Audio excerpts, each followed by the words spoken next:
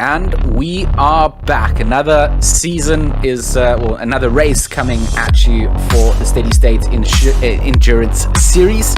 We're out at Imola, Alan, and hopefully this time around a bit of rain promised by the weatherman. We know that race in, race out, I've been hoping for those dark clouds to open up, but Imola, if it does rain, going to be a bit of a tough race in the rain. Yep, exactly. Thanks, George. And great to be back here with you in the comms booth for Raceface for the Steady State Endurance Series. Imola on its own, certainly a good challenge. A big track, 3 big chicanes. Add into that some weather, which you so want, and I think none of the drivers want, but let's see what's going to transpire today. I think we're in for an exciting 6 hours here, sir.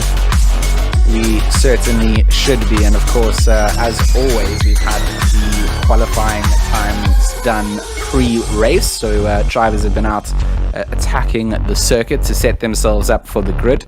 And up at the front of the order, not a big change in the way that we've seen things in previous races. GTWR, of course, in the standings, currently up at the top of things, chased down by Am2Play.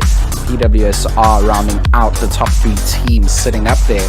So this is going to be a good showdown again. I mean, last time out when we were at Bathurst, I mean, that final hour was something of nail-biting magnitude. I mean, poor Kieran Patterson, my heart has to go out to him. I mean, we saw him chase down the back of Etienne Kleb, get past him with Kleb's damaged car, and then unfortunately have a collision as he made his way up the mountain, which was just it was heartbreaking stuff. I mean, for all the PWSR fans, watching that, they saw him sort of achieve something that we didn't think was going to be possible at one stage in that race, and he managed to get it into sight and just robbed right at the line. But it gave us great racing throughout the entire duration of that 4 hour. It did. I can tell you he was a little bit miffed and really didn't want to communicate with anybody after that, but he's done well for the team, and hopefully today's looking excited for this. A lot of big names as usual. The McCalls are here, Absmeyer, Tariq Adam, etc. I think we're going to have a huge race on our hands today, and hopefully we're going to bring all the action to you on the live YouTube channel as well. Yes, indeed we are. So, Alan, we're getting kind of used to doing these endurance races now. This is another long one. This is a 6 hour. Yep. Last time out, we did a little 4 hour out in Australia. 6 hour here at Imola in Italy. One of the circuits that I quite enjoy driving myself. I think I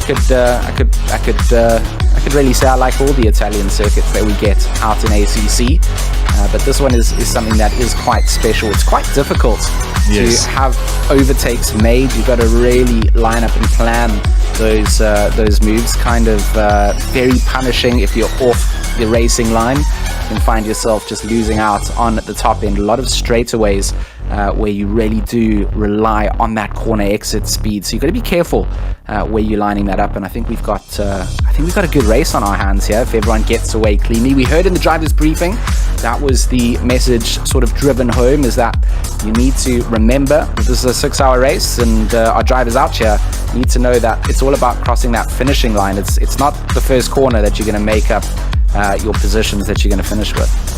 No, indeed. I think you nailed it right there. This is an endurance. It's 6 hours. The guys are clearly going to go flat out from the drop of the flag, but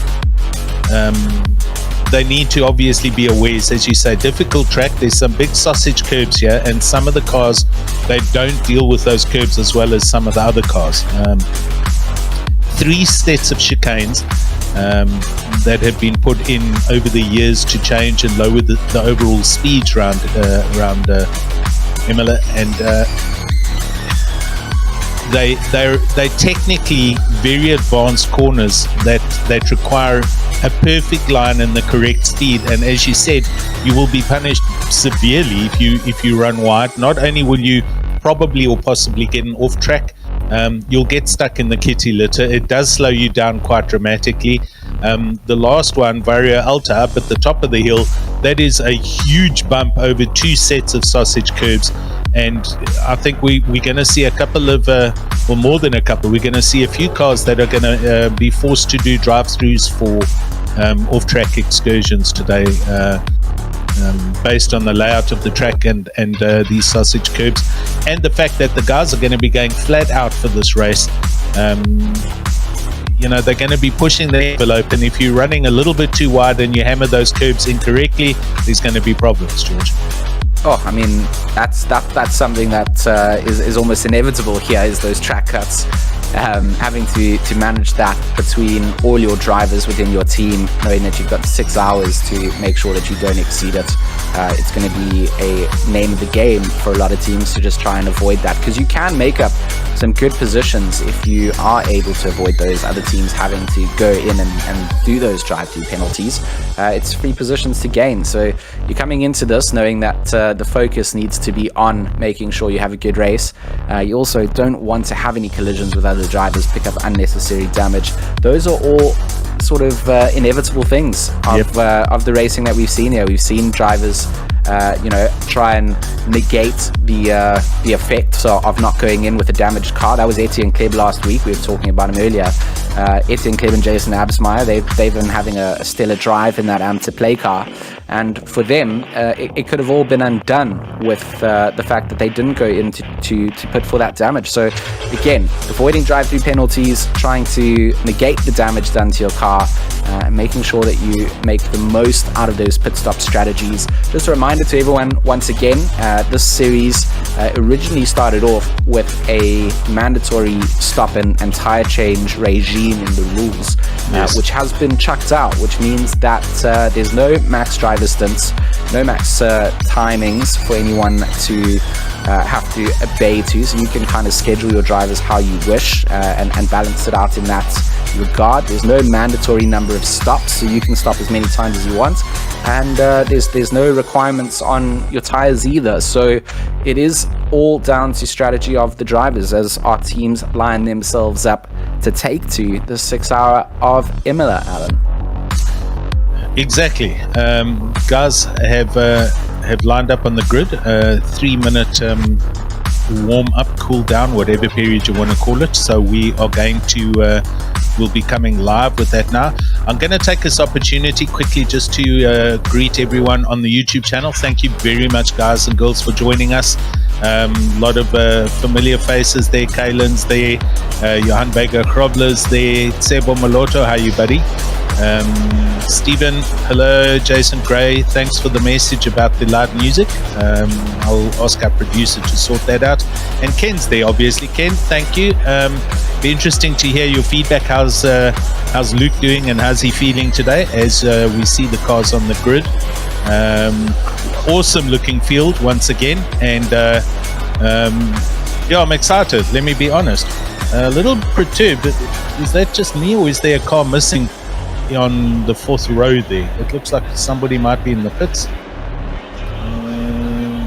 I mean, it does look like there is definitely a car space down on the 4th row there.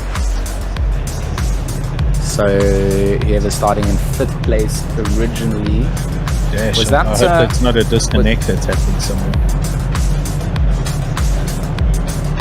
That is Kieran's Aston. Is that the EKZ? The EKZ entry.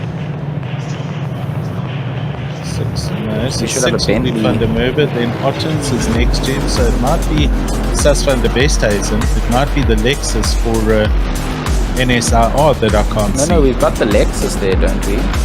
I'm not actually sure if it looked like there was a car space there. No, there's definitely, yeah.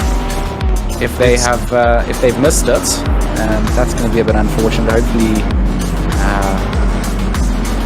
Hopefully they get in. I mean, if you get in now before the start of the race, you still would start from the pit box. So you would start basically a lap down. So that wouldn't be ideal.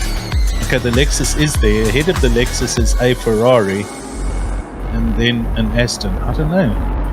I think we're missing the number 67 entry from EKZ in Blackwood. So Sean Skitter, Jaden Gambin, and Richard Herring. They should be up in what would be 8th place there. And I don't see car 67 at all, so I think that's it.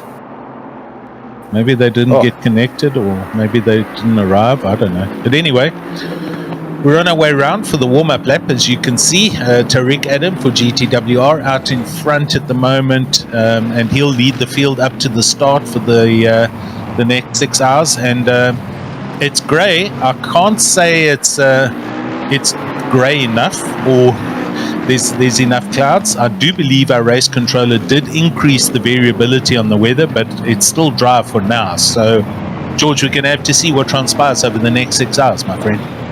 I think it's the best start for rain that we've seen in the series so far. So get those umbrellas ready. 6 hours, lots can change. Those grey clouds out there, a little bit of wind coming down as well. Might blow that weather in. And as you know, I am a big fan of wet weather racing when I get to sit up warm in the commentary box. If I was in the car, it would be a completely different story. So what I hope for and what the drivers hope for, maybe two different things. Yes. We do know there are some drivers that do know how to pedal in the wet, and they're probably running out here with some hybrid setups. Like our weatherman said, they've predicted that there could be more rain than we've had previously, which in all fairness could just be 1 millimeter since every race has been dry. So, do you gamble, come out with a hybrid setup? Do you just set the car up for the dry and think that, we're not going to see that same weather? It's all to play for here in the driver lineups as they come down into the third round and start to get themselves lined up 2 by 2 before the green flags are a go, and we get to kick off this third round. 6 hours for the Raceface Steady State Endurance Series. Alan, side by side, myself, George Smith, in the commentary box alongside Alan Patterson, as we wait now for the race controller to give us the green flags to set us underway. Big shout out to Steady State once again for the production behind the scenes. Yep. And 6 hour on the clock and ready to go. Here we go, people. I hope you guys are ready. Everyone on the YouTubes, heading up towards the line. We can see 5 red lights, and they'll get very close to the gantry before those lights go green. Two lines of cars. There we go. We were away, and that's the start of it. The Imola 6 hours. Here we go. Oh, good start from Morgan McCall there in the 80k car, putting the pressure immediately on to Tariq Adam. Backs out before they come into the first chicane, and of course, good call there not to put himself off for the run down to Villeneuve. Everybody just slotting themselves into train formation almost immediately up at the front, down towards the back of the pack. That will be a different story, but a great start coming out from GTWR. Tariq Adam leading away, I believe. Luke Addison going to be his teammate, his lone teammate today, as Jordan Sherritt completes in that 24-hour. GTWR also having a massive race out there. So it's going to be all down to these gentlemen up in this lead McLaren to see how they can do. And of course, the McCall brothers going to be putting that pressure on immediately. Fence also had a nice start there in that Bentley, the 317 entry, holding on to the leaders. And this is what it's all about. Just got to keep them within reach the entire time, not let them get too far away. Absby in the background, Patterson chasing down too. Luckily for Mr. Patterson, he's not doing this one solo, is he, Alan? No, he's indeed got his partner, young Byron Kutsu, is with him. And while you were chatting there, we've just seen that Lexus drop off the charts off under Westhuizen, and it says he's in the pits. I'm not sure if he's had a hardware failure and he's escaped to pits or what has happened, but that Lexus that was in 5th or 6th is no longer with us. But we'll see if they are in the pits or if they're disconnected. Hopefully they are in the pits as we see the field come past. And first lap done and dusted. Tariq Adam out in the lead, but the McCall's chasing. Fenton doing great in the Bentley. The Bentley does run very well here. And then Jason Absma and Kieran Patterson in a pair of Astons, rounding out your top 5. Nice clean opening lap by the in fact, top 10 at least. Didn't see any contact through the chicanes. Tamburello, first chicane that they've got to deal with. Everyone went through there great. Villeneuve, second chicane, and then down to Tosa here through the hairpin, and then up the hill to Piratella. A little bit of space. Piratella is just such an epic corner. You're coming up the hill, you're completely blind. Get to the top and you just got to trust your turn in position. Then you make your way back down the hill, go through the bottom here at Acqui Minerali, and then make your way back up the hill again. Just any great racing circuit is one that's comprised of good elevation change, and Imola delivers on that. Not quite the magnitudes of somewhere like Spa, but it's certainly such a quick circuit. I mean, those chicanes, it's Variante Alta that really is the slowest of them. The rest are quite quick, quite different to how you would expect a chicane to be when you're thinking of chicanes on other circuits. So just a lot of pressure being applied by drivers. Oh, a little tap there coming down on the bottom right screen. You can see the pressure just trying to slide on through. That is the Ferrari coming through on that Aston Martin. So a little touch, and that compromised the exit for the Aston, and luckily not getting turned around in that situation. That's happened far too often. Exactly. So that Van der Westhuizen car is now just peeling out the pits. I'm just seeing it roll down the pit lane. So that must have been a hardware disconnect, reconnect. I have reconnected. There they're sitting at the exit of the pit lane. So hopefully, unfortunately, they're a lap or 2 laps down, but they're in the race. They're in their right car. Kind of just driving onto the grass there. So I don't know if that hardware has been fixed. But Dyson going all the way further back down. We're watching Renner down in 23rd here, and he's having a very good dice with Lindsay Hunts for NSR Racing. And this is, they're breaking points into the Tosa hairpin. Everybody's different. But I tell you what, George, what makes Imola such a challenging track, as we've already said just now, the 3 chicanes, each one of them is a complete separate type of a chicane. They all have a little bit of a different angle to them. So it's a huge challenge for the drivers, especially coming here through Acqui Minerali. You've got to be very careful running too wide there. You'll get off track without even realizing it. It's so easy to run wide on that chicane. And then up over the top here, when we come to Variante Alta, with the big sausage curbs, also super slow but very technical chicane. So 6 hours of this, these guys are going to be very tired. They're going to have to work very hard to keep their focus up. It's all about that.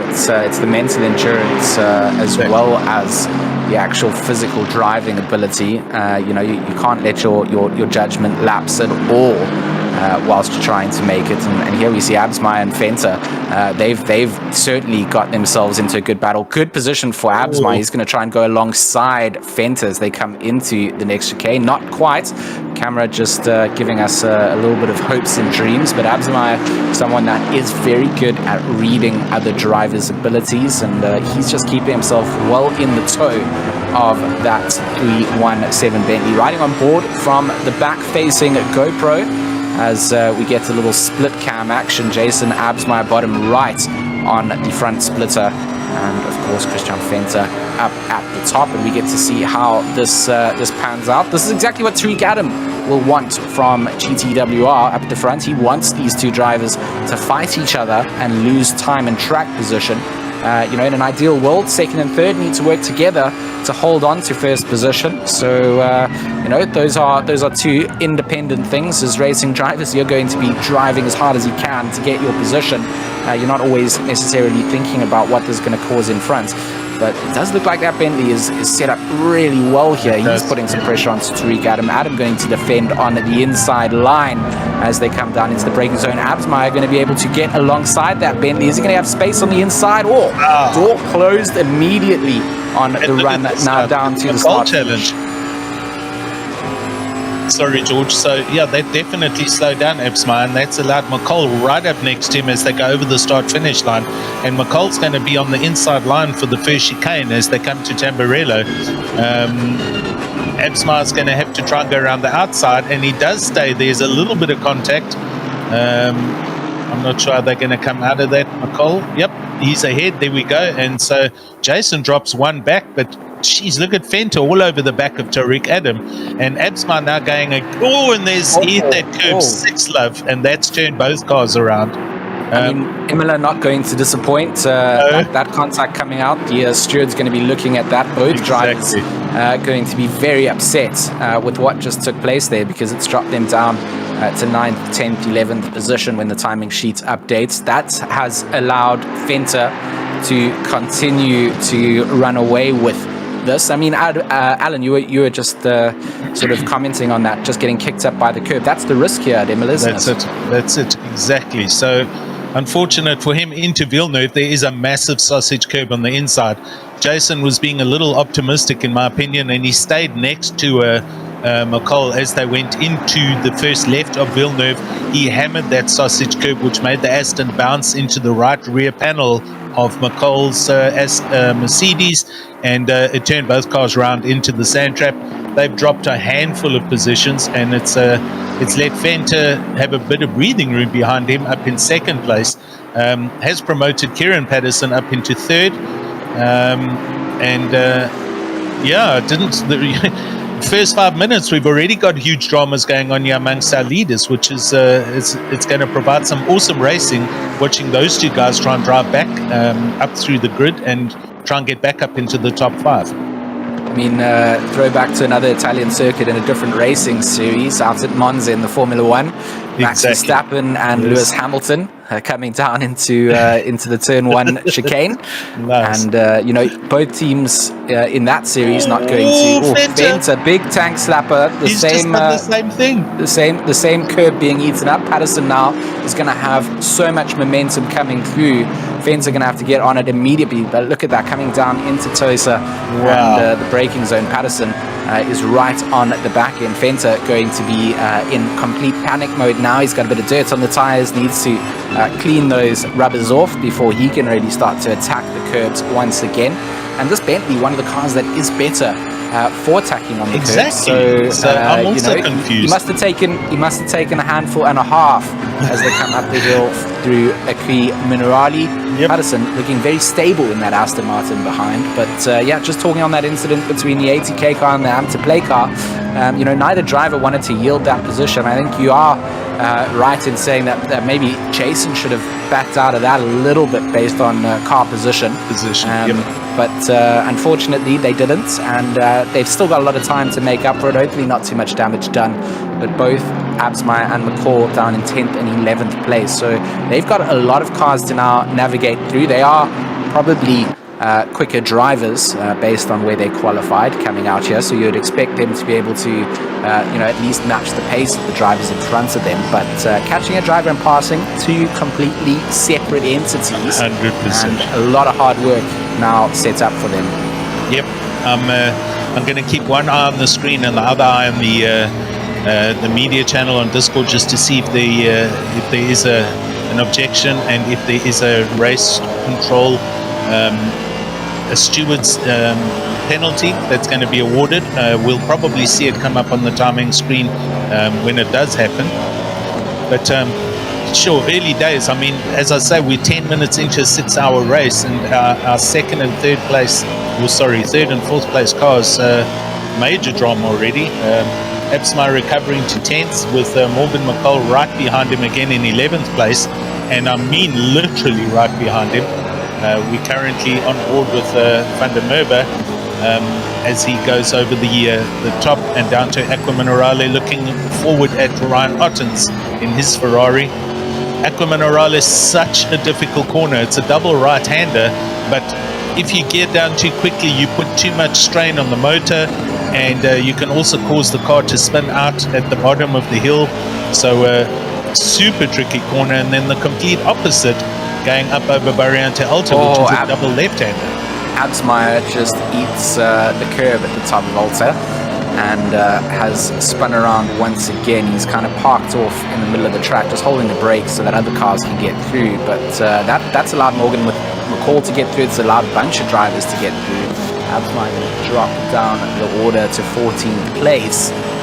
So, we said before, you got to be careful of making small mistakes, and small mistakes here can cost you a lot of positions, especially in the early phase of the race, right, where everybody is quite close to one another. They're kind of getting into that train formation. Oh, good overtake coming through there. Just a mistake made out by Ottens in that Ferrari, and has allowed Van der Merwe to just breeze through. So you miss one braking point, you've actually messed up your run all the way down to the hairpin. Oh, I mean, not even lawn mowing there, just playing in the sandbox. He's got his buckets and spade out at this phase of the race, and unfortunately for the 106, that is going to be costly time, is going to be against them. Ottens, is certainly going to be seeing these mistakes made and know that pressure can be applied. Van der Merwe in the Aston, he's seriously struggling right now. That's 3 different cars that have hit that curb at the Villeneuve chicane. And it's a strange curb to hit. You normally miss the first left-hander curb and you hammer the right-hander. So I don't know if guys are watching their mirrors too much. I'm not too sure, but the track's already proving some very interesting problems for our drivers, and not our lead drivers, to be honest. Multiple cars in the top 10 having moments here. Guys digging this on the YouTube, so AmpZA is there, Rowan Fiss is there. Hope you guys are enjoying the coverage, and double camera views here, so we don't miss a thing with the live racing. But it's right now, Van der Merwe looking back off the Aston Martin at Ottens chasing him. Little bit of space, but they seem to have settled down here in the 4th, 5th, 6th, 7th positions. McCall's still in 10th place. We're now looking at him, but he's just got a huge run on Peters and his McLaren as they come through the first chicane, heading down. Here we come again now. Here's the Villeneuve chicane. McCall goes right around the outside. Sorry. PTSD kicking in from McCall. He's going to give 7-car lengths to anyone he passes through there. And a great setup coming out of Tamburello, really. McCall put the pressure on. Peters missing the braking point entirely, and allowed McCall to get that run, get the move done into Villeneuve. And very good job by Morgan McCall here to just make his way through the field. Had that setback, and now starts to climb up through the positions. But look at that top 10. I mean, Tariq Adam, you kind of expect GTWR to be sitting up at the top. But Fenter in second, Patterson in the third from PWSR, Van der Merwe in fourth, Ottens fifth, Heineke, who he's just had a really good Porsche. Solid start to this race. I mean, that Porsche here at Imola, very difficult car to drive. You can see the pressure being put on by Kruger then in that 287 Aston Martin, and Heineke just putting himself in all the defensive positions necessary. Kruger trying to get a run out and set himself up for this long stretch down past the pit wall, and to sit in the slipstream and see where he's going to go. Heineke wants to stay as defensive as possible, but that Aston just seems to have the drag advantage as well. Super slippery. Kruger will go around the outside, and Heineke will look to attack back at a later stage. But certainly the rear-engined Porsche not really going to be the favourable car through these really tough, tricky curb climbing sections. Just got to be careful that you don't upset the balance of it. So Heineke doing a good job to just hold on to his position. Has dropped down one to Kruger, but it's a long race to go, and anything can still happen. But good to see Mr. Heineke up there. We've got Isherwood also doing a nice little feature up in the top 10, or as always in the retro Bentley. McCall, of course, climbing back through the order in 9th, and Peters hanging on to that top 10th position spot. So good racing up the front down through the rest of the order. Certainly good racing as well. We try our best to catch up and keep an eye on all of it, but it's pretty impossible with all the talent we've got on the circuit to keep up to date with everything that's happening, but we try our best, don't we, Alan? We are, with all our screens here, trying to keep up with all the information. Chris Heineke doing an excellent job with that Porsche. Just hammered a little bit over the top of Variante Alta, but he's keeping control. I'm just looking at the overall results standings right now, where we see Absmeyer and Clue and company down in 15th place in this race after having a very rocky start. That's not going to do their chances in this series very good, considering their overall positions. GTWR are where they are. They're out in the front. PWS are in 3rd place, and they're currently on the track in a similar position. So the status quo pretty much where it needs to be right now. But we're watching Gerber in probably the quickest BMW, so my hero, because I'm a big fan of the BMW, but I am struggling with it. He is in 18th place and doing very well. I think it might be the only BMW in the field. And yeah, Absmeyer, as I said, in 15th place and seriously struggling with the car and with the track. So we're going to have to see how far up the grid they can climb back and where they'll end up later on in the race. Long way to go still. We're just on 15 minutes into the 6-hour event, so there's a pile of racing for everyone to keep on top of. We will try and bring you all the action live as we see Morgan McCall. I think that's for position. Yep, so Morgan McCall does in fact go past again. He's now up into 8th, so he's busy on his recovery drive for ATK Academy, and he's just gone past Jason Isherwood, and looking now at the back of Chris Heineke's Porsche, and that will then put when Morgan gets there into 7th place. So good drive back happening there so far. Oh, I mean, that is a great drive back at the moment, considering he's only had a couple of laps down the field, and certainly just keeps putting pressure onto drivers. He's in the slip of Heineke. It looks like Heineke really has had to set up that Porsche with a lot of downforce, so he sacrifices on these straightaways just to get some stability going through those mid to high-speed chicanes. That allows someone like McCall in the front engine Merc a lot more confidence, gets the drag away, doesn't have to sacrifice with as much downforce, and still will be able to have the top end. So clears through Heineke immediately onto the back of Artens. Artens seems to have been struggling a little bit in that Ferrari as well. So now in those sights, Morgan McCall will just be trying to find the read. He hasn't struggled to get past cars here, and he's done so safely too. So just a massive comeback drive coming out from the ATK Academy driver.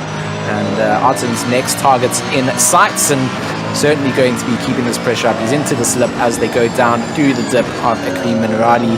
Up the other side, careful not to take too much of that inside sausage curb, careful not to move too far to the left on the exit and pick up a track warning. Now it's down to the braking zone for Variante Alta. Can you go a little bit later on the brakes? Can you maximize the run through there? Does so indeed, gets another bonnet length to the back, gets himself into that slip, now down to the final double left hairpin, which of course then sets you up for the run down past the start-finish straight. And this is where you really want to maximize on that pace that you can carry through. Make sure that you're rolling with enough speed that you can get a good exit out, and he's done just that. He's going to sit in the slipstream here, get a little bit off that, and look to see where he can pass. Arten's going to stay on the left side defensive, but Morgan McCall just cruises by, sets himself up. He is going to be alongside as they come down into the braking zone. A little bit later on the brakes allows him to get a car's width ahead, and another perfect execution of an overtake being done by Morgan McCall. Indeed, the Mercedes-Benz showing some great pace in a straight line, and the handling also very good. As you say, his drive out of Rabatza 2, the double left-handers, he got a huge drive on the Ferrari, and the Ferrari is not slow in a straight line, and he actually managed to get past cleanly before they got to the first chicane. We're looking at Peters in his McLaren putting some pressure on the back of Jason Isherwood in the Bentley. I'm having a good chuckle in private here on Sempo Maloto's comment on YouTube. Bentley, aka the Range Rover. So it's a very good comparison. Exactly. Big up and large car, but I'll tell you what, there's a solid queue just ahead of these two. If you look at this, Van der Merwe, McCall, Ottens and Heineke, very close following for a whole bunch of them up there. And Morgan McCall looking to get into the top 5 by getting past Van der Merwe, who has now got up onto the tail. They come again through Rabatza 1 and 2 onto the start-finish line. You need to get a great exit out there because you're putting yourself up for a good drag down the start-finish line.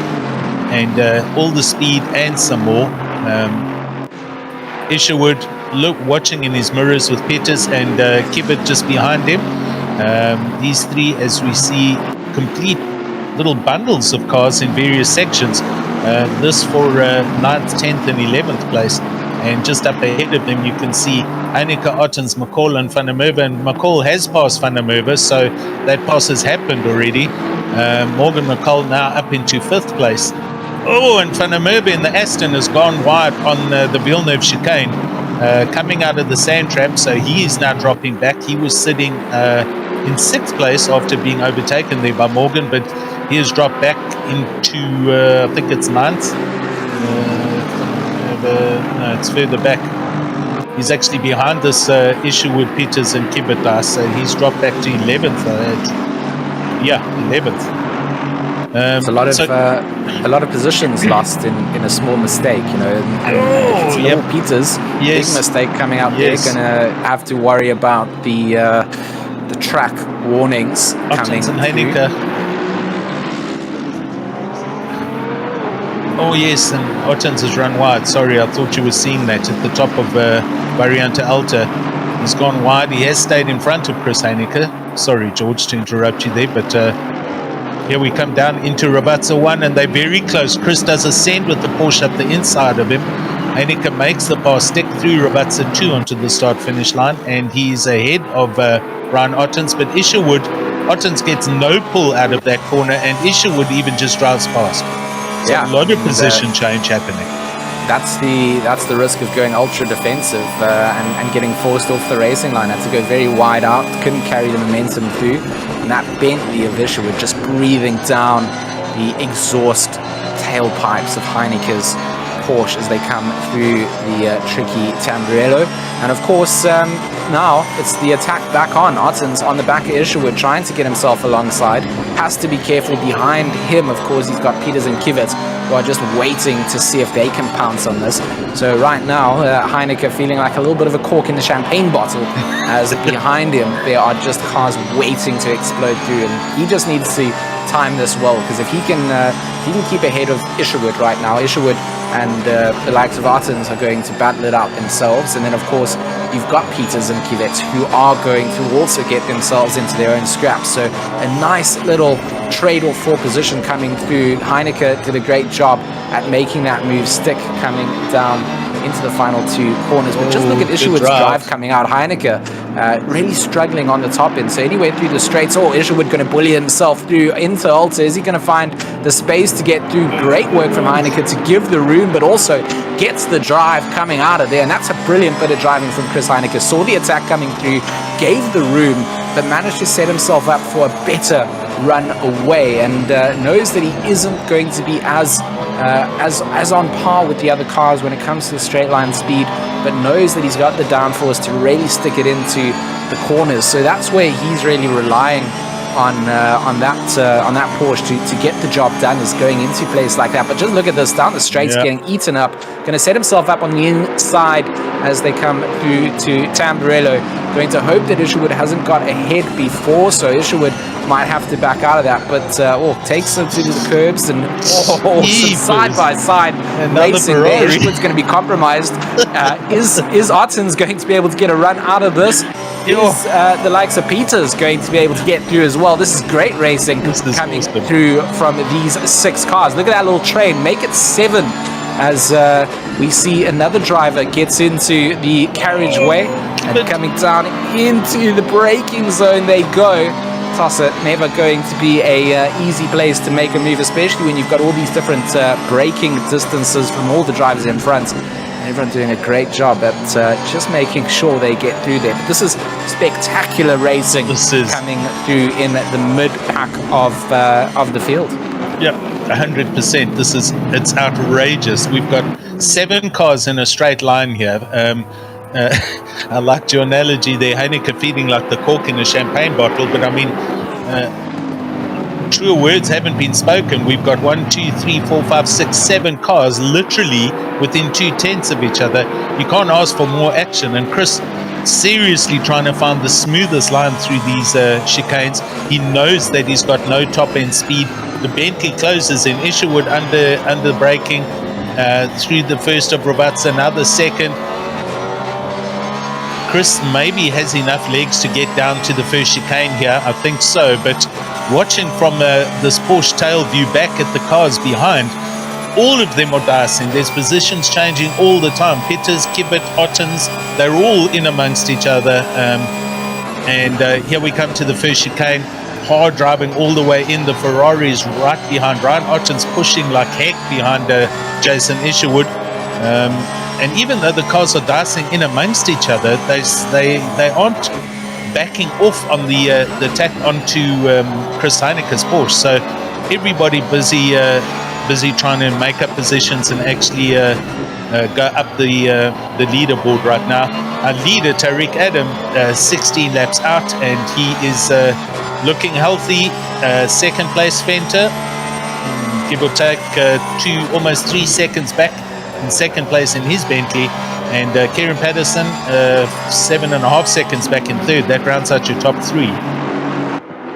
I mean, it's just great, phenomenal racing to see this. You got to realize that just how much trust goes into the other cars on the circuit when you are following in like a 7-car train. One small mistake from somebody in the front of that or in the mid of that, and it can just be upsetty spaghetti for the rest of the field. So a lot of trust coming down into it. Morgan McCall just doing a phenomenal job. We've said it before. I'll say it time and time again.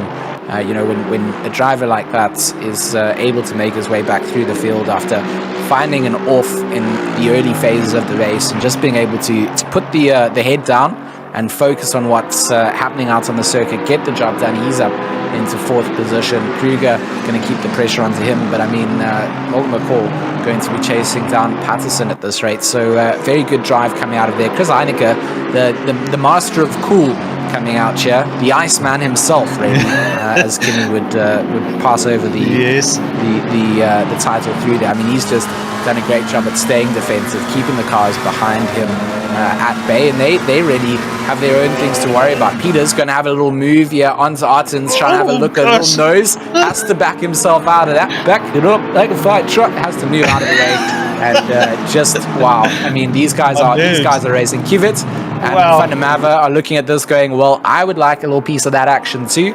I'm hanging on to the back here. Maybe even some scraps if one of you makes the mistake later on the brakes and takes the other out. That's not what we want to see in the commentary booth. But when you're in that sort of position, you're hoping that someone is going to push too hard. Someone is going to yield and make one mistake. And I mean, these guys, we saw in the early phase of the race, people were making mistakes all over the place. Exactly. High-profile drivers making mistakes and putting a little tire off onto the dirt or the grass, and that was just upsetting the car.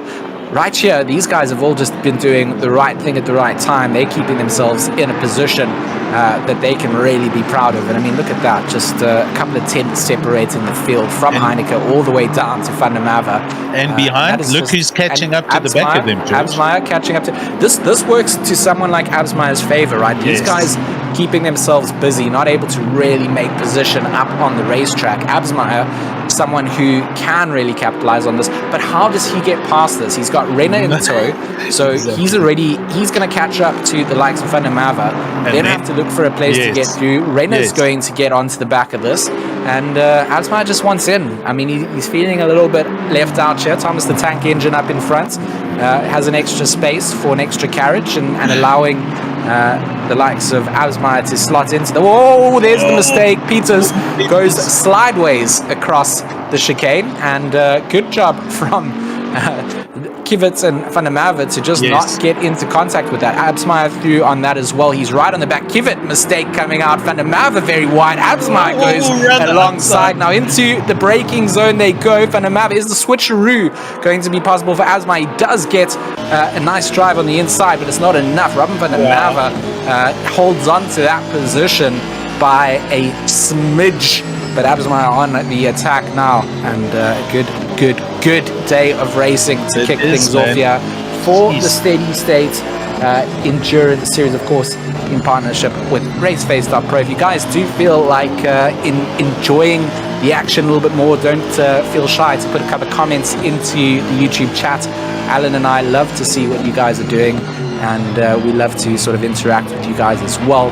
Raceface.Pro on Discord as well. If you do want to get involved in the race action, the best place to go and get signed up is through there, and you can join this endurance series at any time. We've still got another, I think it's 2 rounds after this one, am I right? It's a 5-round series, or is it 6 rounds? No, not sure. I can't confirm that. I think it's 5. I think we got 2 left. So there's still 2 rounds to get involved with.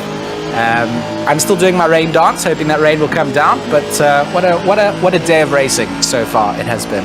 Exactly. I mean, wow, look at this. Seriously, Van der Merwe under huge pressure. Absmeyer, here he comes, down into the first chicane. He's on the inside, he's licked it, and he has sent it. But did he overcook it a little bit? Has to go defensive coming through. Look at Renner there. He's just seen that mistake coming through. I mean, that is a sneaky little move. Round the inside, round the outside. He sees that Van der Merwe got caught up actually by Absmeyer. So what happened there was Absmeyer went a bit deep, right? Yes. Had to go and compromise that racing line. Van der Merwe wasn't in a position to be able to just pull out to the side. Had to actually go hard on the brakes. And Renner then slips on a little slippery snake of Gideon Renner there. Like, I can appreciate that. Yeah. He took an advantage. Good man. Absolutely, you gotta go for the gaps when you see them, and you gotta capitalize on the mistakes of others. So good little drive coming out. Gideon Renner going to be hanging on to the back of Absmeyer. Knows that Absmeyer has pace, right? Knows that this man needs to make his way through the field, and any driver that is going defensive is going to be compromising the racing line. So if you can find a way through with a driver in front, you just let them punch the hole through the air, and you just slot yourself in. Otten's coming down the hill. Oh, what a send up the inside of Isherwood.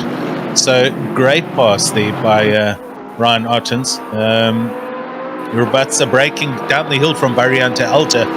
Ferrari kind of got on the inside and completely outbraked Jason Isherwood, but I think he also let him go by because he was running quick at that time. Jason Absmeyer up into 9th after recovery from double spins, dropping him from, I think, 3rd all the way back to 15th. And Morgan McCall up into 4th already. So the recovery drives are indeed happening by the quick guys and the teams.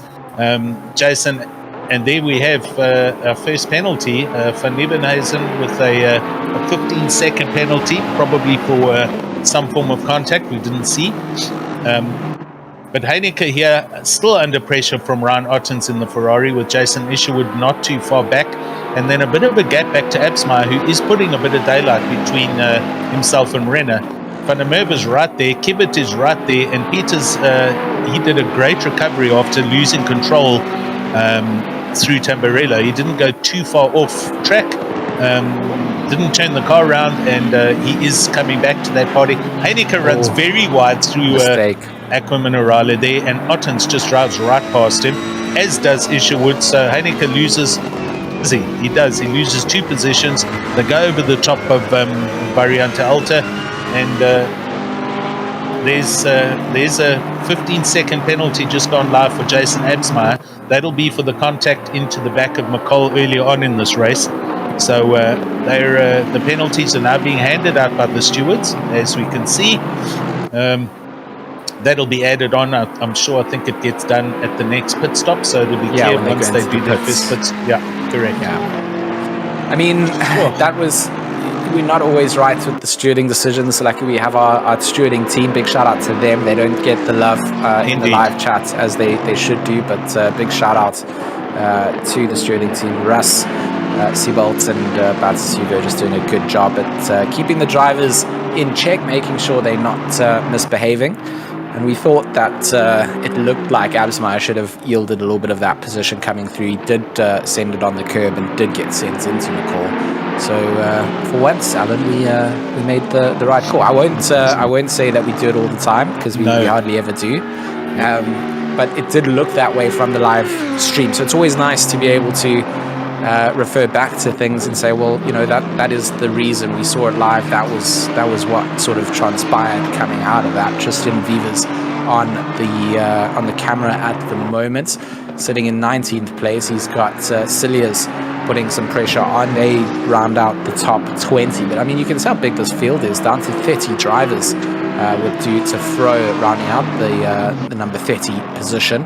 And even further down the line, down to 55. So, there's a bunch of penalties there, George. I mean, it would be lovely if we could get a bit of a summary coming through from our wonderful race control. So we'll keep you guys updated. The 696 BWR Wolves car, 15 seconds for causing that position. So that's or collision, should I say? So that's Van Nieuwenhuizen. That's their reason for their 15-second. I mean, Cilliers with 30-second penalty, McGear with 10, Pullen with 10, and 15 for Van Nieuwenhuizen. So back from LNR. Sean Buck making his way up to the back of McGear, trying to get through that. I don't think that's for position, is it? As they come down, McGear. No, I think Mike's a lap down here. No, I think Buck is a lap down, trying to unlap himself in that position. Yep. So I didn't see the blue flags being waved for him. So a couple of drivers off from the lap counts of the leaders, of course, as you can expect in a race of this nature. There could have been sort of pit stops served out by teams that maybe picks up damage earlier on. It's not something that we have full vision over. But, with a race that is 6 hours long, there is going to be a complete difference in strategy. Some of those strategies are going to be forced upon you, and others are going to be planned. But Cilliers and Viviers, they are certainly on track position-wise, and they are trying to battle out to see who's going to come out with P19. Cilliers looking very quick and ominous in that Aston Martin, putting pressure onto the back of that 115 Audi. Not too many Audis being picked up for this racing series, to be honest. So a couple of the lone soldiers, as we see Renault also for position behind them. So I think, has Renault gone into the pits at some point to come out there? I'm not 100% sure, because he was a little bit further up the field as well, within the top 15 at some stage. So Cilliers going through the dipper in Acqui Minerale, a little bit of a bum slide coming out from Viviers on the exit there, and going to not lose too much speed as Cilliers just tries to wants to get a front row view of that aero on the back end of the Audi. And I do actually quite like the Audi GT3 car. I think it looks great. Heineke and Renault going side by side here. Renault going to make that move look a little bit easy on the bottom right of the screen. Just lines up with the right racing line, and that's what it's all about, really, is making sure we get through. Big shout out to our chat as well, Alan. We see Tsebo still chatting with us, as always, in here. Great racing. He said that Imola, you are beautiful, or Imola, you beaut, should I say. We don't want to misquote people, then they get upsetty. Jason Gray, best drivers aren't always the fastest, with a little wink. I mean, wouldn't be a racing stream if we didn't have a little bit of bants coming out from Jason Gray, would it? Our sailor man, yep, definitely. Cilliers, who we are watching, car number 12, just catching up now with the penalties for Rustec Racing. They got a 30-second penalty for causing a collision with car 22. Car 15, LNR, they got a 10-second penalty for contact with car 214. Car 57, Frosty Racing, 15 seconds penalty for collision with car 111. Car 666, that run the A2P car, 15 second for causing a collision with car 44. I think that was Jason, at least Absmeyer collision. Car 214 BWR Griffins got a 10-second penalty for collision with car 999. And 696 BWR Wolves car 15-second penalty for collision with car 15. So our race stewards, Heineke right through the middle of these guys. Sorry, wow, through the chicane, Chris Heineke got into a bunch of trouble there. And Renner's flashing lights at the Aston ahead of him. Van der Merwe's right there as well. So I think, and that Francis Aston has just gone wide also through Villeneuve chicane. So let's just catch up what's going on here. You know what? That's a back marker. Is it?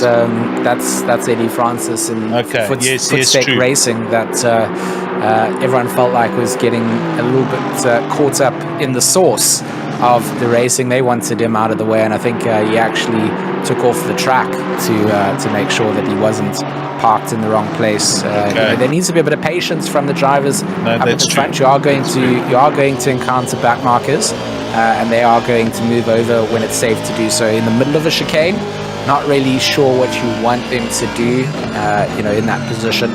So I think little air of caution to the wind, and to just approach those situations knowing that those drivers aren't faster than you. There's a reason that they are behind, and got to give them the availability to be able to move off that racing line at the soonest convenience. It felt like they were on the back really quickly, and maybe a little bit of impatience. That's it. I mean, the guys need to respect everybody here. It's like the mixed class races. When you're racing GT3s or GT4s, they've got every right to be on the track, as we're watching Absmeyer arriving on the back of Ryan Ottens' Ferrari. But in that incident, Chris Heineke arrived with the Porsche at a huge rate. He really needs to just, as you say, be a little bit patient. Oh my word, Ottens and Absmeyer have it coming together through Villeneuve, and Absmeyer's, does he dive out of the way? He does, and here comes more cars. So Jason just trying to gather himself up here, does get back on the track safely. He did very well there considering, but he's now dropped another 6 positions backwards, 5 or 6 places, and Ryan Ottens manages to carry on with the Ferrari. We'll have to leave that one up to the stewards. I'm not too sure actually who was at fault there, but let's see what transpires in the next 10 or 15 minutes from that. As they would say, the once white racing suit no longer white in those sort of situations. So, like you said, stewards going to be kept themselves nice and busy, but Absalom not looking entirely comfortable. Not at all, in that Aston setup. I mean, he's been caught off guard a couple of times, just with the sausage curbs on the circuit themselves. Not always having the greatest race position against other drivers. All ran very deep. That is going to be Van der Merwe then goes off as well. A little tap coming out from everybody on the circuit. Van der Merwe going to rejoin the circuit, going to have lost a lot of speed. And McLaren going to be able to get through. Absmeyer caught up in the middle of all of this, as Peter's just trying to find a way past. Going to go for the inside line. Sets himself up to go through the inside of the exit, but will be on the outside. They're going to come into the braking zone. 3 cars all coming together. Absmeyer sneaking through there as well. Van der Merwe tucks into the back of the slip, but is going to lose a little bit on that exit as they come through, and that's going to certainly cost them a bit of time all together making their way through the field. But once again, we get caught up with a little train of race cars making their way through the field, and look at that pressure coming out. That's Kivet on the back end of Robin van der Merwe as they find themselves once again in a battle for position. Plenty of cars looking to find some positions on the field at the moment, and they all are there to play for. I mean, there's no doubt in that. There are some availabilities to get yourself ahead, but you can't get caught up in this kind of racing for 6 hours. It's going to be taxing on the mind. As viewers, we want this, don't we? I mean, we would love for them to be battling it all race long, but at some point, someone's going to get a little bit of mental fatigue, some physical fatigue too, and it's not going to go the way that they want it. So they have to try and make these moves, get past, and at some point put a little bit of air between themselves and their rivals. Yeah, true. Listen, and as you said at the beginning of the race, and just going back about 5 minutes with the dice happening with Chris Heineke and the slow markers, guys all need to just respect everybody else on the track. You can't just force your way through. If there's a car there, as what happened again now with Axmeyer on the Ferrari with Ryan Ottens, you know, you can't presume that he knows you there. The overtakes need to be a little bit more cleaner. And if there is contact, you stand the chance of coming off second best. Absmeyer's now been on, well, everyone's been on the track for 45 minutes at least, and Absmeyer has had, as we see Peters having a drama through the first chicane. Absmeyer goes past, as does Heineke, and they're side by side now coming down to Absmeyer's favourite Villeneuve chicane. But he's had 4 offs in 45 minutes, so he's definitely not feeling very comfortable. Now on the inside of Heineke as they go through the hairpin and now start coming up the hill. Absmeyer certainly must be feeling very mentally drained after all of these recoveries and accidents, but it's Imola. It's a tough track, and if, as we see Peters on the inside of Heineke, a little bit of contact there. And Peters ate some sausage curb there, sent it into the side, and almost got dished out a bit of curb karma as he has to recover himself around. Not an ideal situation for him, but I mean, going side by side, and you're going to put it onto the very infamous curbing here. You've got to be careful not to upset the balance of the car, and we've seen it happen time and time again to drivers here. At some point, they're going to learn that that's not the line that you want to be putting yourself on when you are side by side. No, and what that's also going to do, George, is if you run the risk of a de-inflating tire if you hit these curves a little bit too many times. That's gonna rush a pit stop upon you that you didn't really plan for. Okay, the tire won't go flat straight away, but you know you're losing pressure and the handling's going out the window. So yeah, listen. And I mean, Alan, am I right? The only flat we like is a chicken flatty on the braai, not when it comes to your tires on a 6-hour endurance race. Definitely, I like that. Who's going to be having a braai this afternoon? Yeah, I hope that you said you're proud of me for saying braai and not totally barbecue, totally. as they refer to it, and it makes me very sad. And then I have to explain to them that it's a braai. They have no idea what that word means, and we just stick to it. When I meet fellow South Africans and we can say braai here, it's like we unite. Exactly. You pick a bottle up and a cold drink glass and you go, cheers, good stuff. Yeah, exactly. There you go. But I mean, the racing so far, I mean, in summary, has just been superb from this man, Tariq Adam, as well. Has kept himself out of the trouble of the field behind him. Now, of course, having to navigate through the back-marking traffic. But picking that gap up, from what was 3 seconds for a good portion of the race, now up to 5.7 seconds. So Fenter struggling a little bit to match this pace and consistency of Tariq Adam, and that's really where this young man shines, isn't it? That pace and, of course, the consistency that can come out at those levels. Christian Fenter here in second place, just unable to really deal with that. Maybe also not having the best of luck getting through the field of back-marking traffic. As you see Hendricks behind him, that's someone that he's really come through and come past. Noah McCall back into the podium position spots for ATK. They're in third place, and the recovery drive second to none. So very interesting to see where they come through. And then, of course, Kieran Patterson just doing a good job at holding on to the top 5, sitting in 4th place, 2.2 seconds behind the call. So that can still be made up. Pit stop wise, anything, there's still an option to get through, and then a good bit of breathing room down to Kruger and Fitz. So it's not the battle up the front that we saw coming out at Bathurst, for example, which is going to be a much tougher track than coming to Imola. Imola is still difficult in its own right. Yes. But the physical difficulty of what Bathurst was, the margin for error where if you just come off the track slightly, you're hitting a wall and you're picking up damage. Not going to be quite the same thing, but there are a lot of penalties that have come through. I mean, I don't know if you want to run through who has been penalised. I can do that again. We did that just now. I don't want to read that whole list out again. But, it is a long list, and I suppose they're going to stick up there until these guys actually go in to serve that pit stop. So as you can see, red flags a shame, like the scarlet letters against their driver profiles.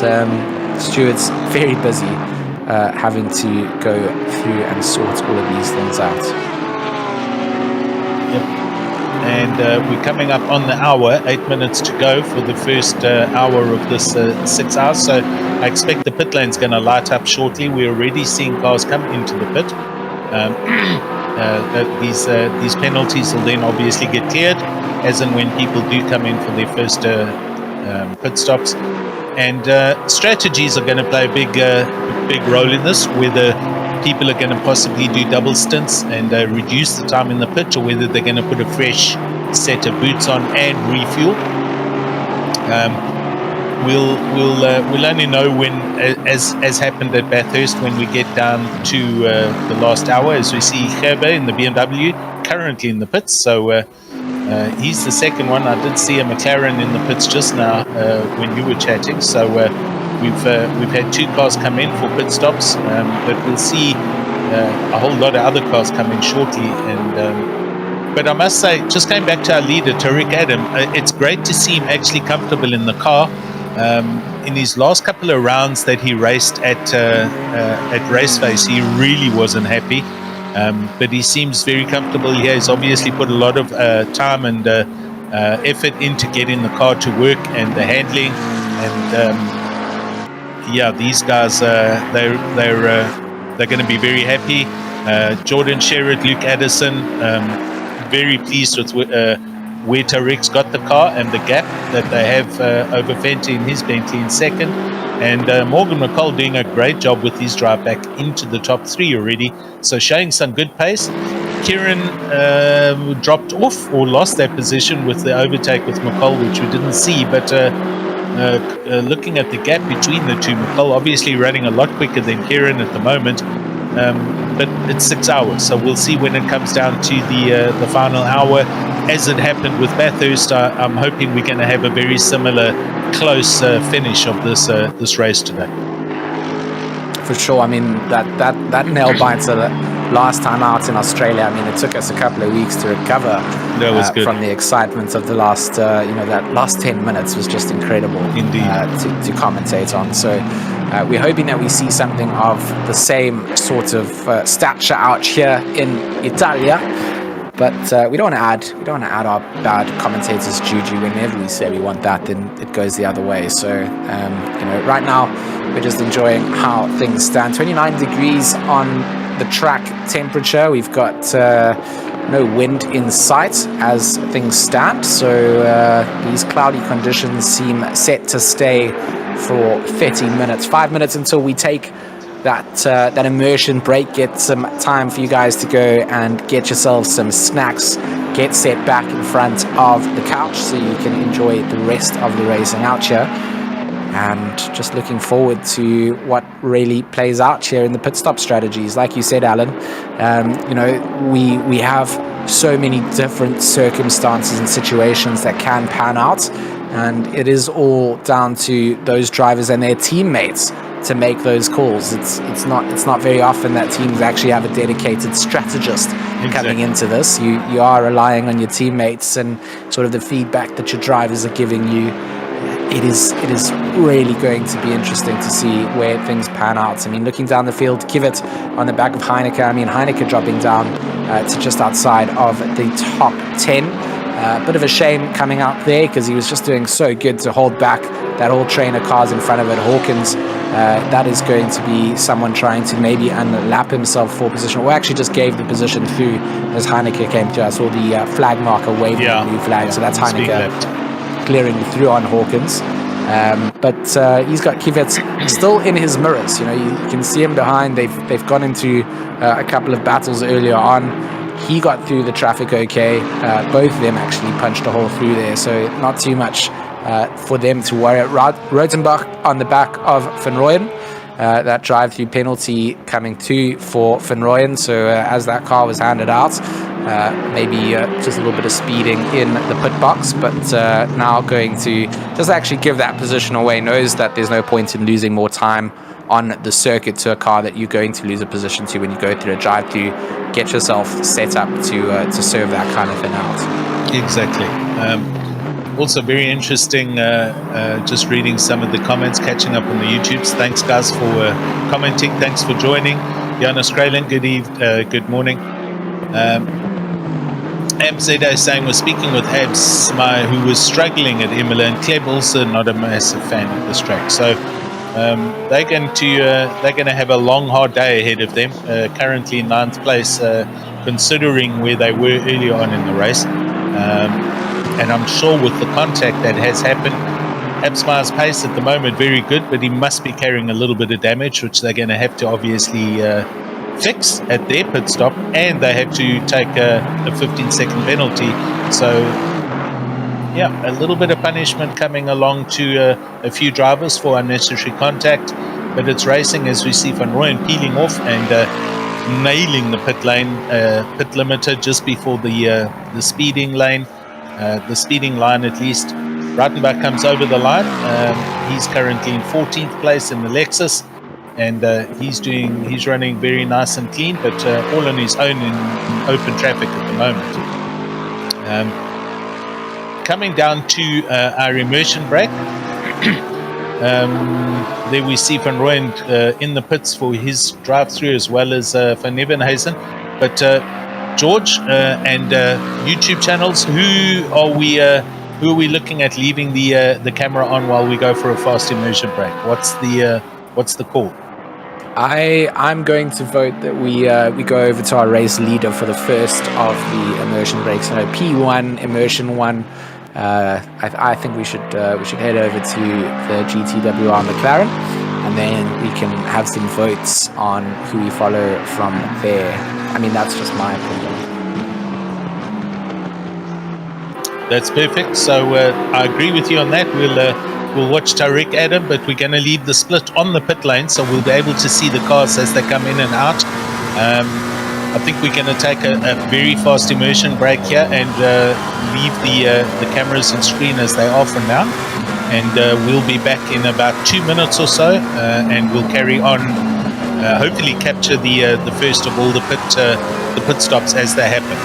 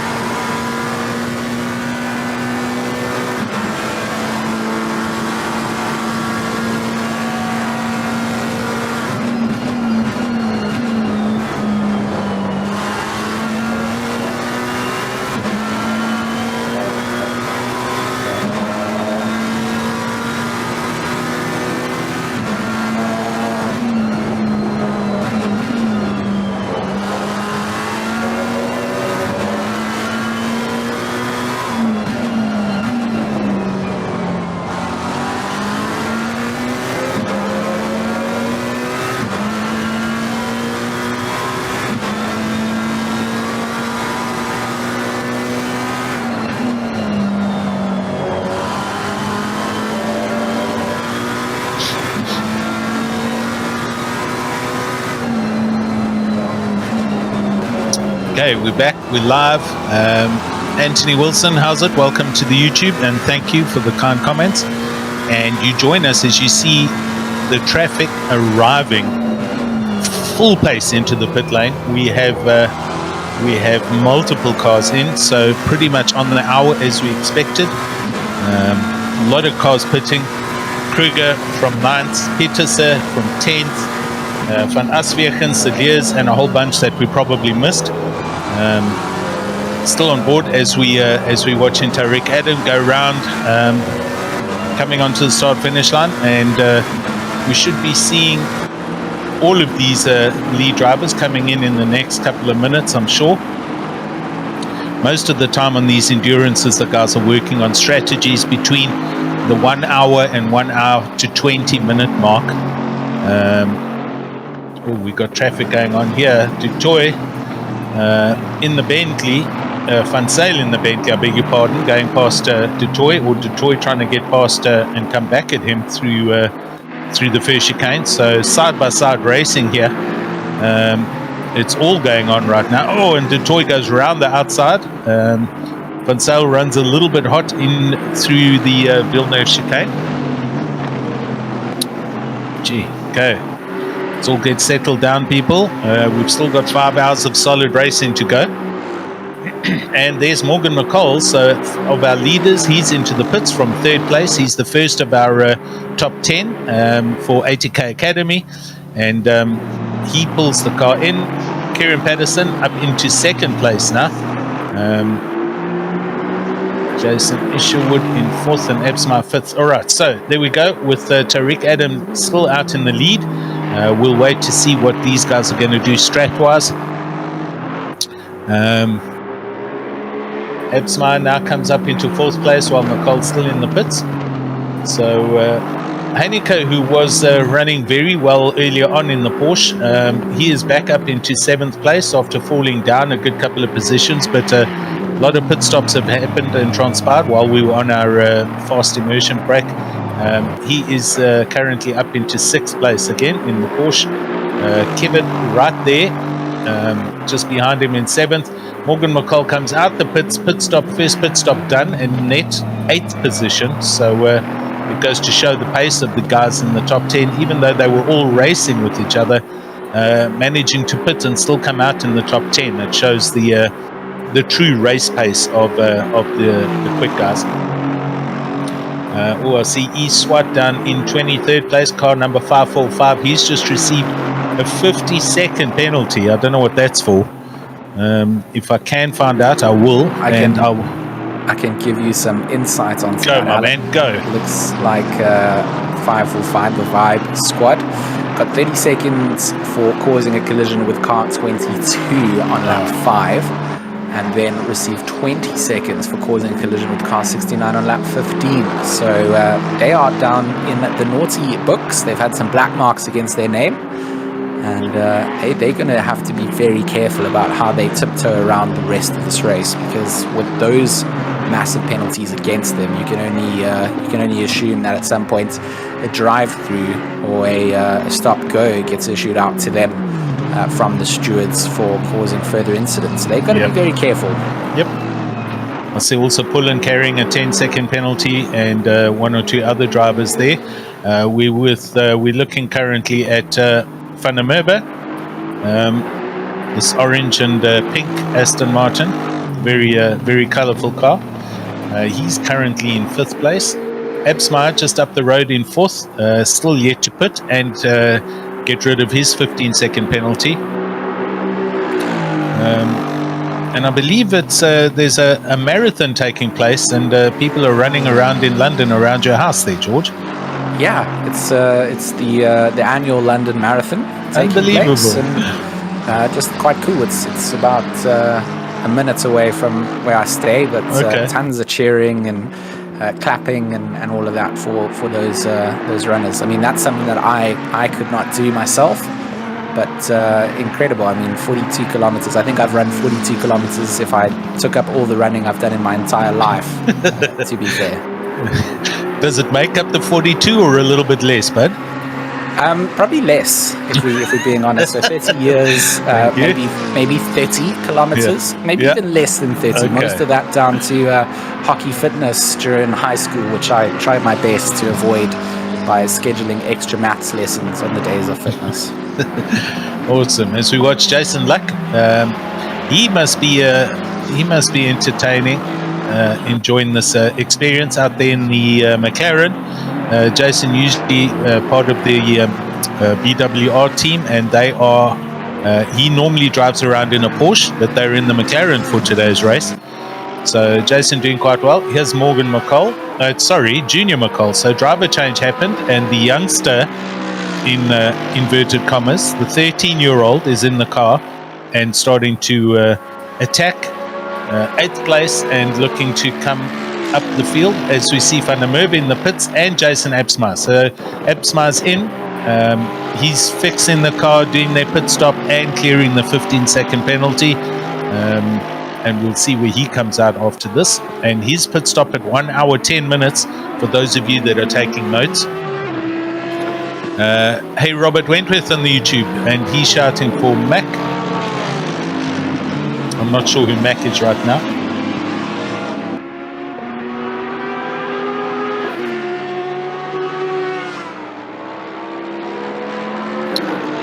Good. We're going to just have a little update happen here, but we'll keep the streams as you see them on the screen. We need to just do some back end fix-ups. Junior McCall, busy. There was a Lamborghini on the side of the track there, I'm sure, as we saw on the screen. In fact, it is there. It's Gareth Hawkins, our other fellow commentator, who's having a moment through Villeneuve chicane. McCall busy, Junior going past some back markers to Blanche in his Porsche. So on he goes.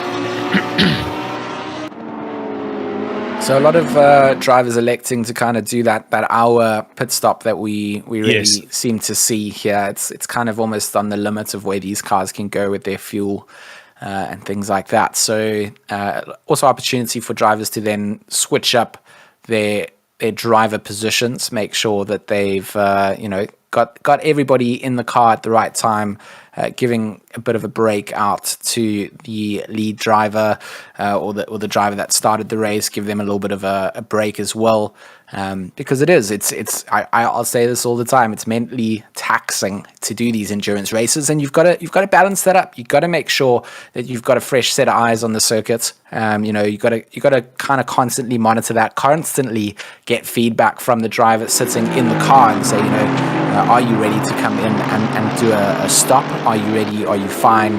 And that's all the teamwork and camaraderie that goes together in these team endurance races. And this is what I appreciated the most about the endurance race series is being able to team up with your friends. Some people part of professional teams and teams that are trying to sort of establish a name in the sim racing esports world. And that's just been development from the very start of when we all started doing this. It's lockdown gave us a big boost in seeing what we do out here is something that is worth considering as one of these esports. It's not all just about the FPS games or strategy games. You come out here and sim racing has really just grown in popularity, and just the local scene just continued to grow and grow and grow. More drivers taking to the racetrack. We've got partners like Monday Night Racing, who offer such a great service out for newcomers. Allows you to actually put yourself into a car. If you've never had any track experience, you can actually start racing in what is a semi-competitive environment, but with people that know that we are going to have newcomers coming through. So big shout out to Eddie Francis. He is out on the circuits, from Monday Night Racing in Team Footsec. I'm not good at Afrikaans. I'm not sure why he chose that name, but big shout out to Eddie for what he runs out at Monday Night Racing. Big apology from me for not really being too involved in that as much as I'd like to be, but life happens, doesn't it, Alan? It does. I've changed continents. It's my world has been spun around, and at some point I'd like to just get back into the old rig and join for some races again. I do enjoy the racing side. I love doing the commentary here, so it's so nice to be able to join from another part of the world and have the awesome production being done out by Steady State as we follow on board with Jaco Nordia chasing down on Mr. Janssen van Rensburg up in front in that number 7 Aston Martin. A good bit of slip coming down past the start to finish straight. Where's he going to go? A little bit, inside line, going to be later on the brakes. Try and get that car turned around for the inside. And a little coming together of the two. Nordia barges his way through, elbows out, and gets a good run out of that as well. So Van Rensburg left in dust. And the Kinetic Simworks Racing Lexus manages to put a good bit of distance coming through. And that's all down to the compromise that Janssen van Veren had to actually put when they did come together. Loses all that speed as you need to carry through the chicanes. So it's just so nice to be out here doing what I love to do alongside you, Alan. I love your company. I love what we're able to do together. And big shout out to all the love in the chats. Everybody that comes through, leaves a comment, leaves a cheeky like, a subscribe. You're all the best. I said it in the chat as well. Even the people that dislike the stream, some engagement, not the best engagement, but it still means that you gave us a little click. So appreciate your time, stream disliker. I'll personally mention you here. You get a little shout out. No, don't go all dislike the stream. I mean, that's not what we want to see. Right. Definitely. Thanks for that, George, and back at you, buddy. It's always good fun, even though you've moved to this little salty, muddy island that you now live in. While we are watching Mumford, off the back of Mumford's car, I did see Kieran Patterson in the pits, and I see Kibbett in 7th place, also in the pits. So a couple of position changes happening up at the sharp end of the stick. As expected, that's a 1 hour 15 minutes pit stop. So Tariq Adam also, I think he's pitted and he's come out. Jason Isherwood is yet to pit. He's currently bringing the Bentley or driving the Bentley on fumes and going as absolute far as he can. I expect to see him come in the next lap or two. And Heineke, I'm not sure if he's pitted yet, who's now currently in 3rd place. So a little bit of change happening up at the front of the field. If Tariq Adam did, he had to have pitted, didn't he? I mean, I didn't see it, but yeah, he's 20 seconds behind Jason. He has gone into the pits, and I mean, with Isherwood, like you were saying, going a little bit longer. I mean, that's one of the benefits of that Bentley. It's got a slightly bigger fuel tank than everybody else on the field, so it does allow you to go a little bit longer. Of course, you sacrifice that out by taking that extra weight in fuel on the car, but it does allow you to keep a little bit of track position, which might work out for you as other cars then feed out into maybe some slower back-marking traffic. It's all about track position to some of these teams and for their strategies. So Isherwood trying to kind of extend his advantage doing that. But an interesting point I'm making there as well, though, is if he has pitted, they didn't do a driver change. So either Sherritt's still driving or Luke is not ready to get in the car, or they're going to do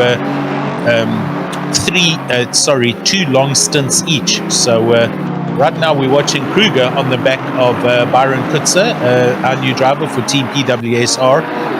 He's having to absorb a whole pile of pressure, and there we go. Jason Isherwood is in the pits. I kind of nailed that right on the button. So he comes in from the lead. That'll put Tariq Adam back into the front, and there's Chris Heineke as well. So the only 2 that were outstanding have now pitted from our top 10. The status quo should return.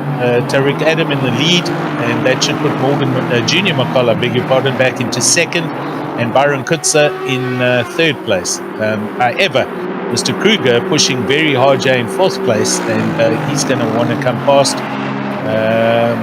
Van Sale just behind him, and then a little bit further back you can see Jason Absmeyer, who will then come back into 5th or 6th place. Or somebody spun up at the top there, Varieta Alta, where the car facing the wrong way. So I just saw Absmeyer come through that chicane, and there was a car turned around there. Unfortunately, for those of you on the YouTube channels, we are shy a man at on the back end systems. So we unfortunately don't have access to the replay facilities today, but we'll do our best to still bring all the best coverage, and hopefully we'll not miss a thing here.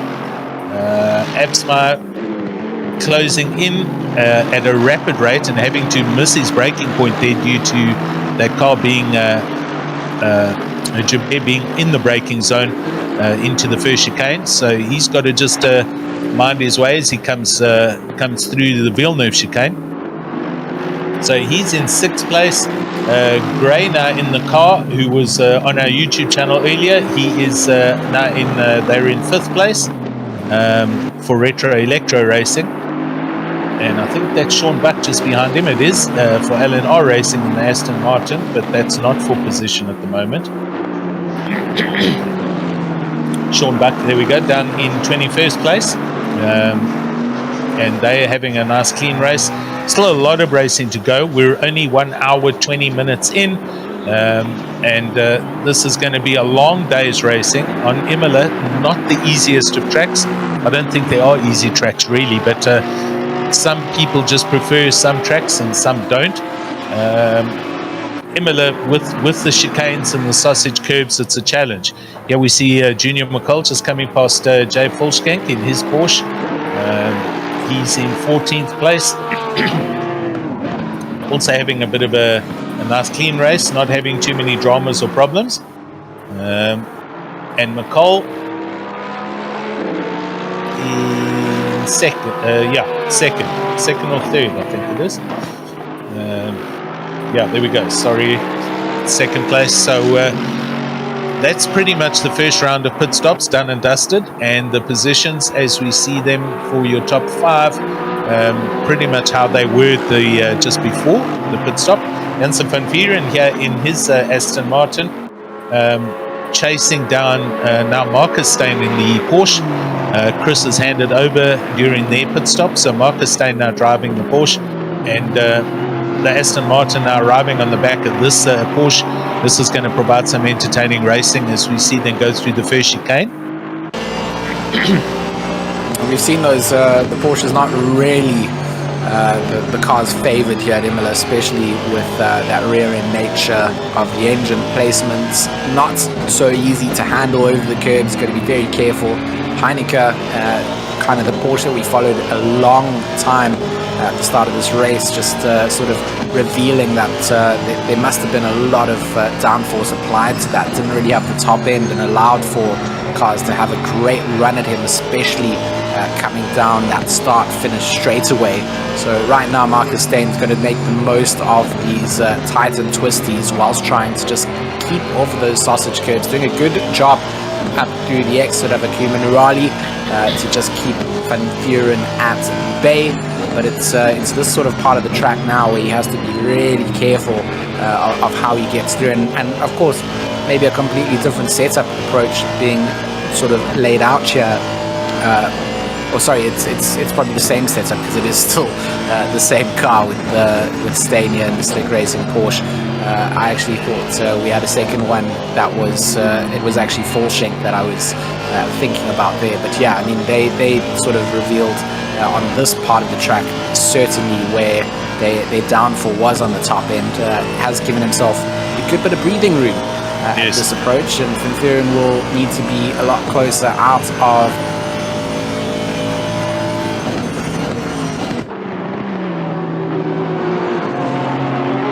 But George, we lost you there for a second. Hopefully you're still with us and you haven't disconnected, but you did die mid-sentence there. Just doing a little bit of recon and checking up here.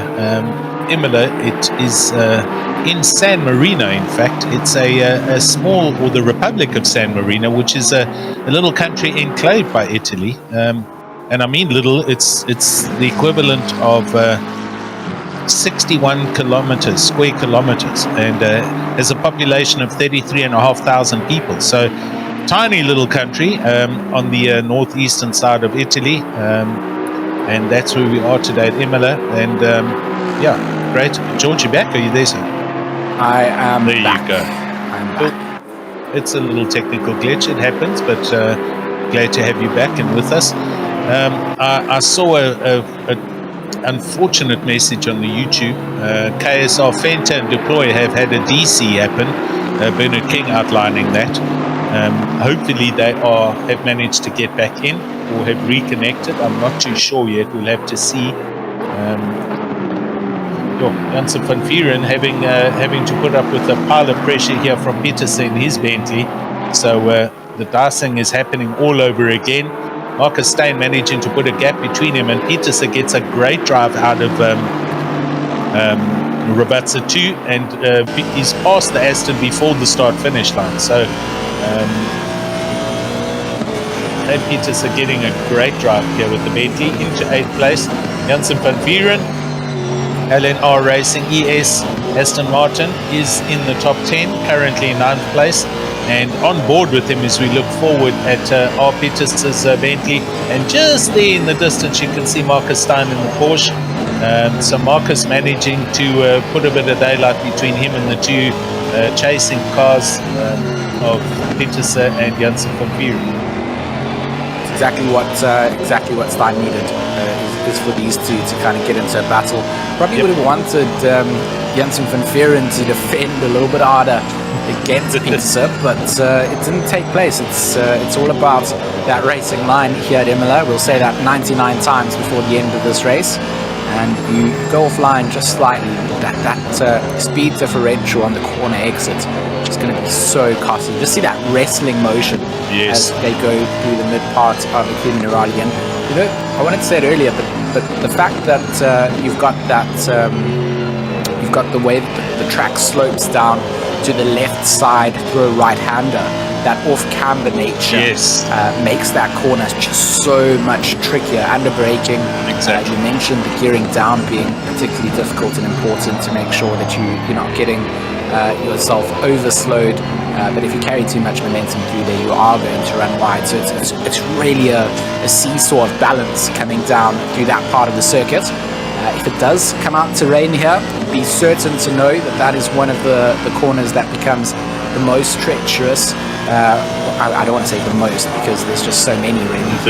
There's more than Tamburello, one. where we're approaching now in the wet, also not an easy place to get the car turned around the right way, especially if you do lock up under braking. But Imola in the wet is certainly a very difficult place to have to battle. And as per the weather updates that I like to bring, we're still set for clear, cloudy conditions for the next 30 minutes. The wind completely having died down, so not looking like it's going to be bringing in any of that wet weather that I've been hoping for. But it's looking quite dark on the track. Quite a few drivers running with their lights on, just for some visibility out there. It's certainly a lot lighter from our commentary perspective. You know, the TV cameras with the tricks and all that, it's probably a little bit dark for the drivers out there. So they'll be keeping their eyes up on the skyline too, just to see, if it does get a little bit darker or not. But 3:32 in the afternoon here in Italy. And Steyn now under pressure from Petersen. Rainer Petersen doing a good job to have gone past Van Vieren and put him a couple of car lengths behind. He doesn't have to stay defensive, means that attack can be unfurled.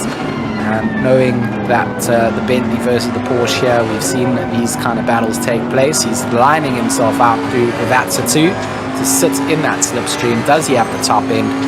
Does Steyn have to go ultra defensive? Again, you don't want to put yourself in the wrong place, but just look at how he's eating into those tenths. He's right here. And thousands. He's in it to when he's going to go around the outside here. Steyn going to try and set himself up for the inside, but it just cruises past, makes it look like the number 5 Porsche's looking for parking with the way that car is set up. And unfortunately, that sacrifice at top end is going to be really revealed at that part of the circuit. Yeah. Look, the Porsche, Chris and Marcus have obviously set the Porsche up to handle a little bit better with the track having 3 huge chicanes. But right now, as we can see, Deploy also arriving on the back end. So that's a good sign. I think that was KSR Deploy that had a DC. So they're back in the game and running again. So that's great news. Although I think they will be a lap or two down. I mean, yeah, look, legendary track for multiple reasons. Obviously, the bad side of this, and we've got to give respect to the developers for what they did here, because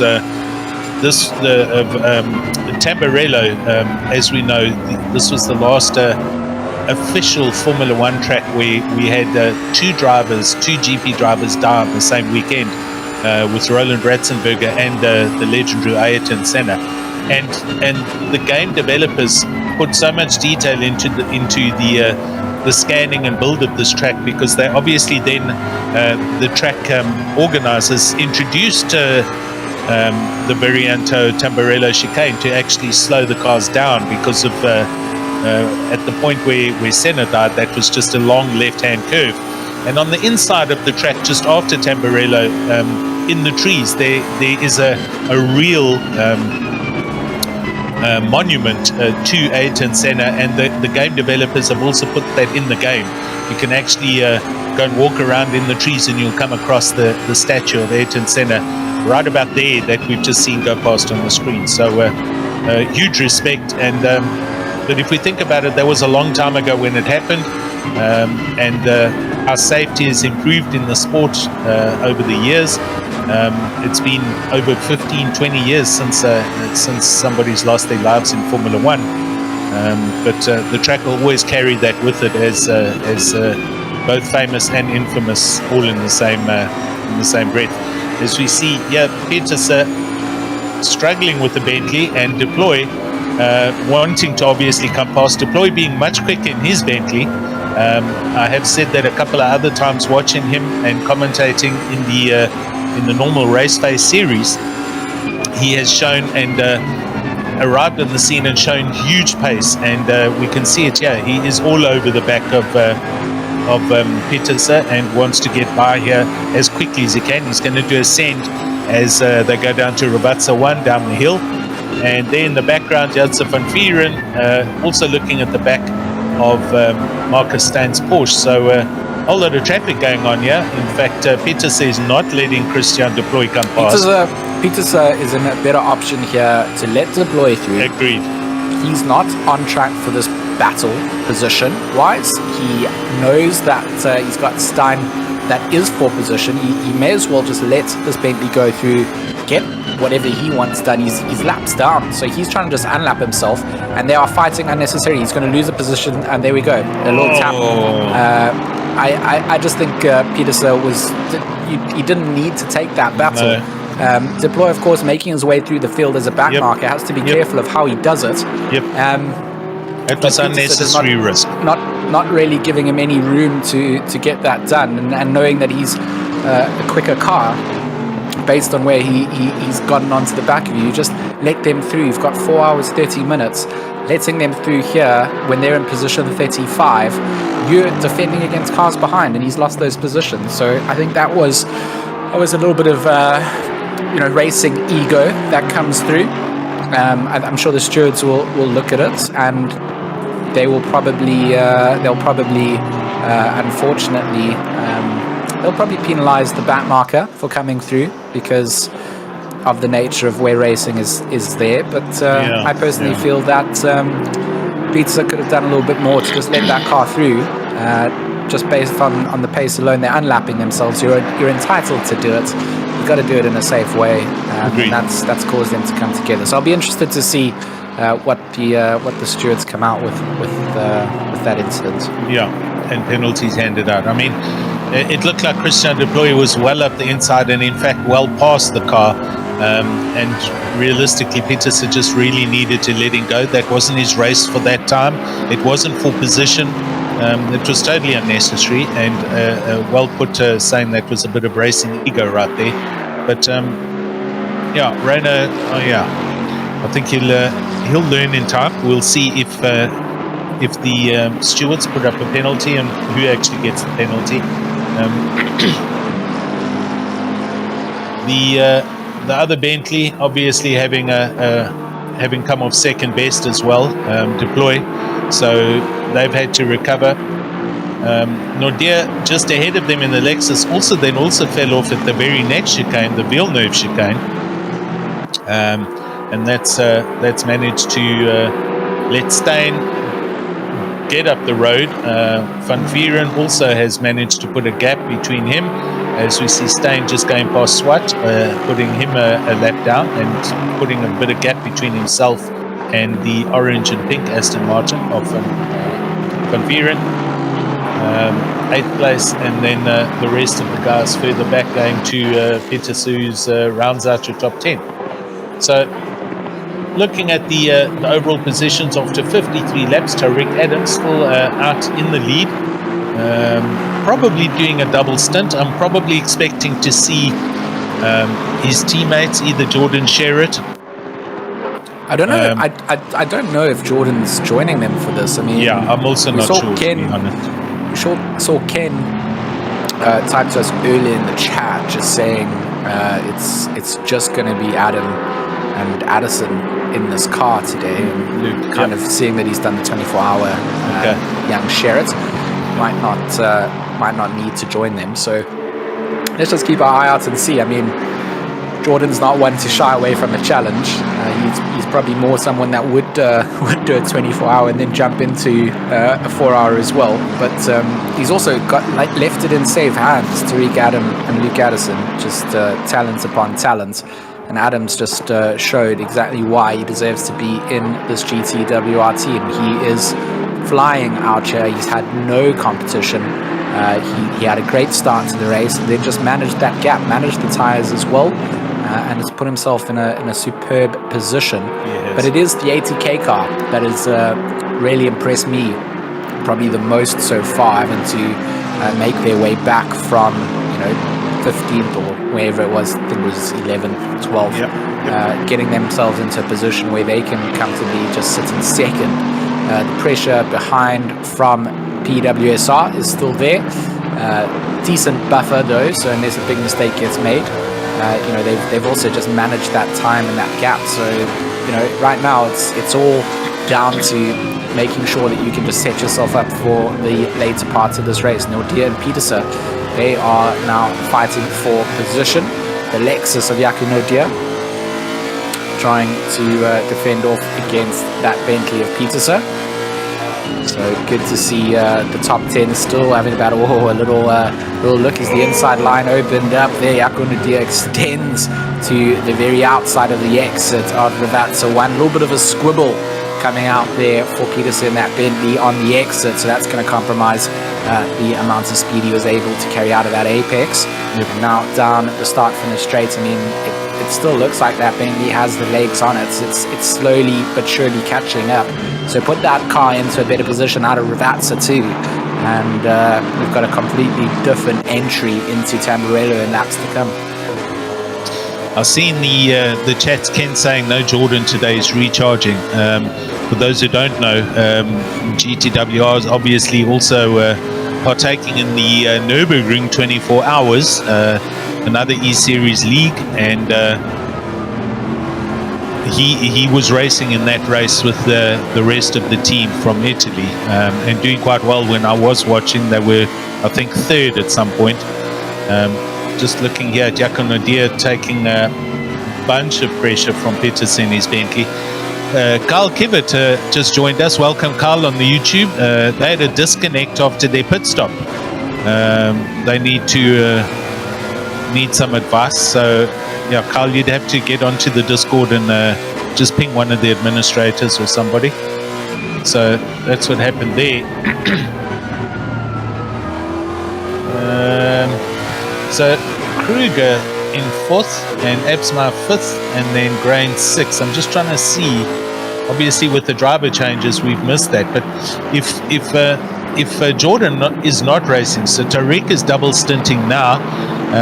Next pit stop, they probably will put Luke in, unless they're going to do 3 hours and 3 hours, something like that. So it might be it could be something like that, George, or they're doing 2 and 2 and then 1 and 1 or something to that effect. But we'll see when it comes to the next stop. 1 hour 40 minutes done in this race already, so 4 hours 20 minutes left, 20 minutes away from the next series of pit stops for those who are going to make hourly pit stops. And our cloud weather still showing double cloud loads for the next 30 minutes at 3:45 in the afternoon. So it's going to be interesting to see if the weather does develop, if the clouds get low enough that it does bring some precipitation, and that will then certainly throw another curveball at this race. Let's make no mistake about that. Van Aswegen here carrying a 15-second penalty in his Ferrari, and he is dealing with pressure now coming from Van Zyl in his Bentley. British Racing green with some pink highlights. That's an outrageous paint job on that car. Too much flavor for the Brits. I can tell you. I can tell you that now. From their food down to their color choices, they would probably be squirming in their boots. But I quite like making Brits feel that way. So throw the pink onto the British Racing green all day, every day. Okay. Pullen into the pits from 20th place, and he's carrying a 10-second penalty. This is an interesting stop because they're in a Bentley and they're pitting way before the time that they should be. So I'm not sure. Maybe they're not running full tanks. Maybe they're running 2 short quick stints now and then going to run longer stints later on in the race. But he's in, as is Jabir in his Mercedes that we saw there. E. Swat in 23rd, I see carrying 65 seconds worth of penalties. I'm just going to catch up quickly and see if there isn't anything there for that car. So not too sure. Mumford, car number 508, currently in 16th place. Good looking livery on that Aston Martin. Very pretty looking car.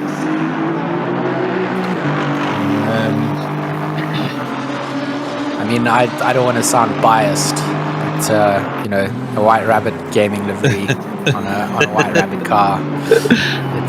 It's the song of my people. Yeah. I mean, it's still the wrong car choice. Yeah. But Okay. We've gotten over those insecurities nowadays. Cool. Yeah. White Rabbit Gaming. Sean Mumford doing well there. Car does look nice, I must say. But yeah, so 20 minutes up to the hour now, and we're trying to find some close racing. These guys, Van Aswegen, half a second ahead of Van Zyl. So Van Zyl pushing hard in the Bentley, trying to close down on the Ferrari of Van Aswegen. Team heat together. This being Flip Van Zyl. With Mr. Steve Koenig, I believe, and Janneman Price, besides some other members. I'm not sure who else is in the team. Oh, and Van Rensburg runs a little deep through the Villeneuve chicane there, and that allows Van Zyl to close right up on these guys. So now the pressure is going to be thick and heavy. Van Aswegen coming up the hill in the Ferrari, and they come up to Variante Alta. Through this also tricky blind left-hand curve, a little bit of a double, and then down the hill to the double right-hander into Aqua Minerale. This corner is named after a river that runs just on the side of the track, Imola. Aqua being blue and Minerale for mineral water. And then up the hill to Variante Alta. And the Bentley does get through there quite nice and smoothly. So Van Aswegen in the Ferrari doing very well to hold Van Zyl back, but I'd have to hesitate. I'd have to put this out there and say it's not if, but when this overtake is going to happen. Yeah, I don't think that's a bad call. I mean, the Bentleys out here have just been showing some incredible pace. It feels like the Astons maybe kind of rivaled them in being able to hold them back and being sort of well balanced out there. Yep. That Ferrari on the exit there just looks like it had a little booster shot of nitrous, and that's not going to be what Flip Van Zyl really wanted to be able to cruise down. And now again, just use as much of the curves that they can compared to that mid-engine Ferrari.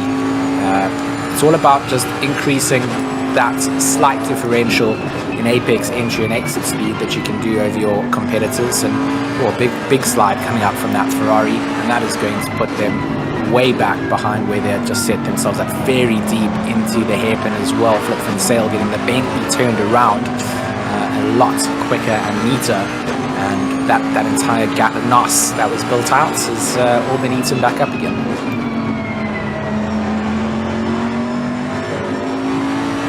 Yeah, Van Sail hanging in, or I should say Van Aswegen hanging in, and sustaining continued pressure coming from the Bentley.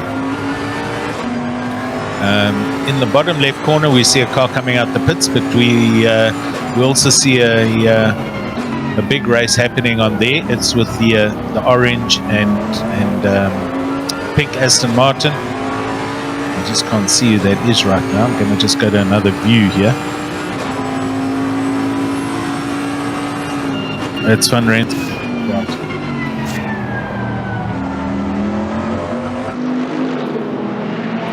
Very wide. Yeah. We had Morales.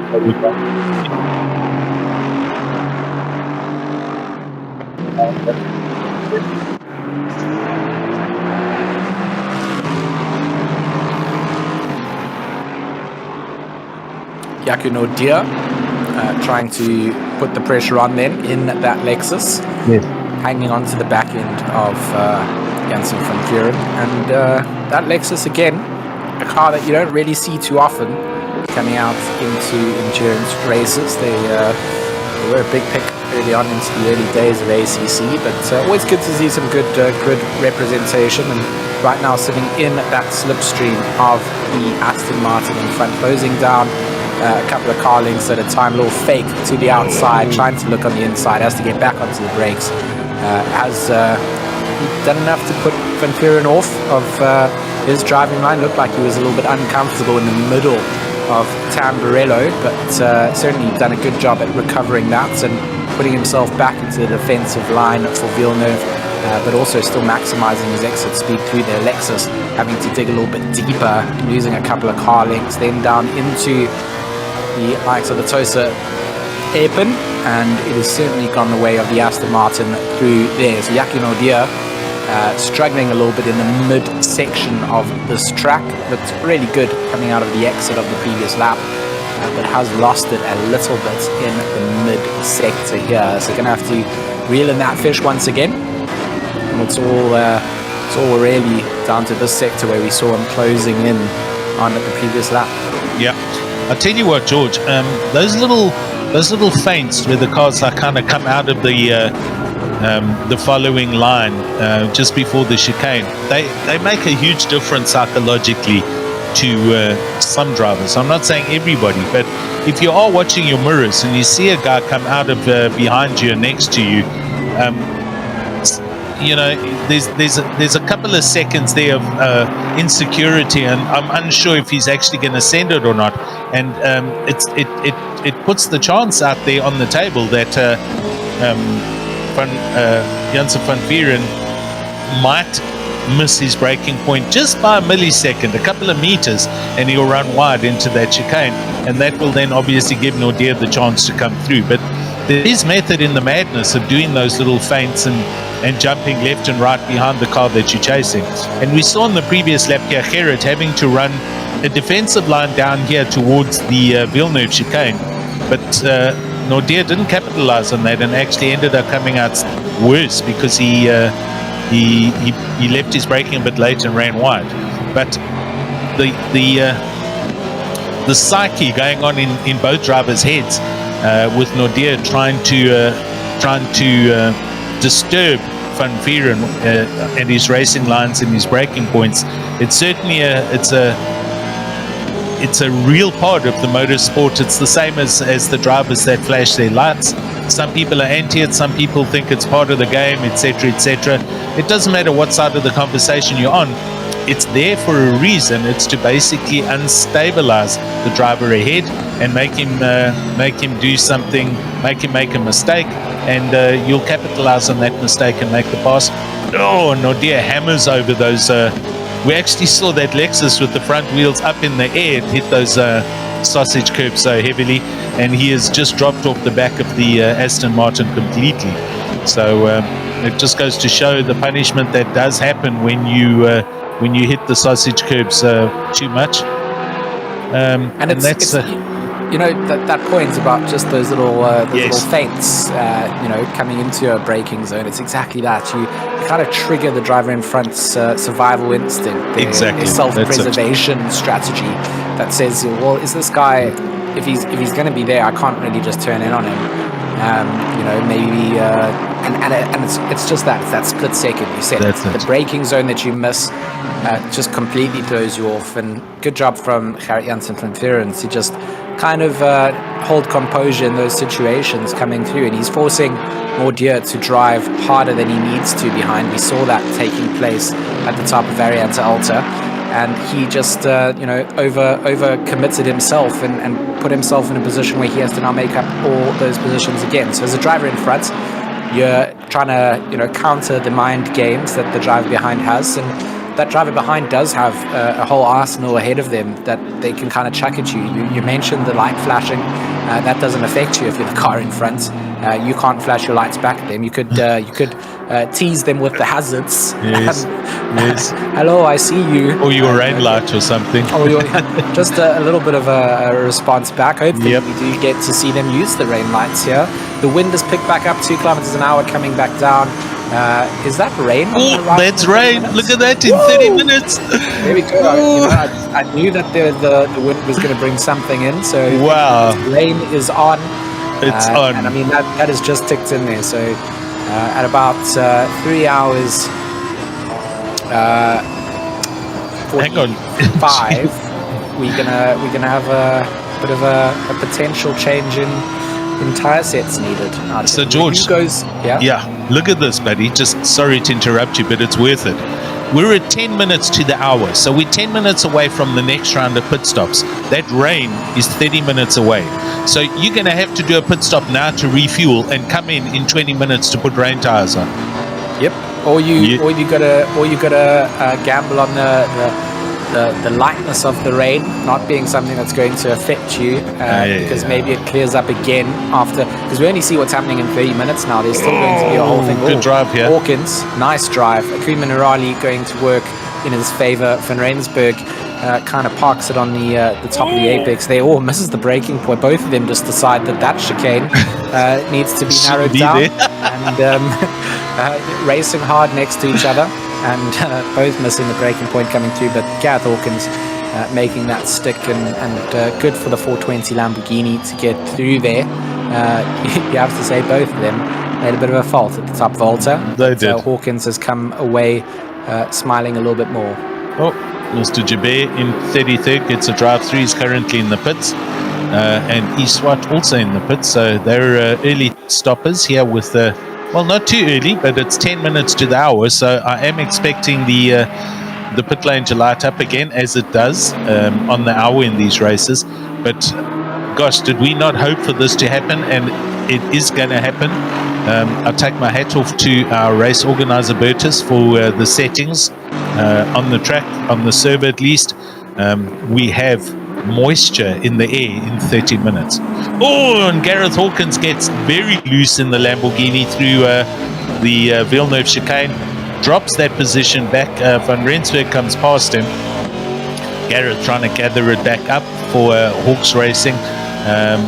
He did capture that well. The car didn't turn around and face opposite traffic, so he's only essentially lost one position. So quick recovery, good job. And we can see in the background behind him, it's Jason Gray. It's our resident sailor. And Jason Gray, I think he's in 5th or 6th position. Wow. As Van Rensburg hammers over those curbs coming up through, and he's just given himself a drive through. So that was Van Rensburg's 4th off-track excursion at speed, and he has been given a drive through. Yep, it happens, but that's 4 in 2 hours if we do the calculation.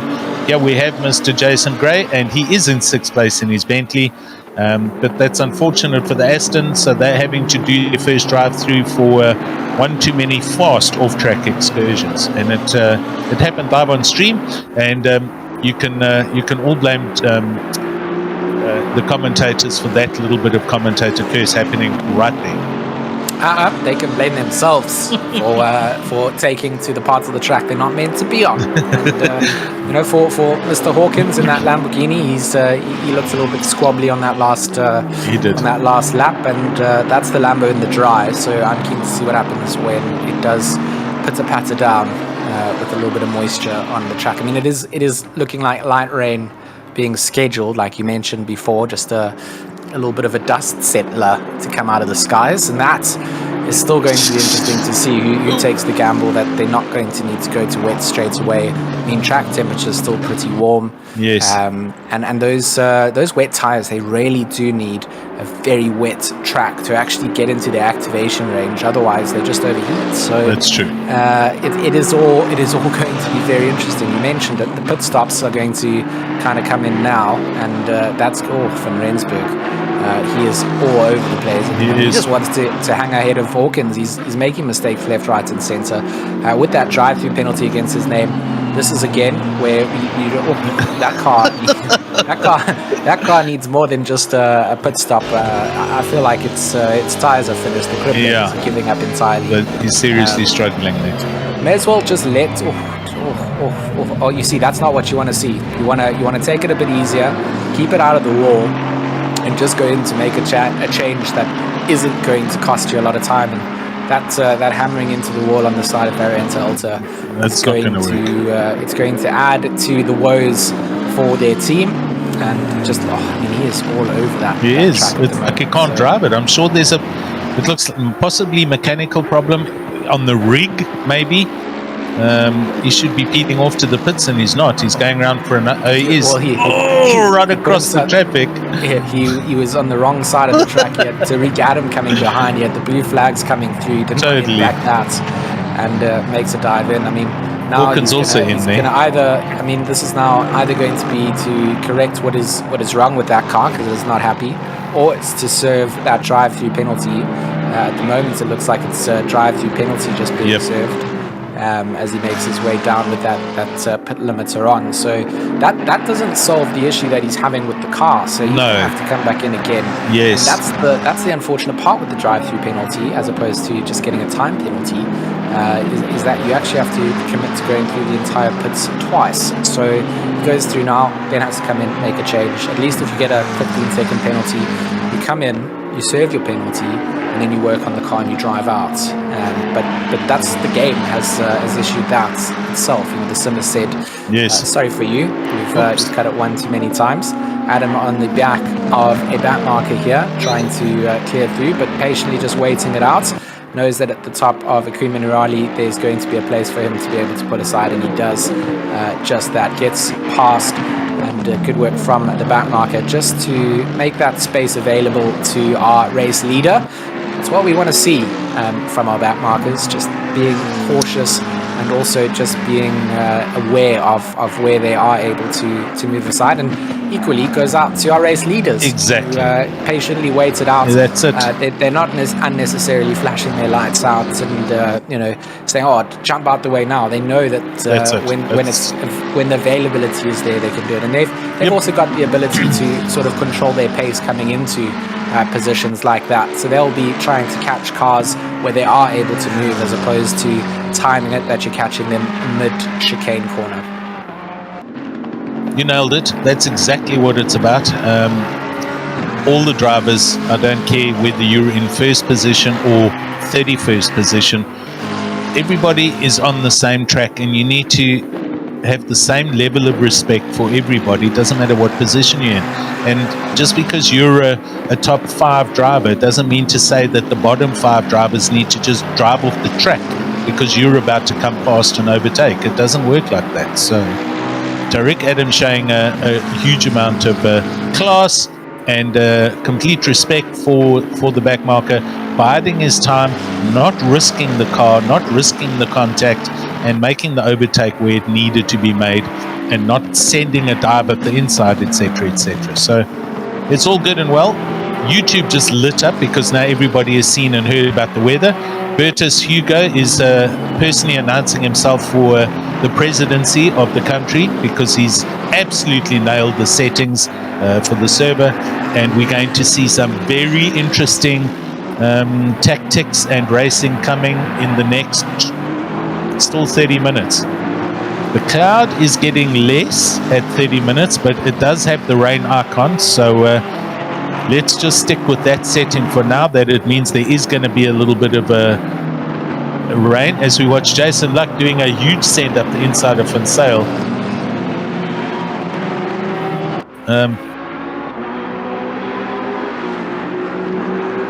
Jason Luck having a great pass there, but just having a look on the timing screens, I cannot see. He's in Byron. Yeah, Byron Kutze in third place. That's right. Sorry. Okay, we're all good. Jason Gray doing well, and here he is. So he's a teamie for PWSR, our new signed up member, and doing very well. And managing the gap back to Kruger, who has been there or thereabouts for the last almost full hour, because these guys pitted at the same time. So it's all running well. Thanks for the speed up in my heart rate there, Mr. Producer. But here we go. We're on the hour. Are we going to take a little break? And if we are, George, who are we going to be watching, or are we going to leave the camera here for now? I am very much keen for another immersion break. Maybe a little bit. I might be five or so minutes as I go. Me too. I'm going to have a quick lunch. Yep. The marathon runners coming through. I think we should ride on board with this, or with Mr. Kutze and the PWSR car for sure in third place. Awesome. I think we should stick with them, and then we'll be back in 5 to 10-ish minutes. Yeah. So bear with us, everybody on the YouTubes. Thanks for hanging around. Thanks for the feedback. And we'll leave this with you for now. We're just going to have a fast lunch break. Everybody, producer and comms, and we'll be back with you round about 1:10, maybe 1:15. Cheers.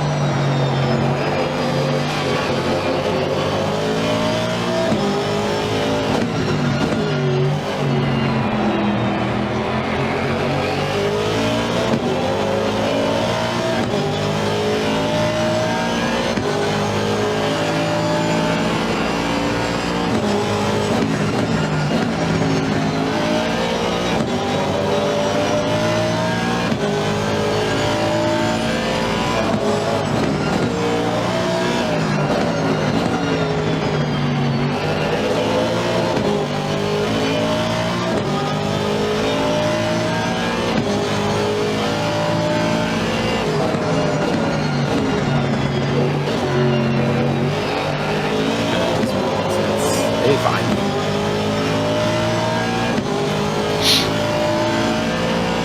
I see there's a couple of articles posted 4 hours ago saying that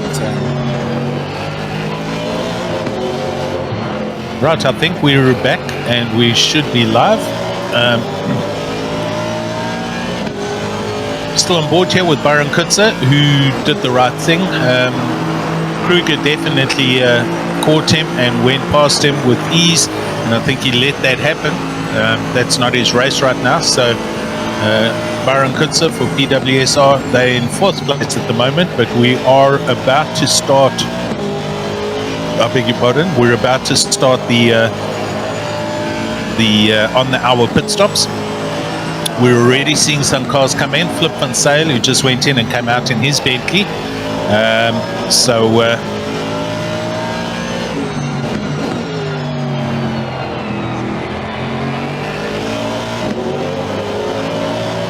I'm just looking forward to this rain coming out now. Yes. I'm keen to see if it's set to come down. Does it continue to increase or does it dry out? I mean, yeah, we'll watch that. We'll watch and see. Oh, there's a plus next to it. So yeah, let's see what happens. It's going to start raining in 10 minutes. 10 minutes time. Increase in severity in 30 minutes time. So, you know, for 20 minutes it's going to increase in severity. I mean, it won't really increase from there. 30 minutes it will start to see. I mean, those rain symbols that we get at the top of the stream certainly do indicate a lot, and sometimes you see it come out with like the full thunderstorm vibe as well, which in a lot of circumstances gets close to actually having to just have the race would be red flagged in those conditions. Here it just continues out, and you're going to be very cautious, but for now some light rain set up. Also seeing on the our YouTube channel, thanks everyone for joining us. We've got 30 likes. If you're here, please click on that thumbs up. Boo for the 1 thumbs down, whoever that was, but never mind. And hello to Chris Dos Santos, my teamie. He's out there, M3 Supercharged, as is Zondorf. Stephen, how's it? Currently watching Anthony Wilson as he pedals around for Logistical Nightmare Racing. And they're in 22nd, car number 22. That doesn't happen that often. No, the number gods have aligned to bring some uniformity out there. Indeed. But certainly all these teams and drivers now are going to start to prepare themselves for what is to come in the next couple of minutes. And as we know, I mean, it's going to completely upset the strategies that people have planned out, whether it's just to run every hour, the changeover from these slicks over to the rain wet tires.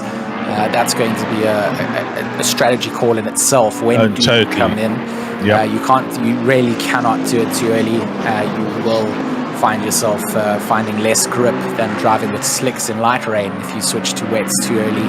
They just don't have the ability to cope with the temperatures out there. And I mean, the track temperature is still pretty warm, but it is changing. It's gone from optimum to fast.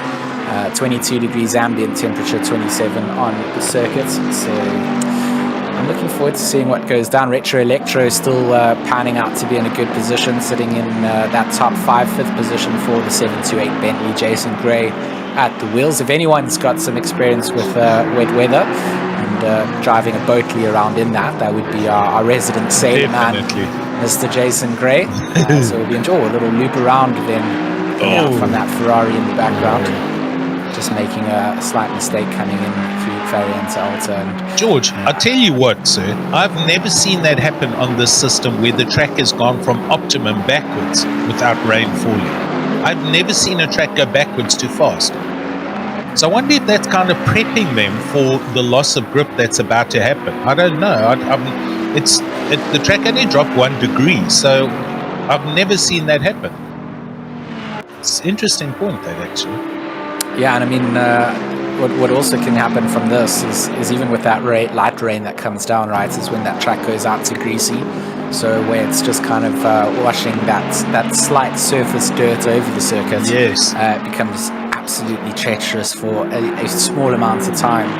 And then obviously the heavier rain sort of washes that greasiness away, and it then becomes a lot wetter, but you can actually sort of account for that using your wet tires. So it is going to be interesting to see when that rain does start to come out. So expecting some spittle to reveal itself shortly in the next couple of minutes. Exactly. We'll be keeping our eyes peeled to our commentary box windows. Very nice and clean they are today. They certainly haven't had rain in a while. You can see a little bit of a dust build up if you look in the corners. But it'll be good. It'll be good to have the rain out. I've been doing a rain dance all day. I've been doing it for the whole series, to be honest. And I think when it comes down to these endurance races where we are putting drivers into a place where they have to compete at the highest level against drivers that they've been battling it out, you need to have a bit of a variance in there to see who can sort of cope with those conditions. So it's going to be a goodie to sort of sort out the mice from men, as they would like to say it. Can you drive it when the conditions are not as optimum as they have been for the previous 2 rounds? Exactly, and it's about to be happening. There's blue flags going on here. We're currently watching Renner attacking Van Rensburg, and they're 3 abreast almost up to Akmanarale. Van Rensburg goes straight. Van Vieren out on the side. Renner grabs the Aston by the hairs on its neck and pulls it straight, and everything's good as they go over the top, and he continues to chase after Janse Van Rensburg in the McLaren.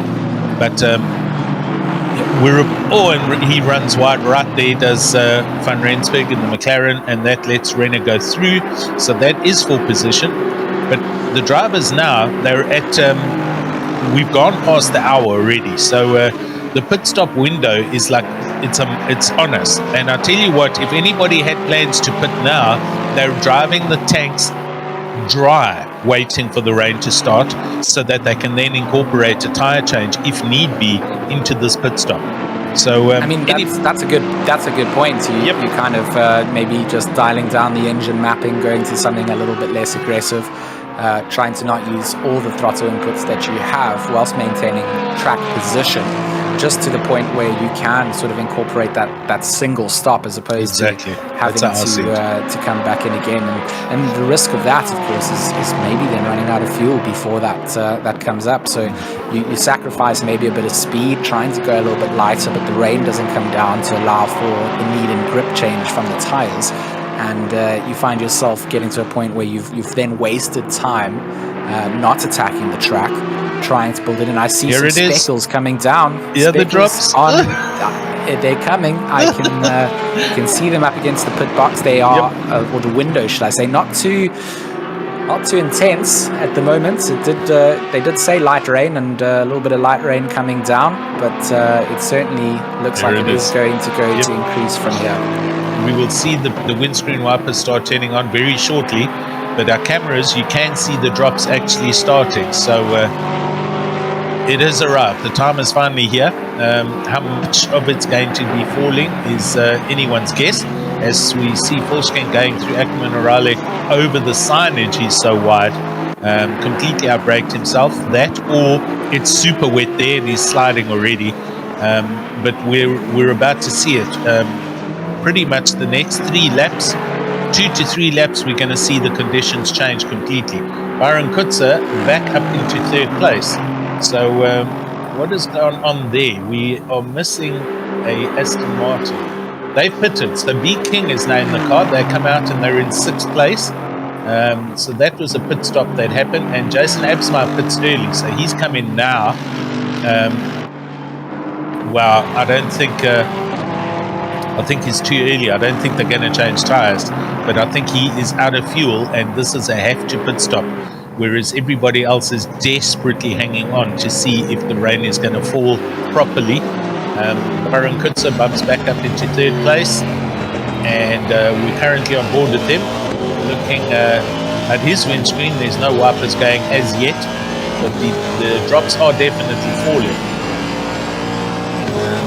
Jason, I mean, it is gonna take a couple of laps for this Yes. track to get to that position. You're in that difficult position now of knowing that the rain is increasing and it's continuing to increase. So in 10 minutes it gets heavier again in 30. So everybody will be eventually putting on wet tires. When you do it is now the call that's coming in. Looks like Junior McCall into the pit box for the ATK Academy car as well. Yep, they come.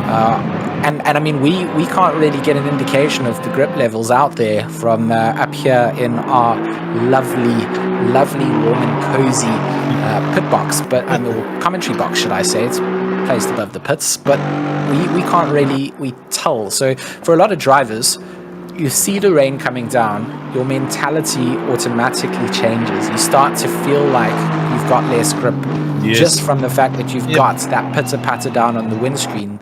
And in your mind, you're going, well, I need rain tires right now.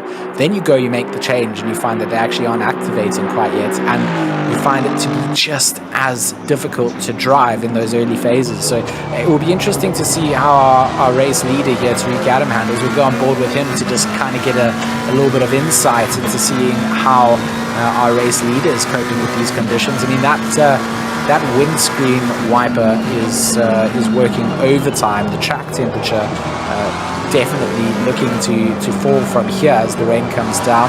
Track gone now to green conditions, so it's certainly being indicated by the telemetry forwarded over to us that the track is losing grip and drivers are going to start to find a little bit of a hit to those lap times. So 4 kilometers of wind blowing in is more wet weather on the way. It looks like for the next 30 minutes we are going to see increased conditions, but you got to keep your eye out. I mean, some of these other drivers kind of behind the likes of GTWR maybe wanting to go in to serve an early tire change to try and get advantage over people staying out a little bit longer, hoping that they make the wrong call and they struggle nail off track in that very beautifully purple 720S. So it looks like some drivers struggling, others looking like they're coping okay with the conditions. Bit of a mixed bag. Yes, I think it's coming down to. I heard in my ear now from our producer, I believe the McCulls have gone on to wets. So we're going to have to see anybody. I think we're between a rock and a hard place right now. Some of the people literally have to pit. They have run out of time. They've run out of fuel. The car is going to stop on the side of the track, so they are forced to pit. The weather says rain for the next 30 minutes, as we can see, but it's not wet. So you got to run the gamble now. Do you put on wets and let them overheat, but then know that you will be on the right rubber in 10 minutes' time? Will you, in fact, be on the right rubber in 10 minutes' time? You know, do you come back out on slicks and in 10 minutes have to go back in to put another set of boots on because it has got too wet? So this is a huge curveball being handed out to all the drivers. Unfortunately for the likes of McCall and Jason Absmeyer, etc., they had to pit. I think they had run out of fuel and they've made the call, but everybody else is also going to have to pit now. We passed the window of that pit window, and those who have been hanging on to see what happens, they've now got to make the call whether they're going to come out on wets and they're going to deal with them overheating, or whether it's going to be a prime call and the tires will look after them, into the rain, into the wet session. So currently on watching Anthony Wilson for LNR, who's been chasing Mulder in his McLaren and is as close as can be right now. More cars going into the pits and getting confirmation that McCall is on slicks. So it's going to be worthwhile to see what their lap times are. I can't even see them actually on the timing screen right now, but there we go. So they're in third place and they have pitted and they are on wet tires. So their best are 141 and their last are 238. So this is the official first out lap since putting on tires. So we'll get a good idea of what this lap time is going to be and whether it's in the same range as the quickest lap or slower and their tires are in fact now overheated, because I still can't see enough moisture or water on the track to actually justify being on wets. Best 141, last lap of 144.2, so good 3 seconds off the pace at the moment. George, what do you make of this? Do you think they're on the right strat? It certainly feels like it would be a bit too early for wets. That track condition indicator just showing us that it has come down to greasy, so that's where you will struggle now for a little bit. There will be a certain slippery vibe about the surface for a couple of laps. Of course, that wetness looks to increase at this point. You're kind of gambling that if you do go onto, or you stay on your slicks, that by the time it gets wet enough, you can come in and you'll then be on the right tire set without struggling to overheat. Exactly. Whereas people changing now might be eating through the grip levels that they've got on those wets, whilst the circuit isn't quite wet enough for them. It really is a big gambling game, and it is. For me, it's something that you kind of depends on what your driver's relaying through to you in the car. I mean, as a strategist, you would probably be looking at it and looking at what everybody else is doing a little bit and trying to make that sort of balancing point of, okay, do we kind of follow what other people are doing and go in for wets now, and then we all go into pits again because we've run out of grip on them if the rain continues?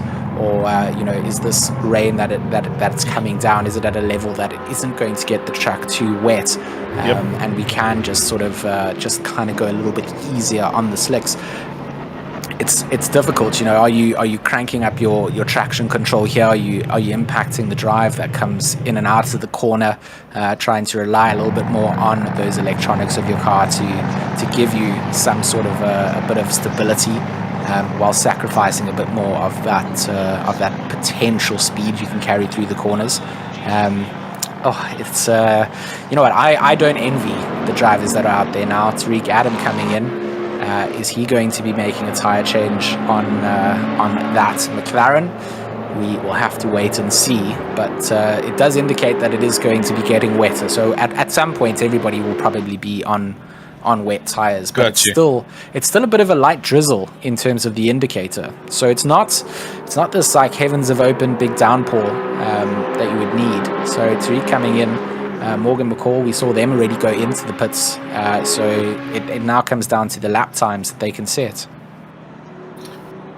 Tariq Adam in at the moment. We were watching Byron Kutzer come in just now, so he's double stinting. He stayed in the car.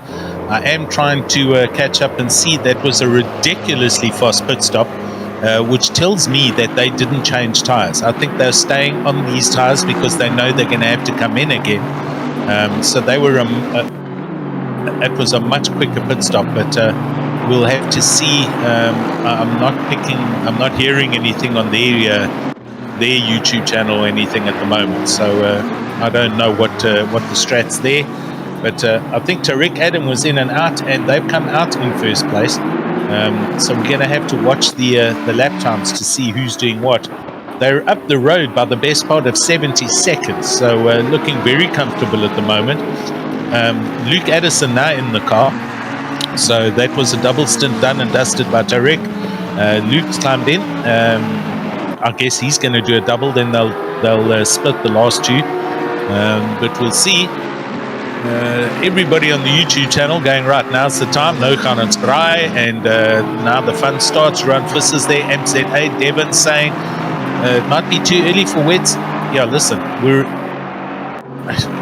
it's so comfortable sitting here in our lounges or in our comms boxes talking like this and saying, well, do this and do that, versus actually being in the car. I have no clue what I would do if I was driving right now, because it's just not coming down hard enough to justify wets, but you've got to do a pit stop. So I think some people are gambling to stay on the dries and run them maybe for another half a session.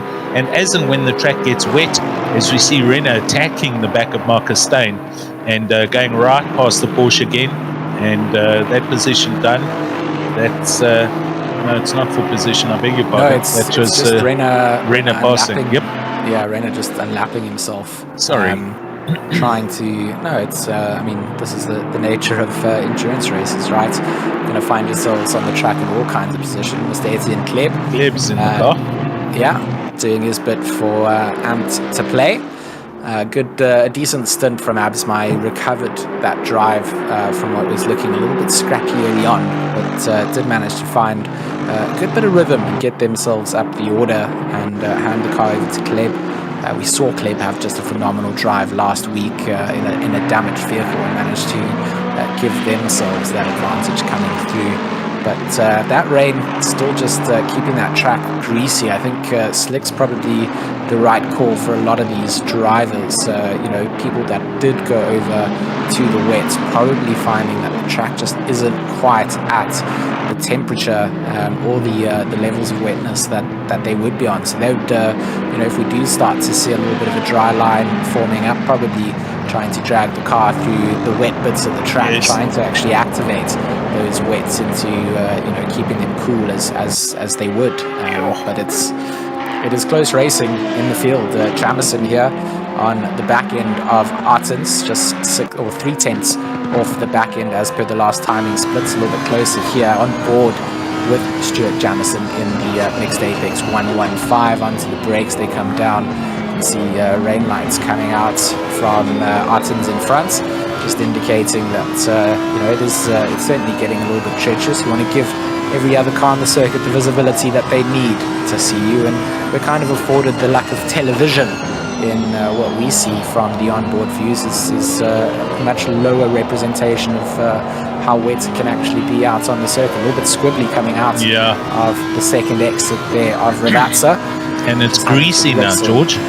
Yeah, it's that greasy level. It's been like that now for at least the last 10 minutes or so. So it's that, we said it. It's this portion of the race where it feels like your slicks aren't giving you the grip levels that you need. Jamison just gets into a real tank slapper coming into Tamburello. Totally. A little bit of the curb, just assisting with the rotation coming round, and that's going to be something that he's going to go back to his team. He's struggling a little bit with the grip. We saw it in Ravazza, and then through that mid to high speed section of Tamburello, just completely losing the run. Keeps it off the wall, which is, I think, quite a big benefit of a circuit like Imola. You've got a lot of gravel trap to kind of keep you away from actually damaging the car. There's a couple of places where you have to be careful. Obviously, the likes of Varianta Alta, you make a mistake there, you do find a wall quite quickly. But everywhere else, you've got a decent amount of runoff to kind of keep it off the barriers and mitigate the damage that can be incurred from making a contact like that. Indeed. We are seeing more and more cars getting a little bit squirrely through the various corners, and the overall pace is slowly but surely dropping. McCall's down to 44s and 45s for their lap times, as we see Mumford hammering through the curbing over Aqua Minerale coming up the hill, and I think all the drivers now are struggling seriously for grip. The general lap times are dropping, so the track getting greasy. It's cooling down. It's dropped 2 degrees now. It's at 26. And those teams that haven't changed are still on slicks. They are desperately waiting for the rain to come, and at least more rain to come, so that they can in fact go into the pits. Mumford coming in now, as does Van der Westhuizen. As does Hendricks as well. The so pit lane is lighting up, man. Are these all going to be tyre changes then coming through, or are they still managing their normal strategies that they've got out here?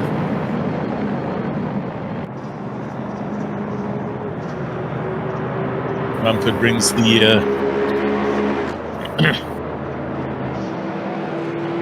right. So this is this a change of mind or change of decision? We've just heard in our earpieces that Mumford came in on wets. So are they changing and going back to slicks maybe? Are the wets overheating? I don't know. Your guess is as good as mine. We'll have to wait and see what transpires. Kleb goes through. Etienne Kleb in 6th place. That last lap, a 147 versus their 141 quick. So everyone's struggling. It's not only the leaders. Etienne Kleb, they would have done a tyre change, I'm sure, when Jason handed the car over. So either they're on severely hot wets or they are still running a set of slicks and just dealing with it as best as they can. So it looks like our producer telling us that some of the wet tire runners making the exit of the pits now on a set of slicks. I mean, I think Etienne Kleb's still on a set of slicks. His tires seem to be working well for him. And that Aston looking very stable. He's even taking to a lot of the curbs as well, which is something you generally want to avoid in the wet. Yes. Just a completely different surface to what you get on the asphalt, and that can become very slippery. But he's looking very, very comfortable at this point in the race. Yeah. Etienne Kleb and company holding station in 6. Here we see Flip van Zyl, I beg your pardon.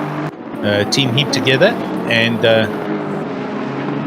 they're in the Bentley, looking at attacking the back of Lindsay Hunts in the Ferrari, who's not too far up ahead, up the road. And he's busy passing Barber in the BMW, Barber. So this for position 15th and 16th place as they go over the line. And as you can see on the screens, we have about the same information and feedback from our existing driver teams as you.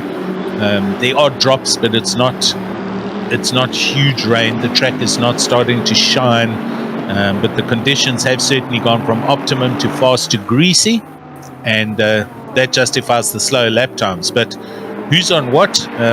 We can't confirm who's on what strategy. We just don't have that information. As Van Zyl has to make a quick decision to go around Barber. For a moment there, wasn't sure whether he was going left and right, but he chose right and has passed him.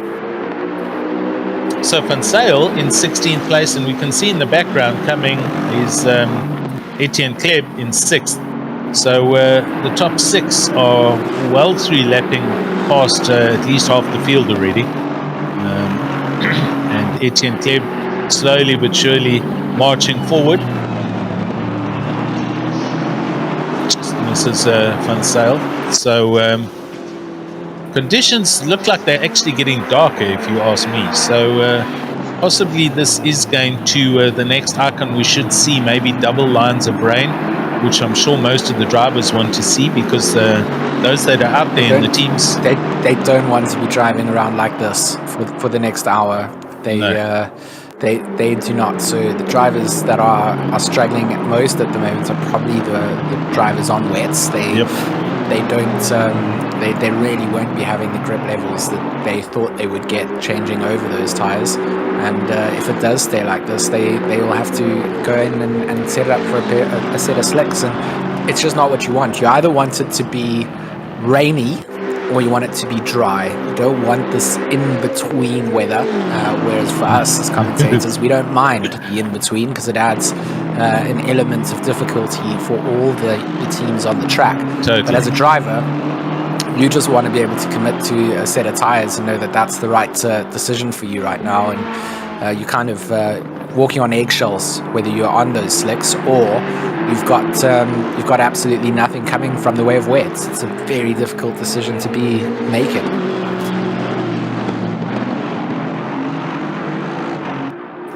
I can confirm my little team, PWSR, are currently still out on dries, and they are desperately waiting for the heavens to open. As we see Marcus Steyn and company, Van Zyl, and a whole bunch of others pile into the pits. So this could be the turning point. It might be time now that everybody has to pit, but they're just waiting for it to get wetter and wetter so that they don't put wets on, which then automatically overheat.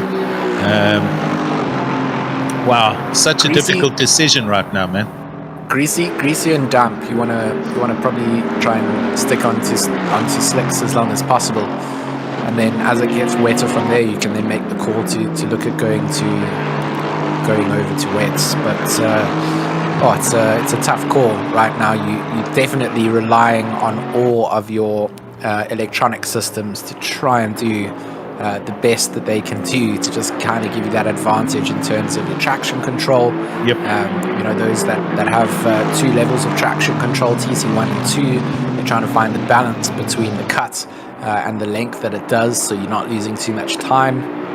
So difficult. We are getting confirmation in our earpieces from a production team that there are cars coming out of the pits on wets.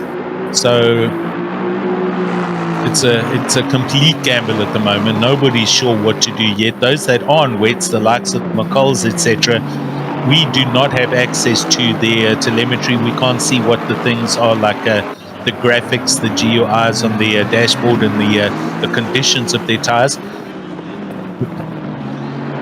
They've pretty much been out there for 5-7 laps already on wets, so and there isn't water on the track.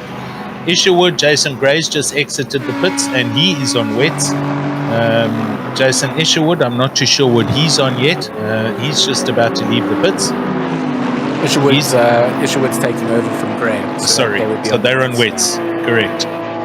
So some teams are changing. It is getting darker and there are more rain spots falling. You can see the rain is actually a little bit, there is more of it. It's just not enough though for a full set of wets. It's just too early at this point, I think, to be going on to those full wets. And this is where it can be so costly for teams, is you go over to them, you do 2, 3, 4 laps and realize that's the wrong decision. You come back in, you've then wasted an entire pit stop. Exactly. Making the wrong call. So whilst it's light rain like this, you just got to kind of put yourself into that mindset that you've still got grip levels on the slicks. Everybody's going to be struggling. And you just got to kind of read it at that. And Jason Isherwood into Aku Minerali.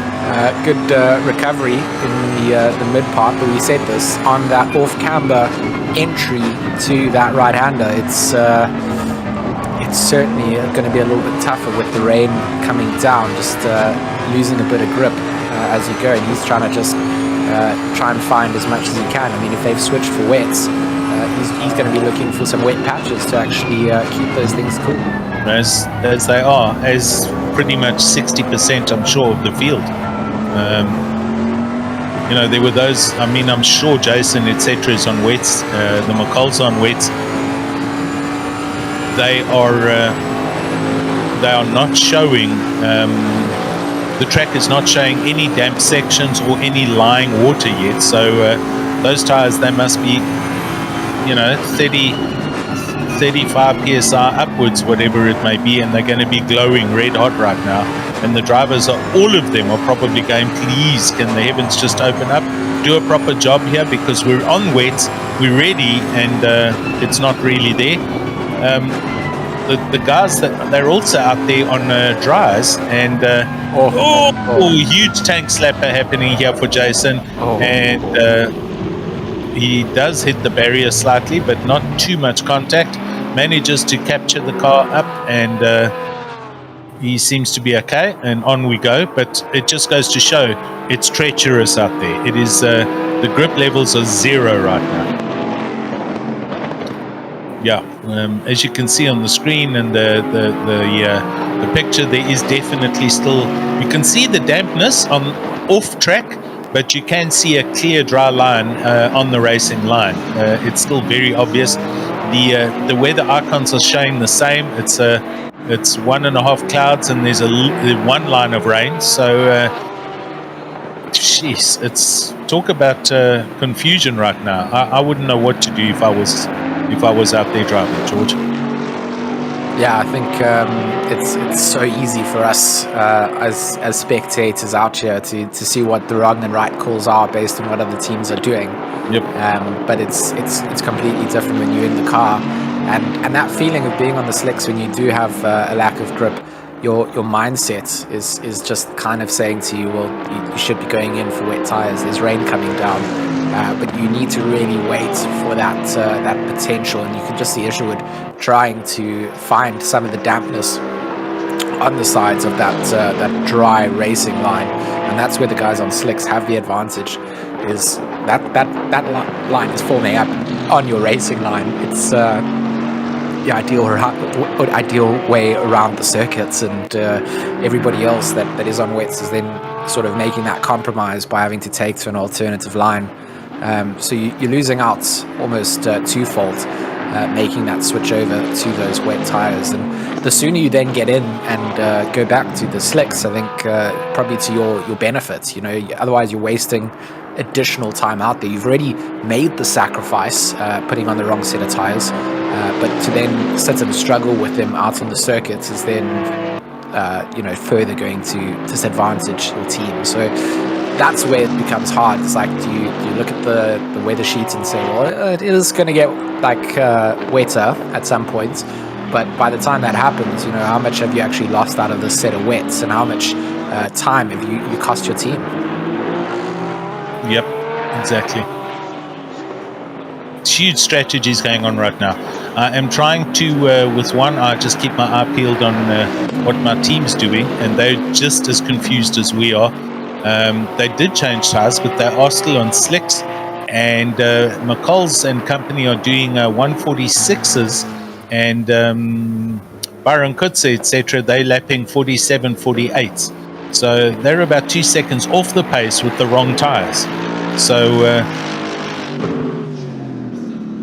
McCall's on slicks, I beg your pardon. Okay, so they're also in that in the same boat. There you can see that picture perfectly shows the racing line that still exists, that they are probably also just at the turning point of whether they need to come in and change tires or not. If it stays like this, you are going to stay out on slick tires. I mean, there's no doubt about it. With the number of cars that are out on the circuits, yep. This rain just isn't enough to build up any standing water, and that dry line is just going to always favour the slick tire runners. So if it doesn't really start to come down and those track conditions change up, it's going to be a bit of a treacherous race for a lot of drivers. I mean, you come off of that dry line onto the wet parts with slicks, you are in a little bit of trouble. It's not the most comfortable place to be driving, but if you're putting it in the right place, your grip levels are going to be a lot better than anybody running on the wet weather tires. Watching Jamison with the Audi come over the top of Aqua Minerale, and he is not racing for position with Mumford, but just trying to get a better idea of what the handling looks like. But the pace is definitely a lot lower. That weather icon has now changed, so we have now gone away. What is that saying to us? Is it heavier cloud? Yeah, right. It's getting heavier. Darker. So it's looking like it's not increasing the light rain. It's actually going to a heavier rain downpour in the next 30 minutes. So these are like kind of damp-ish conditions with the pitter-patter increasing in terms of volume in the next 10 minutes, and then moving towards a lot heavier rain, which then could change that track condition quite drastically. Oh, I see two cars off in the background there, just behind Jamison through the Villeneuve chicane. So guys are struggling out there. I think if you get off the racing line, any kind of overtakes or moves trying to be made, the guys are struggling. So, but if that means in the next 30 minutes it's going to get heavier, we're going to see another whole bunch of... Although in saying that, look here, we're 12 minutes away from the hour, so we've essentially gone through an entire stint wondering whether we're on the right or wrong tire. So the guys have done superbly well, but it's coming up time for the next pit stops, and those on dry, do they now move over to wets? And do the wet guys put a new set of wets on, etc., etc.? So that racing line... I think like whilst the conditions are like this for 30 minutes, Yes. you if you've made the wrong call and you've gone onto the wet, you're going to be tippy-toeing around for that 30 minutes. You're going to lose a lot of track time. I would come in, make the tire change, over to slicks, use those in these conditions, and then only after the track actually dampens up enough, then go back to the weather tires. To me, that is the call that you need to make at this point. I mean, it is going to get wetter, and at the right time that you need to, that's when you then correct your mistake of going over too early.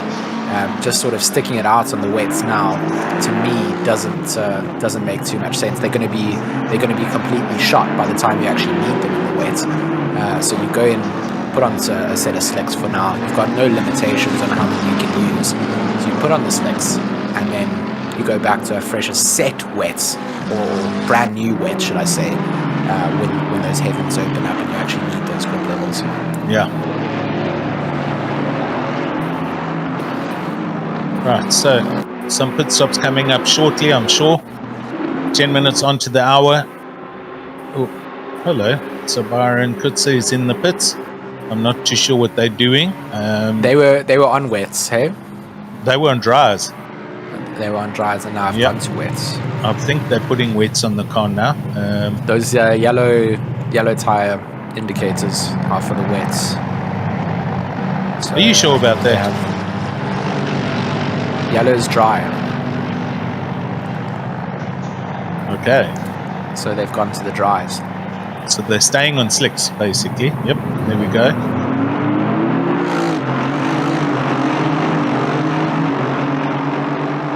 I'm sometimes a bit colorblind.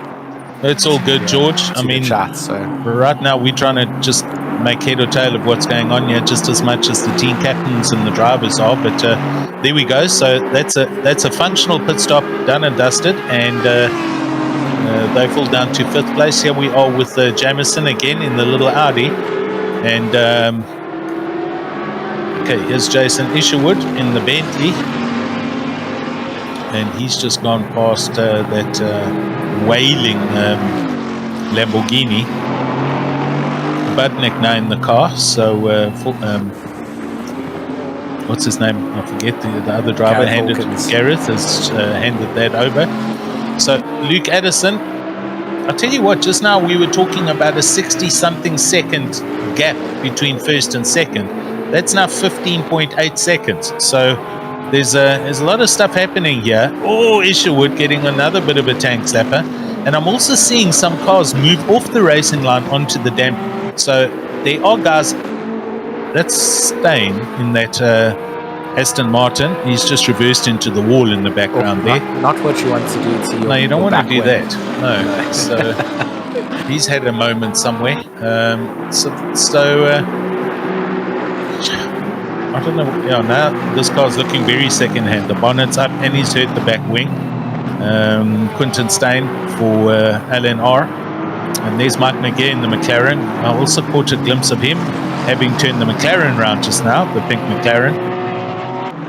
Someone has to tell Quinton Stein that the Aston Martin, it's not like the dishwasher when it starts to make a noise. You just give it a slap on the side and it fixes itself up. These are very aero-sensitive cars. Exactly. And, you damage the front aero and your big wang on the back. You're certainly going to be putting yourself a little bit on the back foot for what you want to achieve further on. So that's going to need to either be repaired in the pit stops, or you're going to drive on tippy toes for the next 3 hours and 7 minutes. I see Tariq Adam in the YouTube channel also saying it's way too early to be on wets. So yeah, Luke Addison now in the car.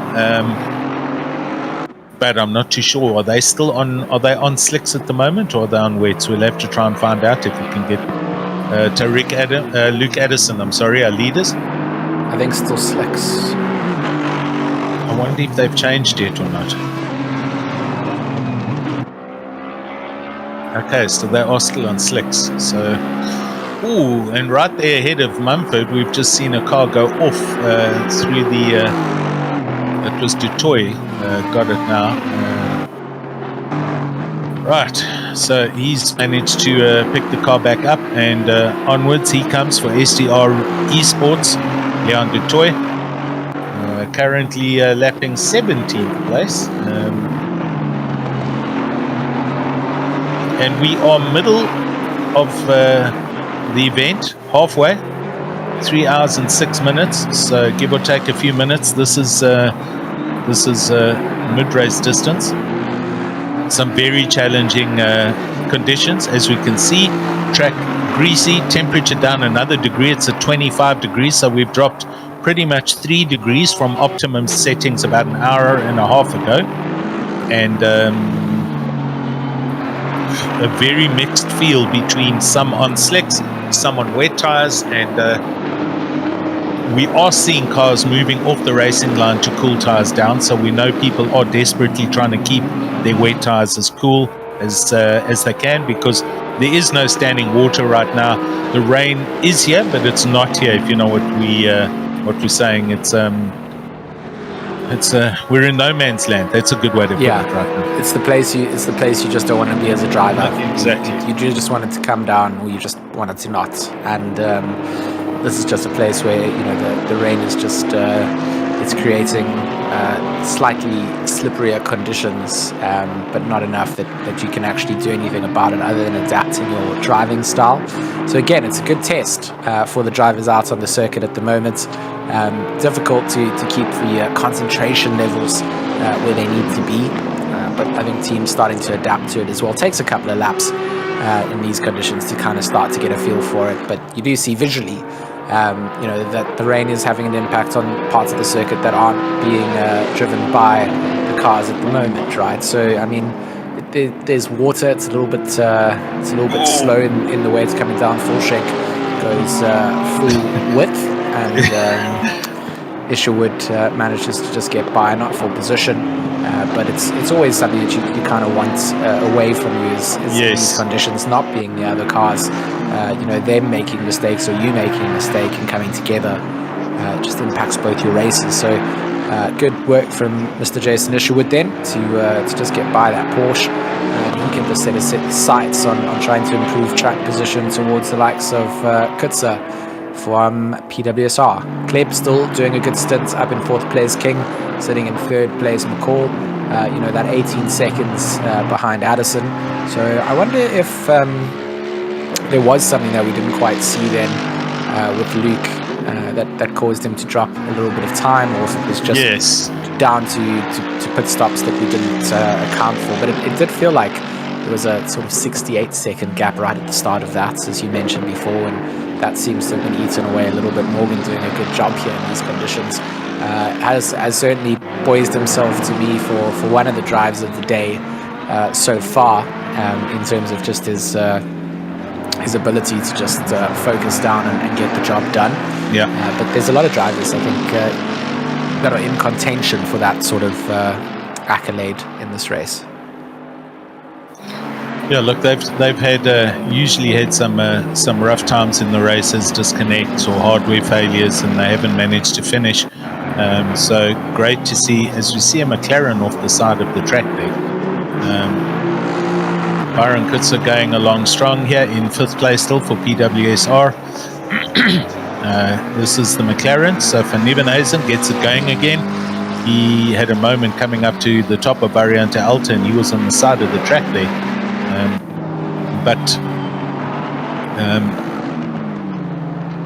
You can see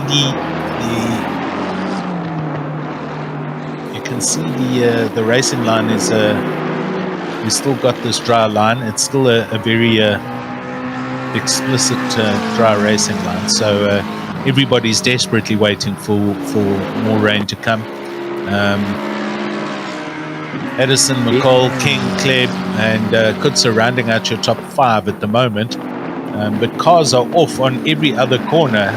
If we watch every now and then in the background, we can see. And Mumford is a 15-second penalty there from the stewards. This is causing a collision with car number 12. So they had a coming together with Cilliers earlier, and They've been dished out a 15-second penalty for unnecessary contact. If anybody is wondering, any DTs that you do see come up on the screen are completely and entirely dished out by the game itself. It is not from race control or from stewards.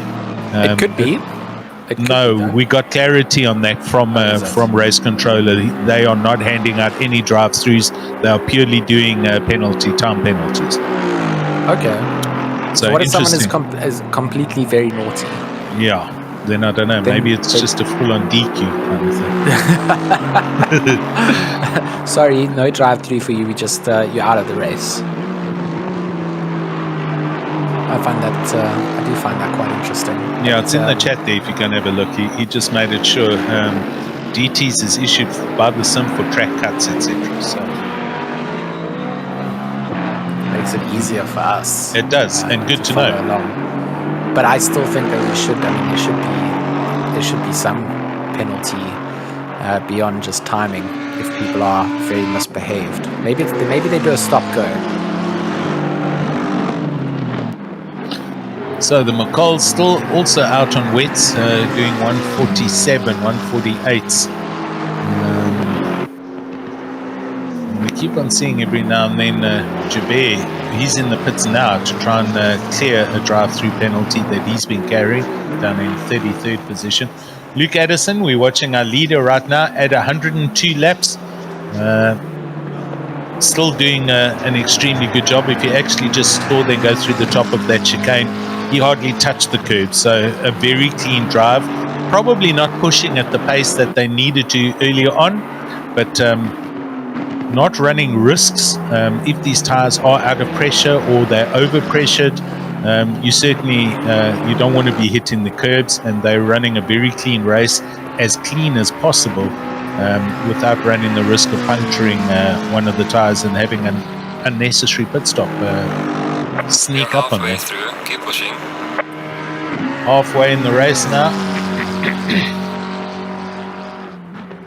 And another hour flown by. Wow! Really quickly in that timing there. The rain certainly adding a little element of fun to track along with. And in the next 10 minutes, we'll see an increase from the current weather conditions, and a little bit later on, a projected heavier downpour. So, do we see the track go to damp or to wet at some point, and force drivers to then go in and do the wet tire change, for the drivers staying out on the dries or the slicks during this stint? Certainly the ones that won the mental advantage in terms of strategies. For the drivers that committed to wets and had to go back in for dries, they'll be learning from that going forward, and will now make sure that when they are going in for the wets, that they're absolutely necessary.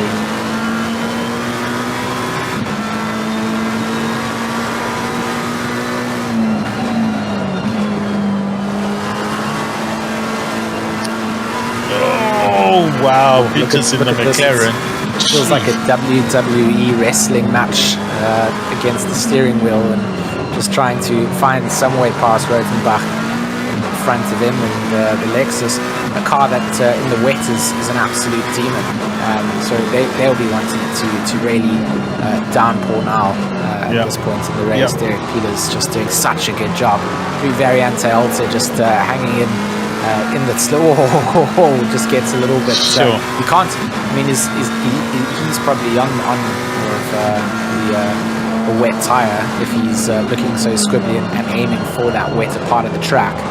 But do you see Ratenbach running in the wet part of the track to try and cool his tires down? So they must be on wets ahead of them. Look, there he moves across. So he's not defending here. He's just trying to cool the tires down. So do you think both of them are running wet tires? I don't know. I'm not sure about Peters, but Ratenbach, no question, is on wets. That's why he's across there on the left-hand side, because he's trying to cool the tires down. We'll hear from our producer shortly if Ratenbach is, at least Peters is on wets or slicks. I'd say he's on slicks because he's wrestling the car so much. Yeah.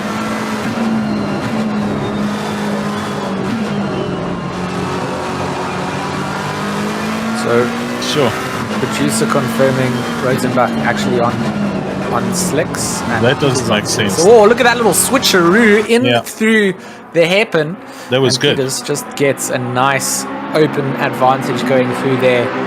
Will get himself a car length as they make their way up to Variante Alta. But I mean, that was sorry, not Variante Alta, coming to the top of the hill through the left hander as they make their way downhill. But that was perfectly timed from Peters. And I don't understand Rautenbach then running on the wet side of the track if he's on slicks. It just doesn't make sense unless they've overpressurized the slicks and they're purposely trying to cool the tires down. This is just weird. But Peters clearly making a gap very quickly between him and Rautenbach, and he's now in the back of Lindsay Hunt in the Ferrari, but he's going forward at a rapid rate. Jamison in the Audi is in the pits, we see, from 11th place. So here we go. It's now time for pit stops. And I cannot tell you what strategy I'd be on now and what tires I'd be putting on the car right now, to be honest. If we had to pit and we were out of fuel, I wouldn't have the faintest idea. No, it's still probably getting to the point where now those slicks that you are on are feeling a lot less grippy than they were when it was just a slight downpour coming down. That dry line that was quite dominantly dry is probably starting to get a little bit wetter. Shout out to our YouTube chat as well, JC in the chat at the moment. Oh, a little coming together then. Derek Peters runs into the back of Hunt's. Koenig just giving some space through. Rodenbach going to take advantage there, make sure that he puts himself right behind his competitor, wants to get that 11th place spot back. Got robbed coming into the Tosa hairpin on the previous lap and wants to be able to fire back. But like I was saying, big shout out Edson also coming through to say what's up. JC saying again, check the tire walls. If there's no writing on the tire wall, then they are on wets. It's not something that we can really do with our camera angles here, because we forgot to mount the side mounted GoPros, didn't we, Alan? We said we wanted to take Peters very wide and take him to the runoff. Doesn't really lose too much speed as he rejoins the circuit out there, and Rodenbach not really in a position to get himself through there. But we'll see that Peters has made a little bit of an oopsie, and we'll be looking to try and see if he can just get the drive out at some point later in the track. He needs to just hang on, needs to hold on to the back end and be in a position that he can step up into that if it presents itself again. But treacherous conditions out here at Imola, round 3 of the Raceface.Pro Steady States Endurance Series. My name is George Smith in the commentary box with my good friend Alan Patterson as we make sounds with our mouths for the next 2 hours and 53 minutes. And a big shout out to Ashley in the background. He's doing all of the production work from the Steady State side. Unfortunately, we don't have our replay systems for this round. Hopefully we get them back in the closing 2 rounds, because I really do miss those lovely replays we had out at Bathurst. But yeah, big shout out to Steady State for getting involved and helping out Raceface with some really nice production work. And going forward, hopefully the start of a nice good partnership between the two companies, as you know, we continue to enjoy and broadcast these sim racing events. Yeah, second all of that. Thanks, Ashley. Great job you're doing there behind the scenes and in our ear. Oh, as we just saw, Peter's getting Vivius, in the Audi. He is now trying to go around the outside of Lindsay Hunt's in the NSR Ferrari. And there we see more pits. Ryan Ottens and Forsking into the pits as Vivius gets through. And the Audi wails along up over Piratella and heads down towards Accominerale. Lindsay Hunt's hanging in there with the Ferrari and trying to apply some pressure. This 4th position, 13th and 14th place respectively. 2 hours and 52 minutes left. So just gone through the hour, and we should see more people coming into the pits. Budnik brings the Lamborghini in from 19th place. Weather icons are not exactly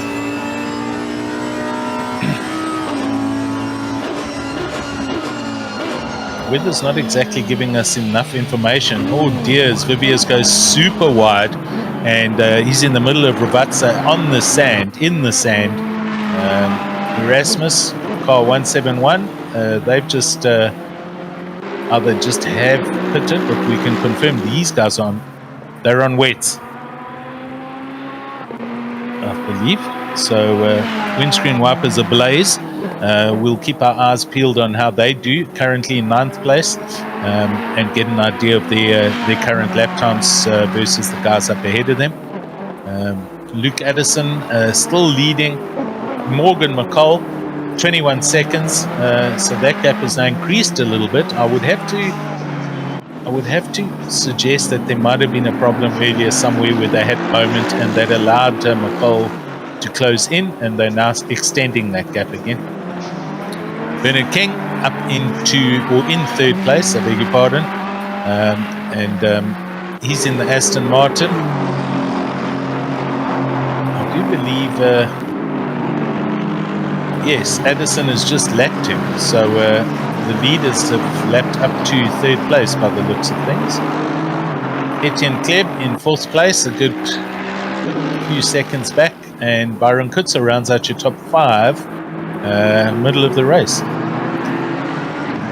And with that rain coming down and getting a little bit harder, it's going to be another duel of strategists to see what decisions these teams decide to make now for the next portion of the race. We see it, it is going to get heavier in 10 minutes and then more rain to come in 30 minutes. So you certainly would start to think that wet tires are going to be the ideal tire to be on. When you make that call, that's really what the gamble is at this point. If you are on the same strategy that everyone else has run around you, then it's your opportunity to maybe try and see if you can get a little bit of a leapfrog over them, but also don't want to do any self-harm in making those decisions. So going to be interesting to see. We wanted it to rain, and it certainly has delivered. A little bit of a slow uptake. It's like when you put the sprinkler outside and you forget to open the tap the whole way, and only starts out, and then you realize an hour later that you need to put some more pressure on. That's how the rain has come down, but it has delivered, and it's what we wanted to see. Yeah, basically it's just completely confusing team managers and drivers alike, because it really isn't hard enough, but it's also not soft enough. So we've got teams out on dry, we've got teams out on wets, and we can't really tell you who's the quicker right now, to be honest. Currently looking at Steve Koenig for in the Bentley, the British racing green with the pink icing on top, and they're in 24th place as we see McCall go past, so they're going another lap down. Dubias in 13th place in the Audi, with Volkskenk in the Porsche right ahead of them, I beg your pardon. And they come down into this downhill, very tricky downhill braking, into Ravatsa 1. Vivius decides against making a sand there, pulls in behind Volkskenk. They run through the second of the two left-handers and back onto the start-finish line to start another lap. Icons are all the same as far as the weather goes, but that tells me that it's going to get a little bit heavier, I believe, because it's a bigger cloud. So let's see what will transpire there.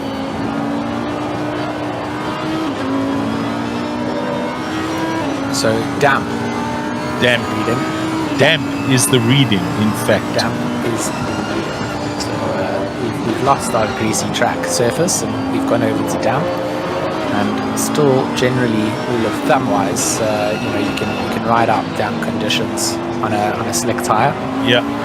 But anything beyond that, you then then kind of want to start heading over to the wet. So a lot to decide on here for a bunch of these teams and drivers. For those that have stuck out on wets from when we started to see the rain come down, Tristan Viva's taking a bit of a detour, almost finds the wall, but manages to just coast it out on the way down the hill. So we'll be sort of counting its blessings, so to speak. Missed Apex, probably the most apt team name then for that shot. Got to dig it, eh? But missed the Apex, missed the race circuit, and also managed to miss the wall.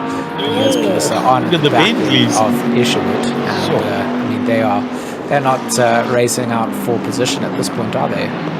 They're just Peterson trying to unlap himself a little bit, going to take a bit of an alternate line to Cumin Raleigh as they make their way up to Varianta Alta, and Sherwood just keeping poised, keeping himself in a position where he can just race his own race. In front of him, it looks like Heineke just getting overtaken, or was feeling some pressure from McGear. Didn't quite transpire. I think McGear was actually getting blue flagged and moved out of the way from Heineken, so it looked like an overtake taking place. But Isherwood here, not in any sort of need to move away or out of the way for Peterson, but certainly again comes down to who are you racing with. Are they quicker than you? Addison behind them will be coming up to lap them, so they'll make space for him when the blue flags are waved.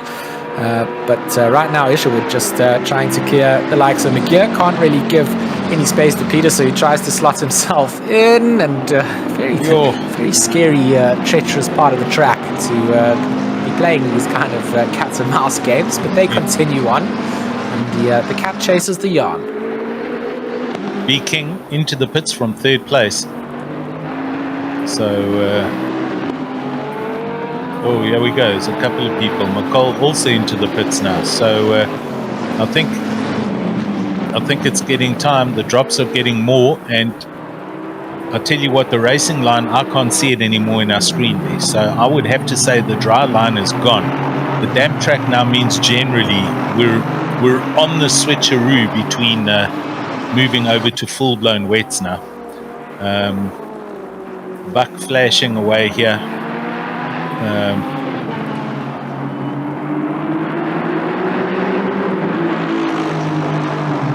I saw a stop go for somebody just now further down on the timing screen, but 4 cars in the pits. So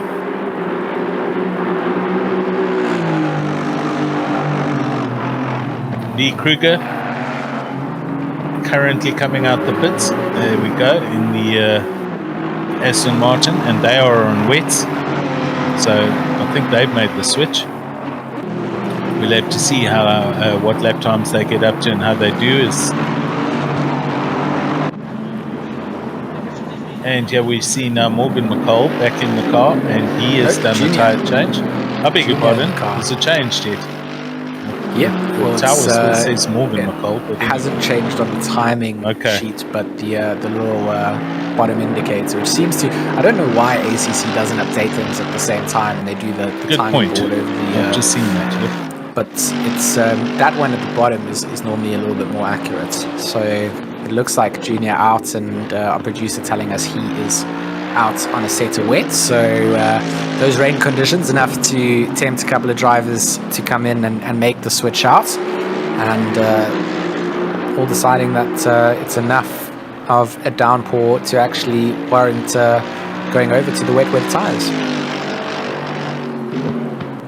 Agreed. I think we've kind of reached that point now. The drops on the screen definitely look like there's more happening. So drivers that are out there on slicks coming up now for a pit window, they are going to now's the ideal time to actually swing across onto the slicks. We'll monitor as we see Etienne Kleb into the pits from third place. I'm sure that's also going to be a tyre change and a whole refuel. But McCall, this is their first lap out. We'll have to wait for them to do a lap around, and we'll see what the lap times are. Oh, excuse me. But you can see the track in the headlights. There's definitely a reflection, and that That, oh my word. He got so close to Francis through that, through Rabatza too. And yeah, I don't blame him for flashing lights, but that could have gone very bad for them right there. And so Kleb hands over to Jason Absmeyer in 4th place. They're coming out the pits now. So Jason back in the car, and they're in wets. So I mean, this is for ATK. I mean, this is a little bit of their gamble, right? I mean, Addison, he's staying out on slicks. ATK has then decided, well, we're going to go in earlier for a tire change,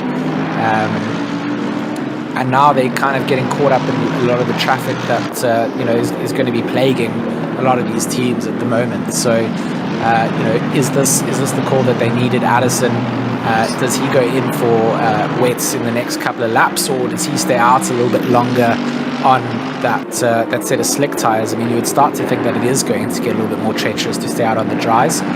If it does, and that causes them to have a bit of an incident or something like that, then it works in the favor of ATK.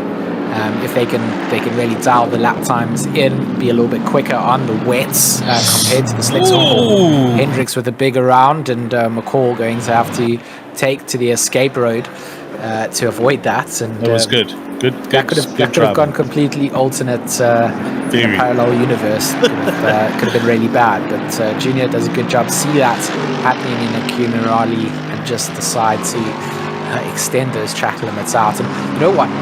That's where sometimes it's a bit difficult and harsh, where you've got the sim allocating the off tracks, right? Because in situations like that where you've gone off and the sim actually thinks you've gained an advantage. Yes. In the real world, they'd look at that and go, well, you were avoiding an incident that would have just plowed into somebody else. So you kind of got to leave yourself a little bit of get a little lift off the accelerator pedal as well, just to make sure that the sim doesn't feel like you're gaining an advantage in situations like that. But a lot of drivers taking to the pit lane. Addison now in. He is what we would expect to be doing is changing over on a set of tires. Is a lap up from the likes of the ATK Academy car, so kind of has this entire lap as a buffer. So no position change is going to take place whilst our leader's in the pit box. But do we see a set of wet tyres coming out for Addison? Or handing the car to Tariq, which we're not quite sure of how they're sharing up the splits. No.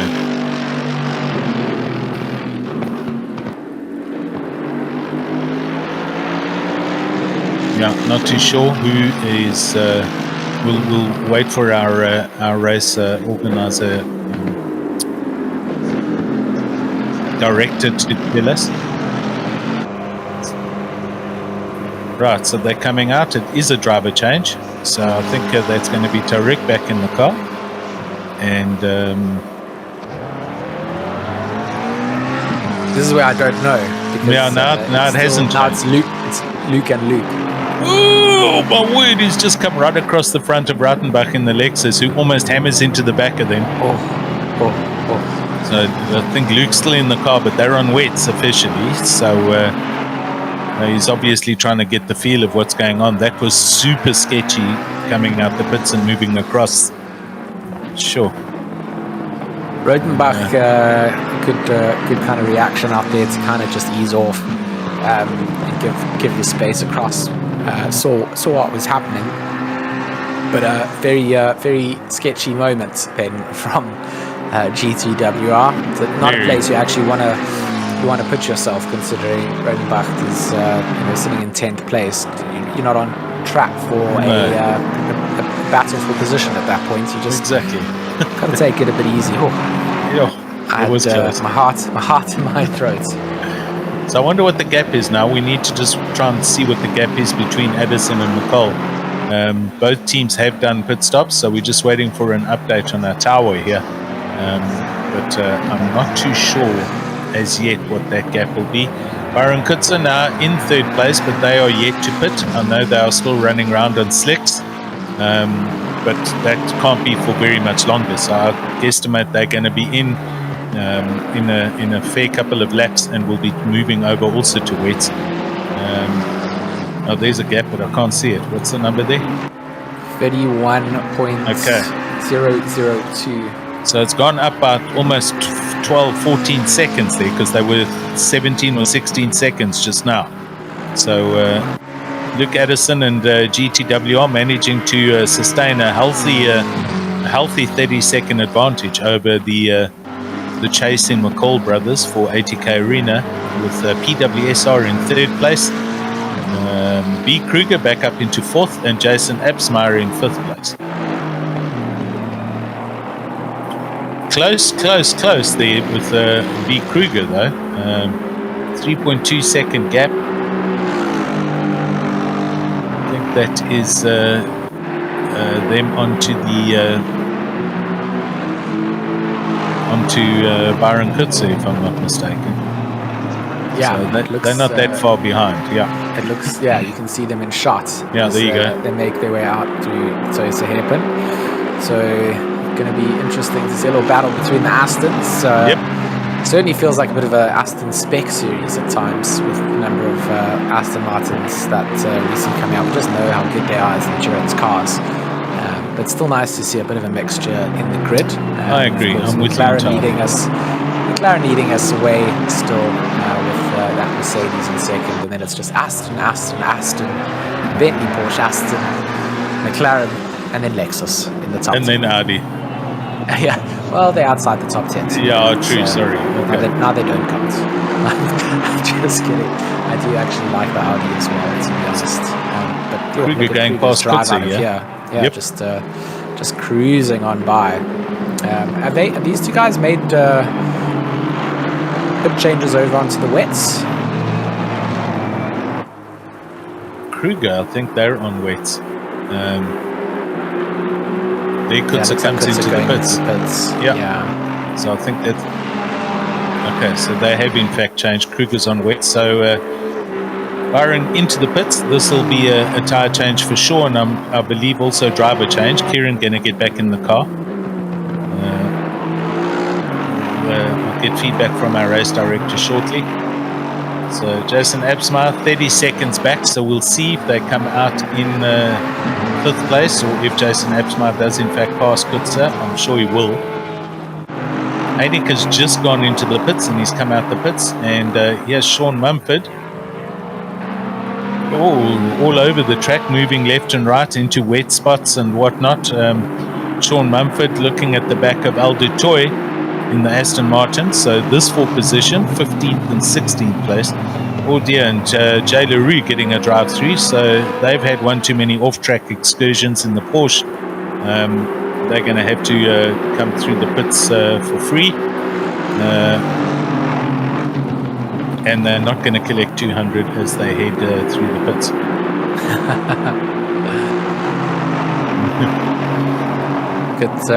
Look at Mumford just trying to find a little way past the toy.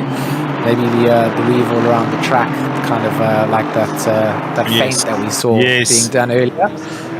Trying to just make Toy make one of the mistakes into one of the braking zones, but certainly a difficult part to follow through in the wet.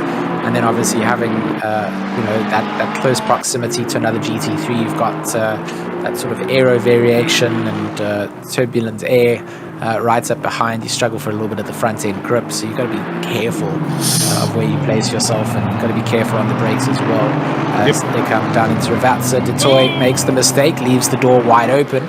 Mumford puts his size 11 shoe right into that and will take it. So a good little spot then coming out for Sean Mumford, as Dutoy then gets left in the tailwinds, trying to see if he can reclaim that position. But it's all about that exit out of Ravatsa too. I mean, you really do just get yourself a good advantage to then lead away and progress up the track. And Dutoy is going to be looking at that and thinking, should have held a tighter line coming into Ravatsa. From what I can see now, with the car headlights, there's definitely a shiny reflection as they all come hammering past Mark McGee and his purple McLaren for BWR. But yeah, it's wet now. You can see the back wing on the the Mumford White Rabbit gaming car. It's got water, so it's wet enough now that you have to be on wets. However, I think the drivers are still going to be moving across here and there off the racing line just to drive through a wetter part of the track to help keep those tires as cool as they can.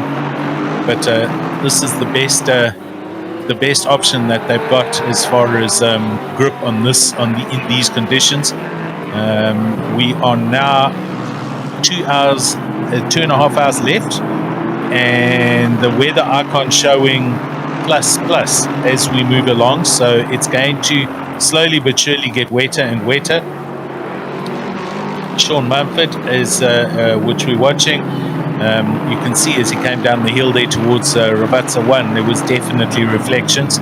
So the track is in fact it is progressing. It's still listed. Look out west from our view up here in the commentary box. Those clouds looking so dark. I wonder if we've got some thunderstorms brewing coming this direction. We've got 9 kilometers an hour of wind blowing in as well. Yes. Which if we're outside right now with a brolly, it would be completely inside out. So it really is a place that you don't want to be out on the circuit. You can see that very few, it's only the poor old marshals that are standing on track side, really having to do what they need to do and wave the flags. But it's not a place you really want to be out in these conditions. A couple of members of the brave members of the crowd surviving, and they're enjoying the racing. So there we go, you get a good little view of the clouds. That's what we're seeing as well, just a lot of dark skies to come, and if that rain continues coming down and hammering down, we should see a very wet end to this race. No, we should. Agreed. Let's not say it's going to dry again. I doubt it, but I think it's certainly provided us with an awesome challenge, and the drivers today. Good dry 2 hours, and then a very unsure middle section between hour 2 and 3, and getting wetter as we move on between hours 3 and 4. So superb challenge being provided, and the drivers are doing their utmost to keep in control. Mumford, we're still watching him, and now we see McCall in the Mercedes. So Junior McCall in second place, and he is heading up the main straight.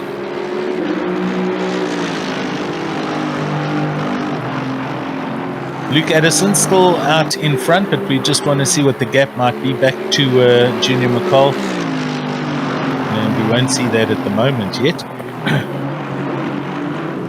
B. Kruger in third place. Jason Hapsmeyer does in fact, he's moved up to fourth, with Jason Isherwood up into fifth, and Kieran Patterson fallen back to sixth, but he'll be on a drive back to catch up to and go past Jason Isherwood and try and close the gap back to Hapsmeyer. Right, so that gap McCall to Luke Addison at almost 32 seconds. So that's kind of remaining as it is. But McCall in amongst a bunch of traffic here, young Junior McCall, and handling it as best he can. Just really showing how far he's come in maturity-wise. Yes. Handling the conditions. I mean, you've seen how he's been doing in the series for Raceface that I haven't been able to be a part of. But I mean, he's just gone from strength to strength as a driver, and not just in terms of his ability, but his confidence as a young sim driver.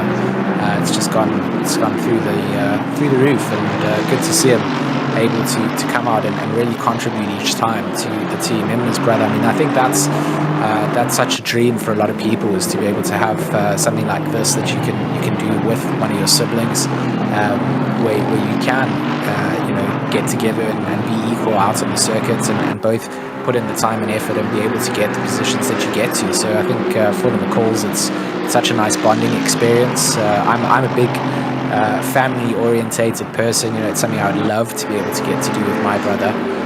Too bad he's not really into sim racing, and I'm terrible at it. So that dream is never really going to happen. But it's always nice to see families, and even when it's people racing out here with their significant others or cousins or anything like that. It's all just nice to see how that happened. This is just a traffic jam and a half. Look at that! As, wow. The call threads the needle, gets through 2 back markers, now into the back of Manford as well. Manford just going to hold his line, maybe just ease off just a little bit, let McCall come past before the apex. But it's not an easy place to be in. You're still defending up against the likes of Dutoy, who is in for position. At least he's got himself and Rodenbach between him, Manford, so he can afford to kind of just ease off and give McCall the position. But that's what we always forget as drivers, is you sometimes coming up to a battle where you think, blue flags for you, let me through. And that's actually 2 drivers battling it out for position as well. So they've got to kind of try and make as much space for you as they can without impacting their own race. Indeed, exactly. I see Mr. Isherwood into the pits from 6th place, so they're definitely out of sequence with the rest of the field. Kieran Patterson has already passed back up into 5th place, so he is on a charge, trying to catch on to the tail of Jason Absmeyer, who's a little bit up the road. Luke Addison still out in the lead, but McCall not that far back in 2nd place. And Kruger a good couple of seconds further back in 3rd place. But still a lot of racing to go, make no mistake, and it's going to get even tougher. The track will get wetter. Guys are currently at the moment doing heat management cycles on these tires. I can see drivers moving across off the racing line to run on the damper part of the track. So it's all still going on here. Camo ZA on the YouTube channel, how's it? And he is asking how many cars are still on track. I think the last time we had a look-see down at the bottom of the thing, timing screen, it was 33, 32 or 33 cars on the track at the moment. So still pretty much a full-blown session. As we see, Hall is now out for the BMW, coming very slowly along. Hall, Isherwood handing the car over to Hall, and they're out in 7th place. Chris Haneke does in fact move up and pass them into 6th. Peter's carrying a 15-second penalty there. I'm not too sure. We'll see if there's any message related to that. Car 171, that's Erasmus in the Ferrari. They had an unsafe rejoin and unfortunately collided with car 7, so they got a penalty for that. And car 17 causing a collision with car 815. That was that's the 15-second penalty for Peters. So there we go. Hall running a little bit deep as he comes through Aqua Minerale in the Bentley, and manages to capture it all up and heads up the top of the hill over Variant Alta, and coming past Sabata in the other Bentley. I think I'm actually okay to stay here. Dutoy in the pits from 14th place. All struggling around the bottom of he's actually struggling to get grip through Rabatsa. There is Dwayne Hall. Manages to get a good drive out of there and heads up for his next lap. So 2 hours and 23 minutes to go. And it is definitely going to be getting wetter. So drivers are going to have to put up with this. Also manage the tires that they're currently on. The majority of the field, I would say, is on wets right now, and we are seeing them move around as Dutoy's in the pits now, is busy rolling, and Joubert in the background there also stopped in the pits. Drivers gonna have to currently manage the tires The rain is falling, but it's not falling hard enough yet. And I know for a fact the guys are busy doing tire cycling, where they are actually trying to drive off the racing line to find a damper section of the track to help cool the tires down.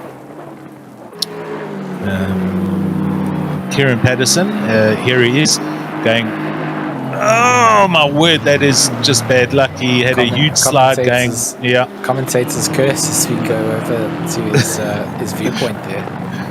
Sure. He had a huge slide there. He's managed to capture it all up. Don't think too much damage was done, but nonetheless, just goes to show how tricky the conditions are out there. And interesting, I mean, even with the rain getting a bit harder out here, track conditions still just indicating from our telemetry that's just still damp out there, not quite wet or flooded, just damp.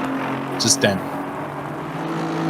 It's a blanket term because it can be on the very early stages of damp, or it can be on the very late stages of damp before we go over to wet. So it looks like Kieran's struggling a little with the turn, and he could have picked up a bit of damage with that hit. It didn't look too bad to us, but we know that the damage model in the sim it can be sometimes forgiving, sometimes very unforgiving, and these cars are very sensitive to those area damages that they can pick up. Very true. As you can see, as they come down the start-finish line, you can see the very patchy parts of the track. Viviers in 11th place is in the pits in the Audi, as is Cilliers from 20th place in their Aston Martin. Kieran Patterson here arriving on the back of the BMW. The BMW is still out, and Barber just trying to keep out of the way of everybody. Oh dear, and we just see Skeppers in the Lexus come through that hairpin. He has just come round Tosa and hammered that car into that brick wall. I think there's a pile of damage that's just happened to that Lexus. Patterson comes over the top Piratella, where he had the moment the lap earlier. So here we go. Skipper's rolling again in 29th place, but that bonnet is all different shapes of straight. It looks like a Willard or a Simba crinkle cut chip right now.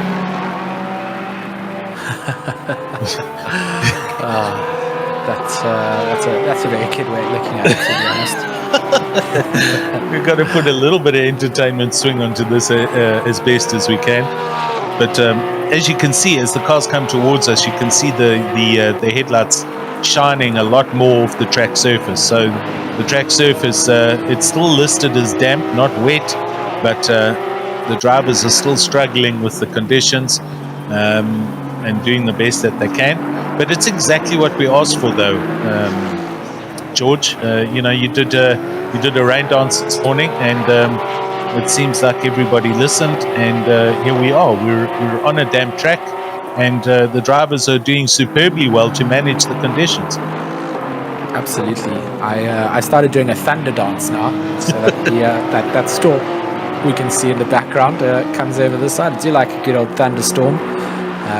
I mean, I don't know if the driving conditions would be great for the drivers, but since when have I betted for great conditions for the drivers? I seem to be the one that continuously cranks the weather wheel and says, well, can we get a little bit more rain out here? And this time around, prayer is being answered.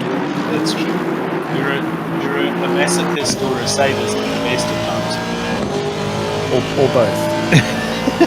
Never mind, just let the drivers have a tough time just dealing with Imola as it is. But no, let's make it wet and slippery as well. Yeah, it's challenging. Awesome. Currently looking from the front grille of the logistical nightmare racing Aston Martin of Sean Buck, and he's looking up ahead. Looking at Van der Merwe in 14th place.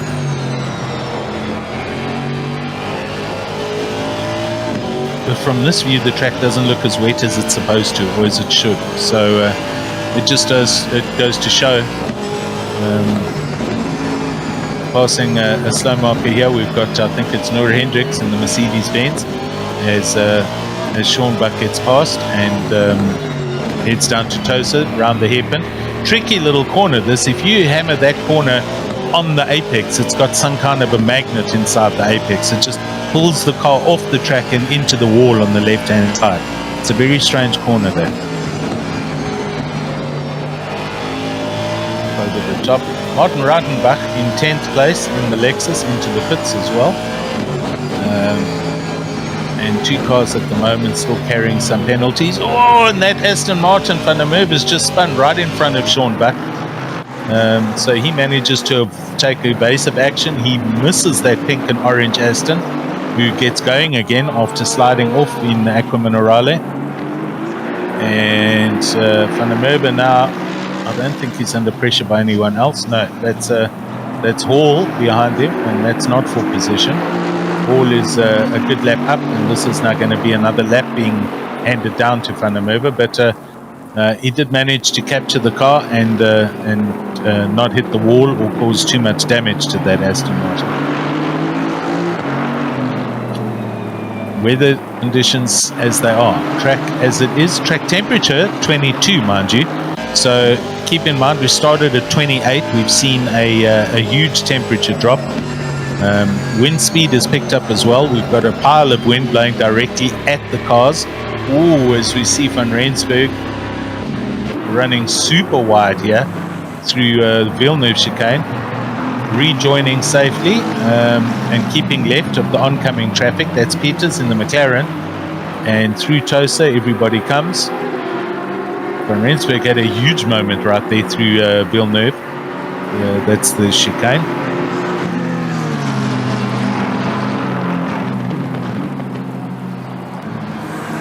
Barry Mayer just goes past in the pink McLaren for Black Widow Racing.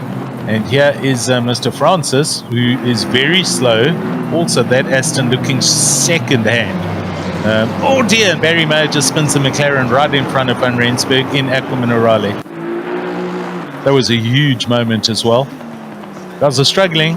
This is, it's everyone's doing wind diesels all over the track today. And there's another penalty being handed out to Jay LaRue in the Porsche, 20 seconds. Let me go and see if we can catch up with that.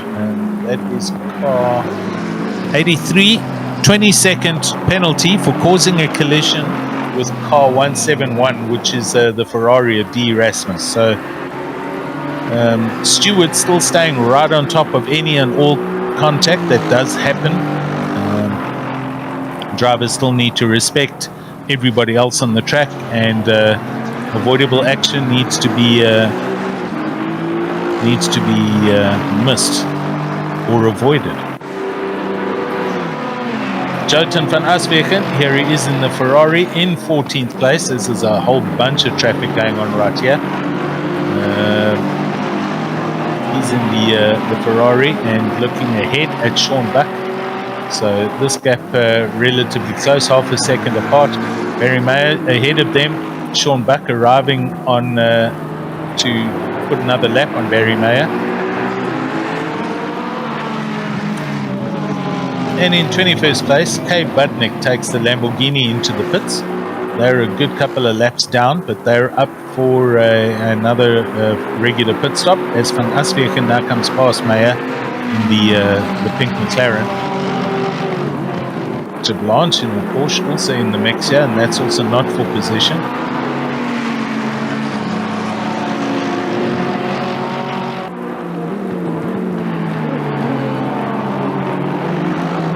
Aswegen gets through and he pursues after Sean Buck as they go up the hill. YouTube channel still very active. Hello Leslie Oliphant, how are you Leslie? Long time no chat, great to see you sir.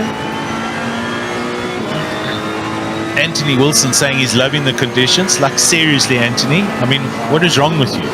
How can you love these conditions? It's not wet, but it's not dry. So, but yeah, super challenging, and the drivers are managing this really well. You can see the the dual picture up there on the screen earlier, and good light reflection coming off the track surface. So Derek Peters in 9th place into the pits now for his pit stop, and he's carrying a 15-second penalty, which will be cleared now.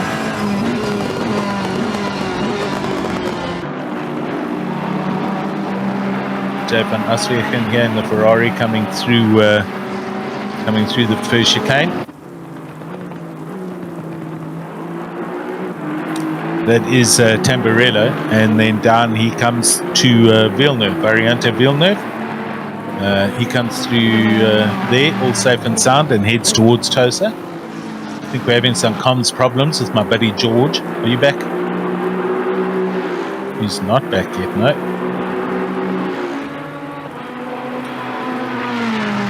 No problem. So George just taking a quick pit stop and getting a cold drink. We'll be leaving the cameras on Mr. van Aswegen for a short, quick immersion break. So just sit tight. We'll be back with you shortly.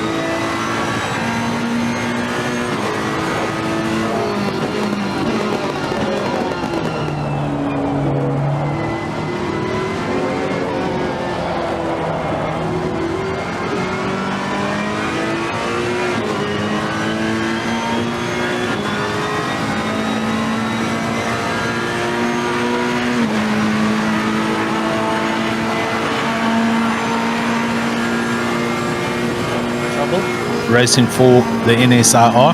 That's not so independent racing. And we'll have our producer back online shortly, and we'll chop and change to some other cars.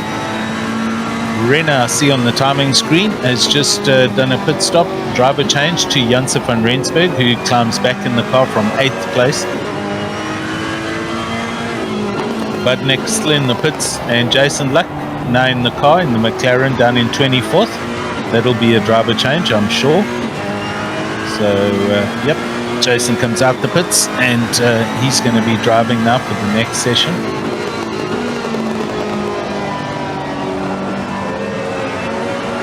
Just looking out the windscreen of this Ferrari at the track. It's Van Rensburg up ahead, and you can see how dodgy these conditions are. It's super sketchy. It's a little bit of shininess here and there, but it's not full-on shininess like wet. So track still listed as damp, track temperature 22, and these drivers doing exceptionally well considering the conditions. Inside information from PWSR, Kieran saying their tires, he's currently on wets, but because it's not full on wet, they're running pressures at 32 psi, where they should be in the 30s. So they're a couple of psi higher than they should be, but still doing well to maintain their position, and currently 5th, a couple of seconds behind Mr. Absmeyer.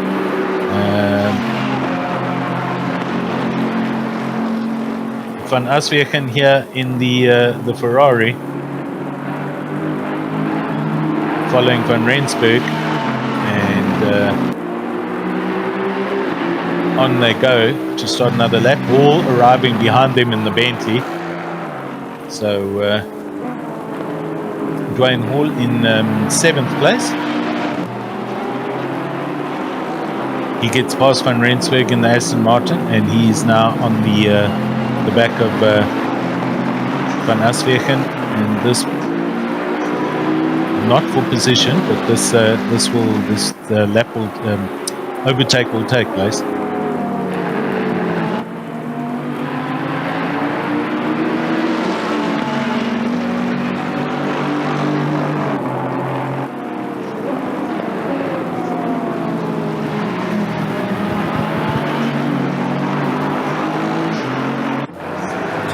Some stunning racing really taking place, some good scenery around, and these conditions really do start to push drivers to their limit, don't they, Alan? I mean, if you can do it in the dry and you can do it in the wet, you really can claim that you've got something special out there. It's just so good to see how much adaptation gets done. You can see some rain prep has been done by a couple of teams and drivers. Those teams that have sort of opted for that hybrid setup, predicting that rain could come down this time. Yes. Come 2 rounds being told that you do need to prepare for the rain, and it hasn't come, so you've put time and effort into those setups before to run hybrid, and you think, well, do we do that again? With the way that predictions have gone, they haven't really ever yielded about at this stage, but doesn't want to make it easy for him to get by and start clearing the rest of the traffic. Exactly. I mean, it's not a compulsory. He doesn't have to move over whatsoever. He doesn't need to give the position back. But this is going to be super difficult for Absmeyer. He's all over the back of McCall. Does a full-on send into the first chicane and makes a nice clean pass. Junior McCall's just going to let that happen, and Absmeyer will do his best to now try and pull away from Junior McCall and put some daylight between him and the Mercedes-Benz of ATK Academy. But as you say, he's unlapping himself. Still 2 hours left in this race, and who knows if that doesn't come back to bite them later on. Absmeyer's got to essentially go all the way around once again and pass the whole field, which isn't an easy task at the best of times, but in these conditions it's even more difficult.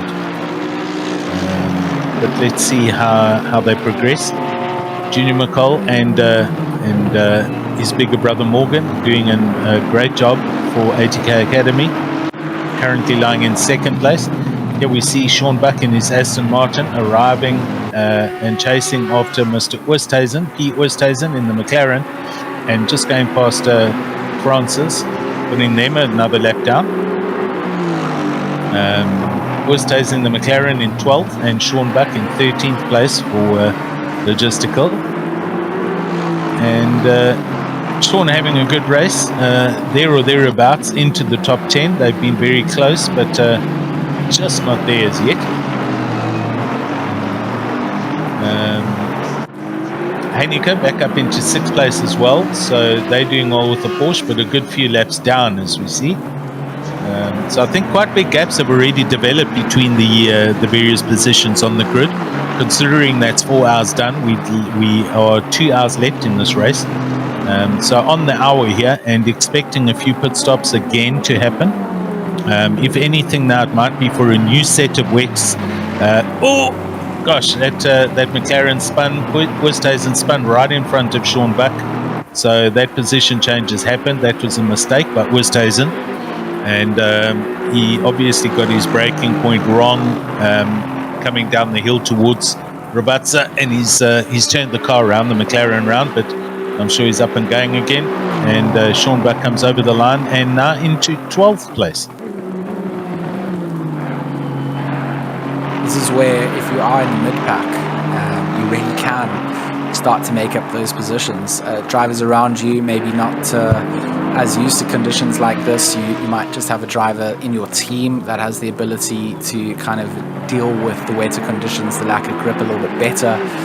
It's all about how you can balance out that traction control that you're running on your power unit. Make sure that you are getting as much traction as you can out of the corner, baby the throttle out, and sort of not have the automatic engine cut doing the work for you. It does give you a little bit more speed, but just so much potential to actually make up positions in the mid-pack and try and find, like, for someone like Sean Buck now, I mean, he's racing from the UK, so you'd be used to the wet weather during normal driving conditions. In the sim, maybe not so much, but potentially could get himself up to a top 10 finish, and that's kind of where Logistical Nightmare would love to find themselves finishing up here. Agreed. That's what's going to happen. Right, so literally on the hour, ka-ching. There we go. 2 hours left, or at least just under 1 hour 59 minutes, and so on. And I think the pit lane is going to light up. People are going to start coming in for their next round of pit stops. B. Kruger currently in third place, having a little bit of a lonely race, but they've done well to keep themselves out of trouble. Oh, gets a little bit tail happy through Aquaman O'Reilly, and up the hill he comes. Luke Addison, 135 laps in the car, in the McLaren, doing a perfect stint, double stinting after Tariq doing an opening double stint. So the next pit stop, they're due to come in for a pit stop shortly. I think he might hand the car over back to Tariq Adam, and we'll see what happens and if that happens. Junior McCall in the car, 25 under 30 seconds, so that gap between first and second is not that big. And then Kruger, that we're currently watching, in third place. Absmeyer then a few seconds further back in fourth place, doing really well, also with their drive back up. And then Kieran Patterson rounding out your top 5. Kieran Patterson, sorry. No, I'm just saying, I mean, the top 5 have really been quite flawless as it's come down as it is now. I mean, we know that Amterplay had a bit of a difficult start to this race, dropping down the order. They tangled up with the McCalls from ATK, but just good recovery from both teams. ATK sitting comfortably in second. They haven't looked like they've been under pressure to lose that position. And the whole top 5 just kind of nailing the strategy calls that they've needed in these very trying and different conditions. So, I mean, more rain to come down in 10 minutes' time. Does that add a little bit of a spanner into the works? And then 30 minutes kind of continues with that harder rain. Do we start to see a bit of dry coming out? I mean, we look around from up here and we couldn't ever fathom that it could actually get dry, but you know how quickly the conditions could change. That wind that was gusting earlier, that's picked up an extra kilometer an hour, so does it blow the storm over? Is the storm something that is beyond what our weather radar can pick up? I mean, we can only see our immediate vicinity, but as it would stay right now, I'd recommend that anybody is putting on their wet weather gear and staying in it for the close of this race. Yeah, I agree. I think I can't see it clearing up, to be honest. And as you can see, in 3 minutes, it's definitely getting wetter. So the strategists, the team managers, etc., will also have seen that. That means it's going to go to full wet. The track condition will change, so tire pressures Currently, I know the guys are obviously trying to manage the wets that they're on. They're probably 1 to 2 psi above where they should be due to the lack of moisture on the track. But with the full wets, they'll be able to manage that a lot better. It's still going to be who changes to the full wets when. If that hard rain is only happening in 30 minutes time, the pit stops are happening in between now and the next 10 to 20 minutes. So again, are we going to see some gambles where drivers are going to put a new set of wets on and just deal with it for a couple of minutes before the big rain falls? And if they are, will they get their pressures right so that they are correctly set when the track goes to full wet? I mean, it is getting colder out there, isn't it? I mean, down to almost 21 degrees. 21 degrees for what has been. It started off at almost 50 28. Yeah. Started this That's race, correct. It's just plummeting down, and that's exactly what you were saying now with the pressures. You have to now adjust your pressures not only to the wet conditions, but also knowing that you don't have the track temperature that's out there. And call as well that we're busy watching.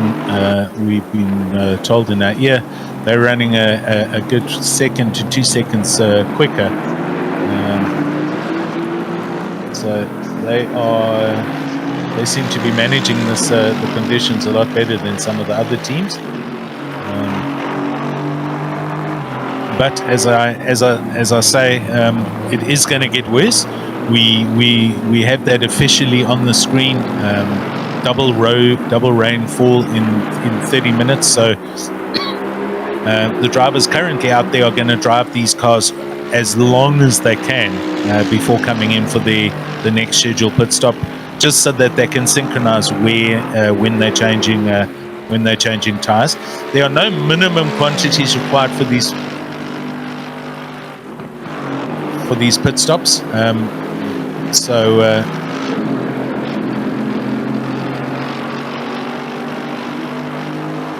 I'm just getting some messages in my ear. So that last lap, that was 7 seconds quicker than the leaders. So they definitely closing the gap down, or Junior is, on Luke Addison.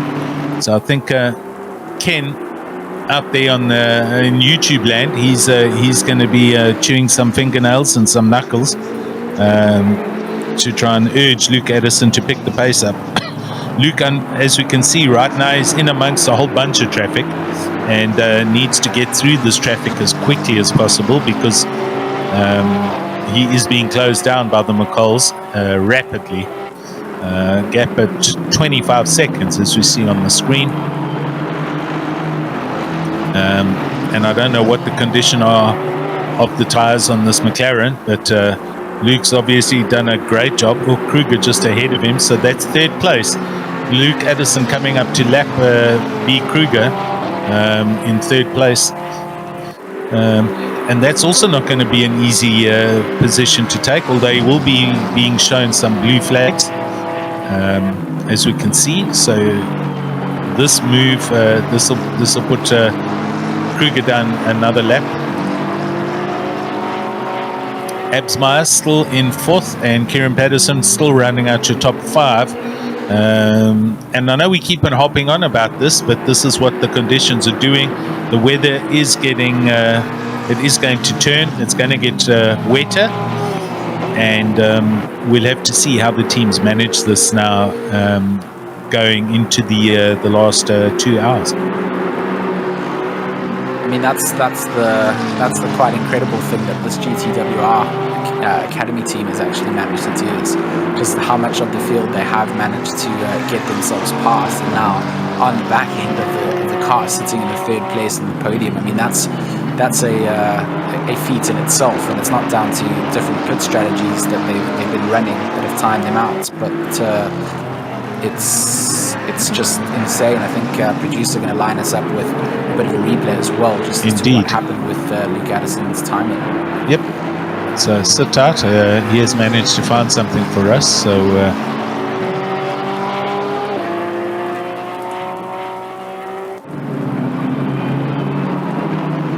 a little bit of a loop-de-loo in the Imola complex, which has caught quite a few people out, I'm sure, especially in these conditions. So, you know, just gotta realize that it doesn't just happen to people that aren't experienced. It happens to our experienced drivers as well. Exactly. Tough and treacherous conditions out here at Imola, especially in the wet, as we follow along looking at Stuart Jameson in that missed apex Audi. They are currently sitting in 12th place and looking to try and see if they can get past the likes of the logistical nightmares Aston Martin. That's not the car directly in front of them, but Sean Buck in the number 508 just up the road from them. So that gap has also just sort of opened itself up as the timing split increases. Was half a second, now 2 seconds coming through. So it just shows in the difference between two timing splits how much time could be lost whilst trying to get moves done and dusted.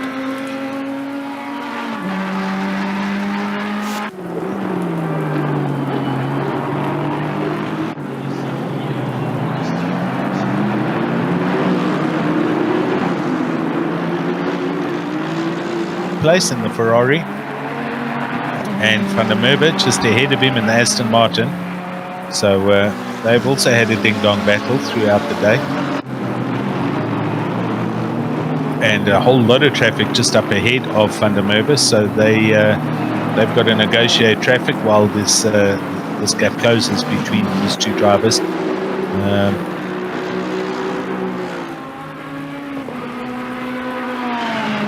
Really not an easy car to drive, that Ferrari here at Imola. Kind of, to me, similar to how the Porsche would handle. It really doesn't like the curbs as much as some of the other entries that are out here. The rain comes in, it's quite treacherous. You've got to be very, very careful about how much of those curbs you are using. You just can't carry the same apex speed through, and got to rely a lot on the downforce. So you probably sacrifice the top end. Maybe not as much as you would in the Porsche, but it is a difficult car to try and get around the circuit. Agreed. It just doesn't seem to like going over the curbs and stuff as much as the front engine cars, the Mercedes, the Bentleys. But those are the teams that they favour the Ferraris, they favour the Porsches. They're comfortable in those cars, and that's what they're going to drive. Here's Steve Koenig for Team Heat Together and to Blanche. This is position 23rd and 24th place. Steve Koenig, our other fellow commentator, getting very racy in the Bentley. Side by side. I mean, get on with the overtake. Don't go around all the corners side by side. Just losing some time coming out. So Koenig maybe trying to see if he can get a little bit of a cutback coming through. To Blanche, very squibbly on the exit. Does he have the top end to hold off the Bentley from Koenig? Koenig not really putting up a huge fight in that move coming through, and now kind of getting caught up in the wake of what to Blanche is kicking up in front. But I do love that livery, that stock standard ACC livery. He really is holding Koenig up, especially to a Cream and Raleigh. Koenig looking like he does have some pace to be able to make these moves. Certainly has the top end advantage if they are running with a lot of downforce in that Porsche, but not really being able to get anything kind of done. I think Steven just being a little bit more on the side of cautious at this point. It looks like he would be able to take the fight up against it, but maybe just not wanting to stick a nose in, just wait for the mistake to be made. And there's the mistake from the Porsche, and it's very wide. Inside line opens up for Koenig. Back onto the loud pedal they'll go, and they'll stay side by side for a little drag race. And this is where we think the top end of that Bentley is going to showcase itself. But I wouldn't say it as really. They kind of neck and neck as they make their way down to the approach of Tamburello, and Koenig maybe just a nose ahead under braking. Now they'll go brakes very early, does Koenig. Will allow that Porsche to come through, and very deep goes the Porsche. So Koenig unfortunately not going to get anything done there. Blue flags waving for Heineke, but right through the middle. Yeah, just thread the needle. Completely. See, Mark McGee's also picked up a drive-through down in 31st place. So, and here comes Junior McCall onto the back of Stephen Koenig. So these guys need to be aware there are leaders approaching and coming through at a rate of knots. A lot of traffic going on here right now. And that's Nordea in the Lexus also coming past. So Steve Koenig stays out the way. Nordea comes through in the Lexus. And looks like Steve's having a whole bunch of fun out there, I must say. And great to see him driving and actually enjoying the sport as a whole versus the commentary side of things. So good to see him driving some. Right, Mark McGee into the pits, as we can see, for his drive-through, and Steve Koenig up over the top of the third chicane as they head down from Variante Alta towards Rabatza again. Just want to have a look at some of the leader positions again. So we've gone through this pit window. 1 hour 45 minutes left. This is Dutoy coming past Koenig.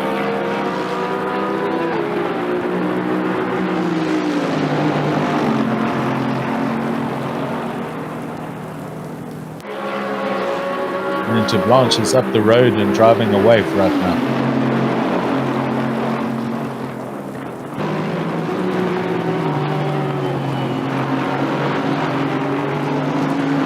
Hour and 44 to go.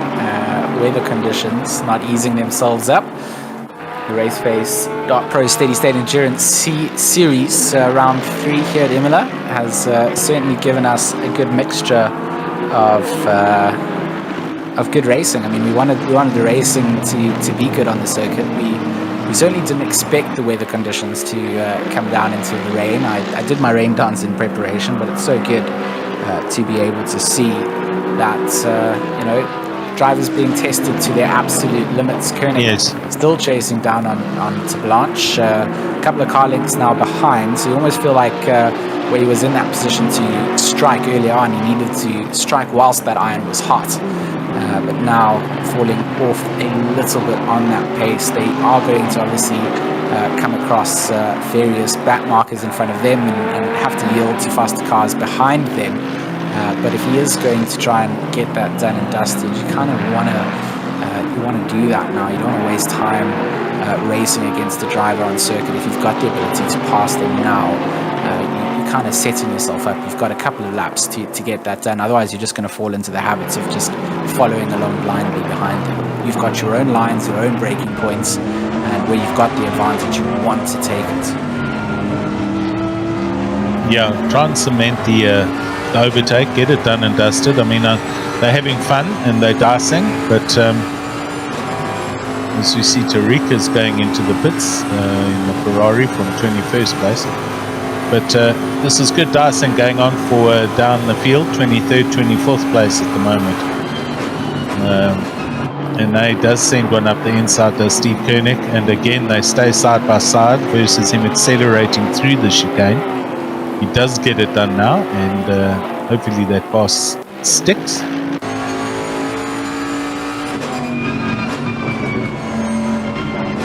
Made it look relatively easy when it came down to it. So there's a couple of laps just following behind, maybe paying dividends out, being able to just get a read on where that driver is. Goes quite deep into toes hairpin, but manages to keep it pointed in the right direction and enough acceleration out to not feel the pressure from the Blanche behind. Big shout out to our YouTube chat as always. If you guys are still with us, don't feel scared to send us a message, as both our drivers were following along with take to an alternative part of the circuit. That painted solid line, gents, indicates where the racetrack ends. So both of them still doing a good job at just keeping each other within sight. But the entire field has had a field day out here, having to adapt to these conditions, and I'm sure very late on the brakes goes to Blanche, tests the braking point up to its very limits towards the back in the Koenig, and unfortunately then overslows himself down through the exit of the top of Variante Alta, and that puts him on the back foot as they come down into Ravazza. And this top end is where we saw Stephen Rayleigh reeling in the Porsche. Right now he's got a good advantage to stay ahead. Yeah, and on the YouTube channel, Ken saying nothing to stress about. That was in response to my comment earlier about Luke Addison and having to pit and change tyres, etc., etc. So it sounds like the GTWR guys have definitely got everything under control. Still a long way to go though. 1 hour 40 minutes. Well, not too long considering we've been going for 4 hours and 20 minutes, as we see to Blanche running very deep through that chicane, and the advantage is all across to Steve Koenig's side. Tamburello chicane catching out to Blanche, and that gap's been done. Volskenk here in his Porsche with Van Rensburg just up ahead of him in the Aston Martin. So a good little dice happening here between 19th and 20th place. We see Joten van Aswegen in 14th. He peels off into the pits with 1 hour 40 minutes to go. So, geez, that's a long stretch to run if they're going to attempt to do that as the final pit stop to the end of the race. I don't know if that's doable or not, but we'll have to see. Otherwise, there's going to require another splash and dash by that the car 815. Oh, look at that. Luke Addison has a 15-second penalty. There must have been an issue there that we didn't see. I wonder if there's anything written. Yep, there we go. Crossing the pit exit line. Oh, that's what that was for. I remember seeing that. So they came out the pits and moved right across the pit line. They crossed the solid white line in front of that Lexus. And they forced the Lexus to take avoiding action. So they got a 15-second penalty for that. I did find that strange when it happened, but nonetheless, I don't think that 15 seconds going to hurt Luke at the moment, because they are... What is the gap? I can't see it at the moment, but I don't think it's that far. 39, yeah, 40 seconds. So it is going to bring the McColls closer, and they're going to have to just watch what happens on the for the remaining part of the race. On board here with Sean Buck, and he's attacking Mumford in the White Rabbit Racing Aston Martin. So it's Aston Martin on Aston Martin, and Sean Buck looking in a very racy mood. He's going to want to try and get by this Aston, and that'll put him in the top 10, which is a good result and good drive so far.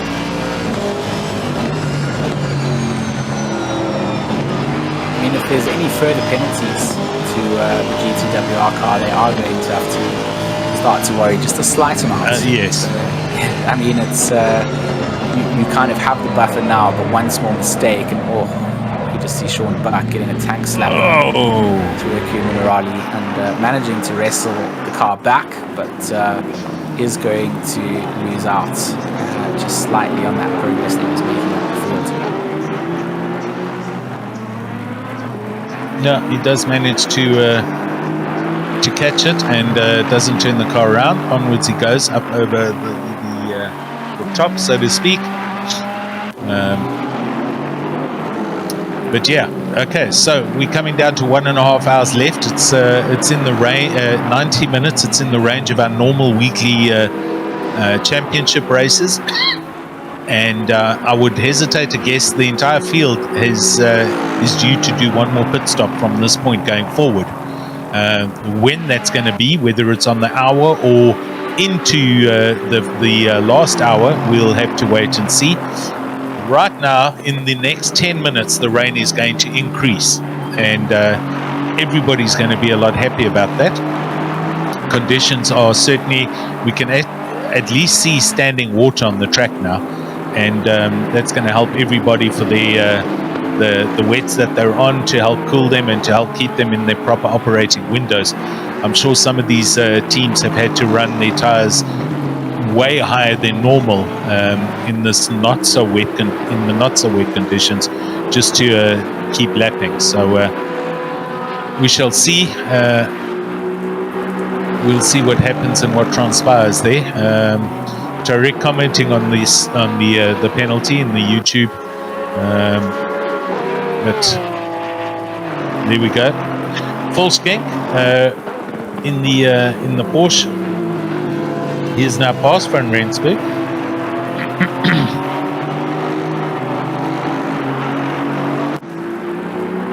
So they're making up positions as we see them come towards us into the Villeneuve chicane. Also having a good race.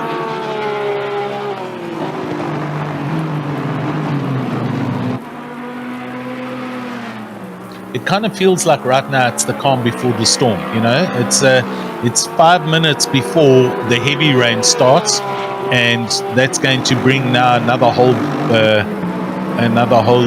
dimension to this race. Oh my word, as we see a McLaren, yellow flags waving, and a McLaren across the track right there, as they went over the top of Piratella. I think that McLaren sorted itself out. I'm not sure which car it was, if it was Oosthuizen or not, but hopefully they've got themselves sorted. And Volkskank arriving on the back and trying to put another lap on Skeppers. That's K Skeppers in 27th. Just reading back through on those penalties, did we see Addison crossing the line there for that incident? Was that the one that we saw coming out of the pits? That's correct. Very, very early on. Yeah, he kind of moved across to get onto the wet side of the track, or either get out of the way of the fast oncoming traffic. I'm not sure what it was, but he crossed over the solid line, and that the Lexus had to like hammer the brakes to not run into the back of him. I mean, that's just interesting because I was just looking at our YouTube channel. The chat. The car 111, which was the Porsche, was it? Was the one that had reported them. So it's I don't know if it was even the one that we had seen. I couldn't remember. I did remember the Lexus though, and I thought I'd maybe misunderstood that. So perhaps there was another incident. Yep. Took place. So good point. Stewart's coming out and making a call on that. This is that 1111. Well, it definitely wasn't this car that we saw. No, but he might have been involved in what transpired after that event. I don't know. But I do remember it was a Lexus that was immediately behind. So maybe we can, maybe Race Direction can inform us in our messages, in our chat.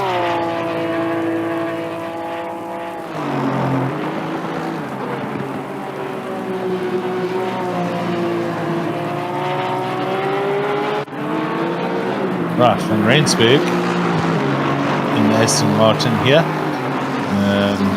This isn't for position with Skeppers. So a little bit of weaving. Oh, hard hammering under the brakes. Has to take avoiding action not to run in the back of that Lexus.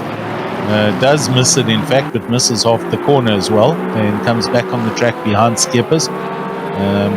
Kind of moving around all over the place, so I'm not too sure what's going on here.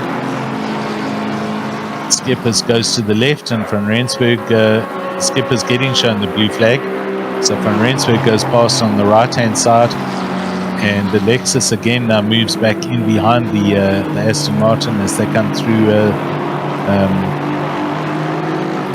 Tamburello. And on they go. You can actually see now small spray coming off the back of the tires of the car. So this is it. This is like the last 5 minutes before this rain starts to increase exponentially, and we'll then see the final pit stop start happening as they close into within the next half an hour, I'm sure. This is that storm that we've seen in the distance, kind of blowing its way over here. Yes. And it looks like it's just not stopping at any point, just getting heavier and heavier. Does the thunder and lightning come out eventually? We don't know, but certainly implying the weather gods here that they want this track circuit to be wet, and wet it will be. So very interesting to see. I wish we could just keep a track on how many laps each tire set has done. That kind of telemetry just isn't really available to what we're doing here. But it would be so nice even if we had some alternates, in some graphics that could just show how many laps a tire set has done and things like that, which would just be so nice to add to the broadcast. Would be. Looking at Luke Addison, 151 laps they've done for the day, and onwards they go. Had a relatively clean race. Let's be honest. Managed to pull away from the field, although the challenges were there or thereabouts, the McColls, etc., for the early part of the race. But Team GTWR, they've essentially led from the start of the race and fallen back into the leading position after each pit stop. Luke Addison currently driving the car. They did get a little 15-second penalty, which has been issued due to them crossing the pit lane exit and going over the solid line, which was explicitly listed by race control in the driver's briefing. You are not to cross the white line. So it happened, and that's a rule that was broken. Irrespective, it's done, but they're carrying a little bit of a 15-second penalty. Gap between them and the challenging second place car of ATK Academy is bigger than 15 seconds, so that keeps the GTWR car does stay in the lead at the moment, but they need to keep their nose clean for the remainder of this race. B. Kruger, as I say that, Addison comes into the pits with 1.5 hours left. I don't know if it's possible to run this from here to the end of the race, so that possibly means that there could be another splash and dash required before the end of the race. McCall coming through in the ATK Academy Mercedes, and are they going to pit now? And they're going to, or they're going to try and manage track position, go through. I would probably say they're going to go through. They are. So this is going to put the McColls into the lead for the first time in this race. And they are obviously on a complete different strategy. I would expect, based on what we've seen, Junior will bring the car in on the hour or there or thereabouts for the final stint. And he'll probably stay in the car unless he puts his big brother Morgan, or Morgan gets in the car. So I think we're still in for a good race towards the end of this race, with the weather getting heavier, and that is now happening now. As we can see, we have double rows of raindrops, so the weather is picking up as we speak, and the track is getting wetter. Luke Addison still in the pits. That penalty has been cleared. He's rolling now, as we can see. So long pit stop.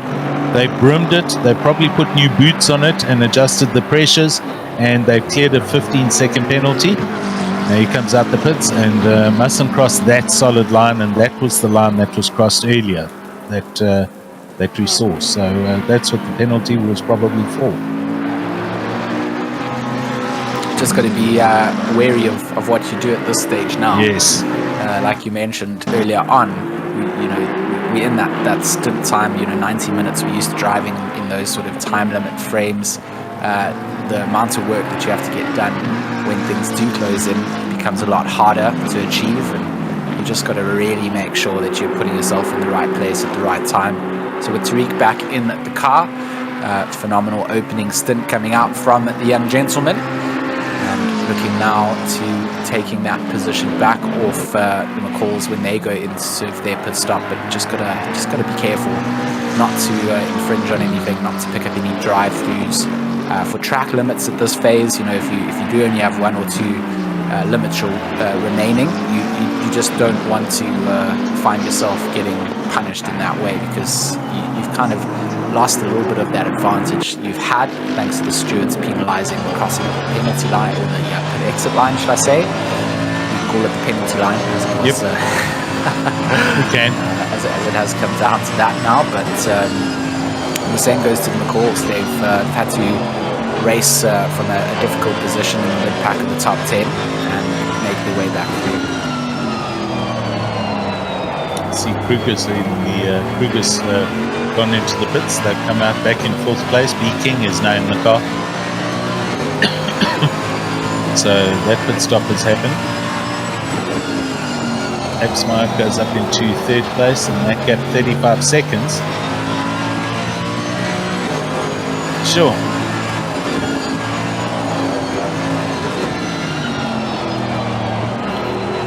So with 1 hour 25 minutes left, we are due to see McCall still pit, and that gap 35 seconds I think at the moment.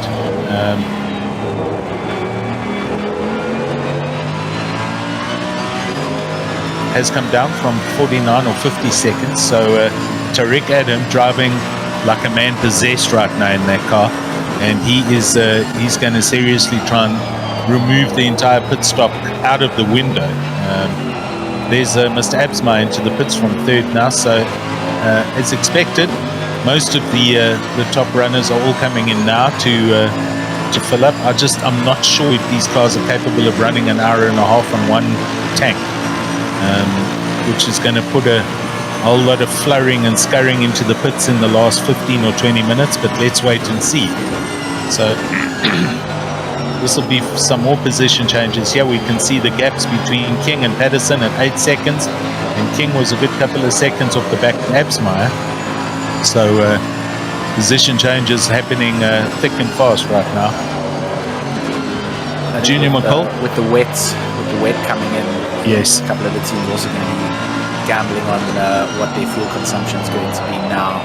Maybe not as aggressive on the wet fuel mapping, so extending the time that you can drive out there if it is going to stay wet the entire time. So there's quite a lot that I think they're probably looking at the moment.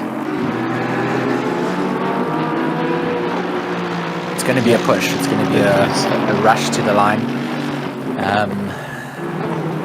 I'm just keen to see if we do get a little fight for 1st and 2nd on our hands. I wonder if our viewers can help here, JC and anybody else on the YouTube channel. Are these guys capable of running to the end of the race if they pit now? As we've just seen, King pitted, McCall's still got a pit, so I know they're going to pit closer towards the hour, I'm sure, as we see some yellow flags here. So there's a problem at Rabatsa with somebody off. McCall coming up to some traffic, and the yellow flags are cleared. So can Kleb, etc., and King, and there we go. Here comes Junior McCall. So they're in at 1 hour 20 minutes to go. So that I know is doable. This is now the final stop before the end of the race. But I don't know if the other guys, they pitted with 1.5 hours left. I don't believe that car can run that long. Tariq Adam going over the top, so now we want to see the changeover happen. This is McCall going to change tyres, or are they just going to put fuel and try and do the gamble and keep track position? I'm not sure. Maybe they don't need to change tyres. Maybe the tyres are okay. I doubt it. Tariq Adam exits Rabatsa. He is behind Kleb in 5th place, so they're coming along the start-finish line now. McCall still in the pits. They haven't moved yet. And they go through, so Tariq Adam goes back into the lead, and Etienne Kleb just backs off. Etienne Kleb in 5th place, so he lets them go on. So Tariq Adam back into the lead. Looking at it from that view, that track is not as wet as it should be, but it's certainly going to get wetter. And McCall's out the pits, so they went in and came out in second place. The gap between King and Patterson, 6.9 seconds, and Kleb to Patterson, 4.9 seconds. So third, fourth, and fifth. I tell you what, I don't know who's going to be in third place in this race. It's super close, with Patterson still having to do their final pit stop. So,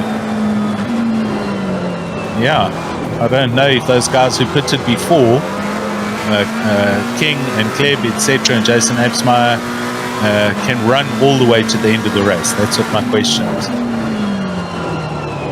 Yeah, I think it is going to be a tough call. Guys on YouTube are saying it's going to be tough, but it might be doable, says Devon Ellis. Leon Strachan, I would assume using the right mapping, you could finish with pitting now. Robert Wentworth saying it's going to be super close. I don't know. Seriously, it's going to be interesting. The end of this race is going to be super, super close. That's for sure. You just don't want it to suddenly dry up, and no, you don't. You've got your full horns going on. You're going to have to do another stop anyway to change to slick tires again. So you can always add a splash in there. But I'm kind of, that was like what I was saying, on the right mapping and the right sort of throttle application, you could probably get a little bit more out of it compared to when it is in the dry. And look at that. That onboard really goes to show you how close it is when you are even just passing on back markers in conditions like this. But look how dialed into Gavin is. It's just, it's actually a glory to watch. You just see those little inputs that he's putting in all the time, kind of the best wet weather drivers in the world.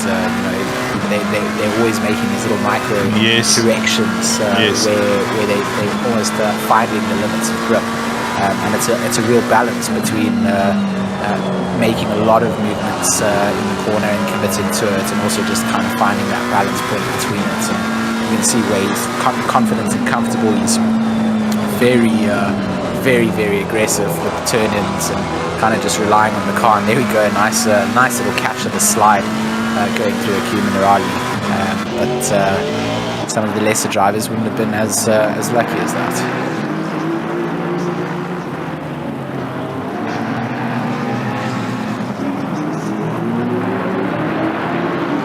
Currently here with Kieran Patterson, who's struggling to get through some lap traffic. There up the road, he's had a problem. So Etienne Kleb has gone past Kieran Patterson. I think he had a little bit of a moment somewhere. So hopefully he didn't hurt the car. I think it was a Kuminarali as well, where he kind of found a little bit of the wall again. Okay. Hopefully not a lot of damage done to the car. No. Again, that's what we're not hoping for on these teams and drivers. Hawkins just moves out of the way for Patterson to come back through, and still very much, I'm getting kind of flashbacks now to Bathurst with Patterson chasing down on Kleb. Exactly. If you guys did tune in for that race, you'll remember what a race down to the very last lap it was, where Kieran was, to be fair, robbed of his position, having that car parked right on the entry up the cutting, and there was just nothing he could have done to avoid that. But let's see if we can get a replay of what happened.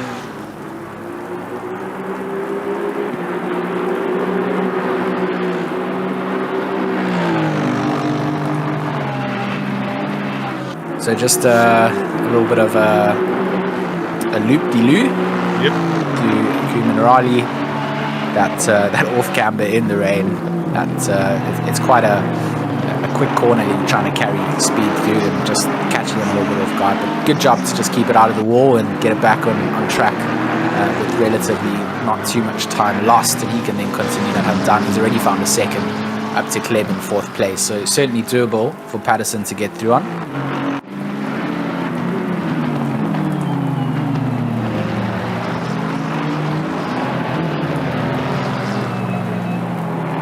Tariq Adam also arriving on some traffic now, as we can see just ahead of him.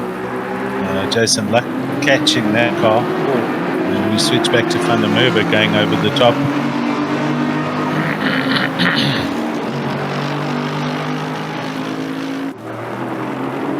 Luck and Buck in the same screen frame. There you go. Well done. You couldn't time it any better, really.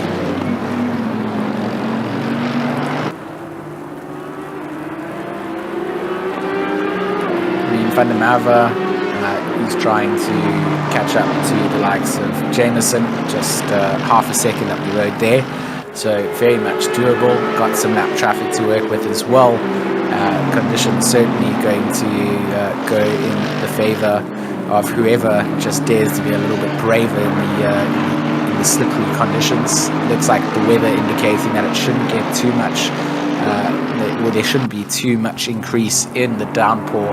So very much these kind of conditions for the next 30 minutes.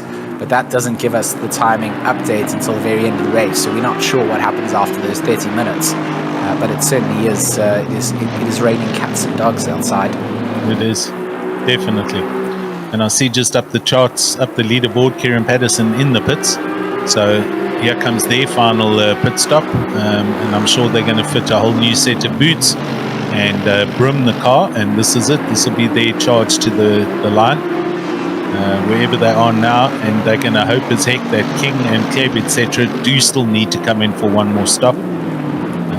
We'll have to see what transpires there as we watching Van der Merwe coming along here, looking at the back of Jameson, the Audi just up ahead of him.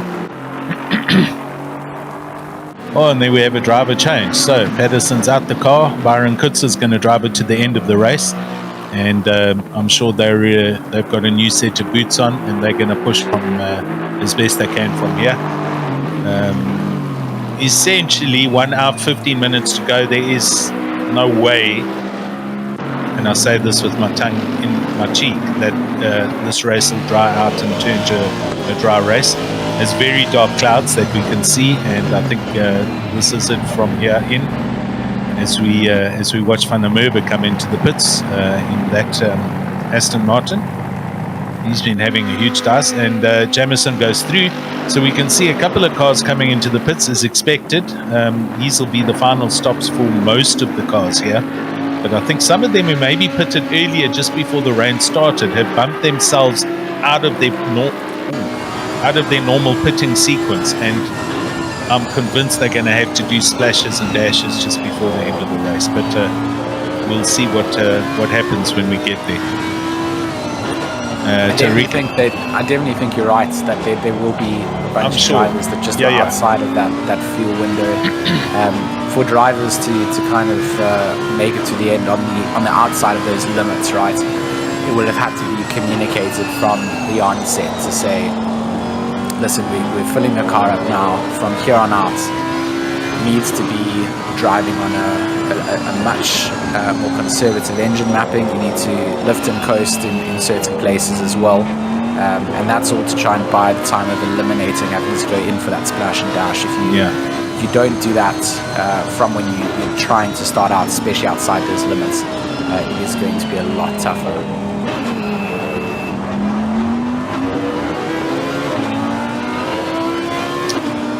Still on board here with Jameson in the Audi as he pedals along, looking ahead at a car in the distance. I'm not too sure who that is. Oh, that's Bull.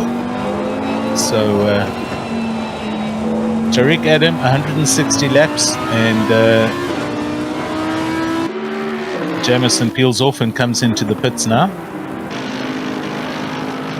Cole goes over the line, and they are what looks like almost a whole lap back. No timing shown on the screen yet. No problem. Okay, so the gap to the leader at 31 seconds. So Tariq needs to keep it as clean as he can, and Morgan is going to be hammering as fast as he can and try and slice through the traffic like a knife through butter to close that gap down. It's certainly not over with 1 hour 12 minutes to go. traffic in the wrong places, maybe a turnaround or a little bit of an incident, and a positional change just as quickly.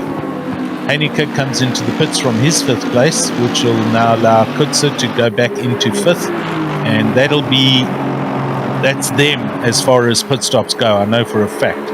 Ahead of them, the Klebs and the Kings and even the McCulls, I'm going to say, I'm not too sure if they've got enough in the car to go all the way to the end. So we shall see. Now there's a gap, 31.8 seconds. Adams to Tariq Adam to Morgan McCall.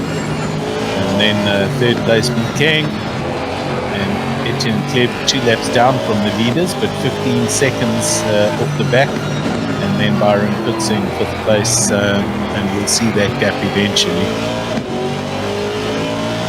So I think it's still all to play for the final podium positions. 3rd place, it's certainly not done and dusted. And the weather is the track is now officially wet, as we can see, with a track temperature of 19 degrees. So these guys will have all had to readjust their wet weather pressures. As Byron Kutzer, we're on board with him, and he's arriving on the back of Tarika. And this is going to be an overtake to take place.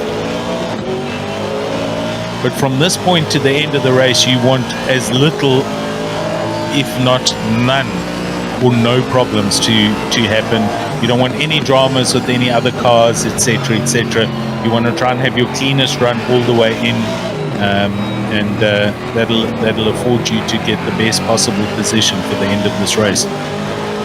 So we see Byron now pulling in behind Tarika down the main straight, and now moves across to the right. Tarika goes to the left, and Hall not too far back. He's 8 seconds off the back of Byron Kutzer in 6th place.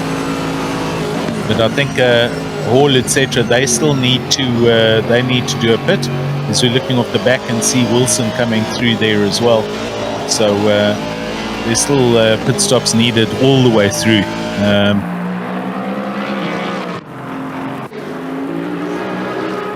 Here's Viviers and Dutoy. So this for 12th place, and the gap 2/10, as you can see at Dutoy for SCR Esports, attacking the back of the Viviers Audi. And just up ahead, it's Peterson, the Bentley, and there's a whole train of cars further up that they're all arriving on or at.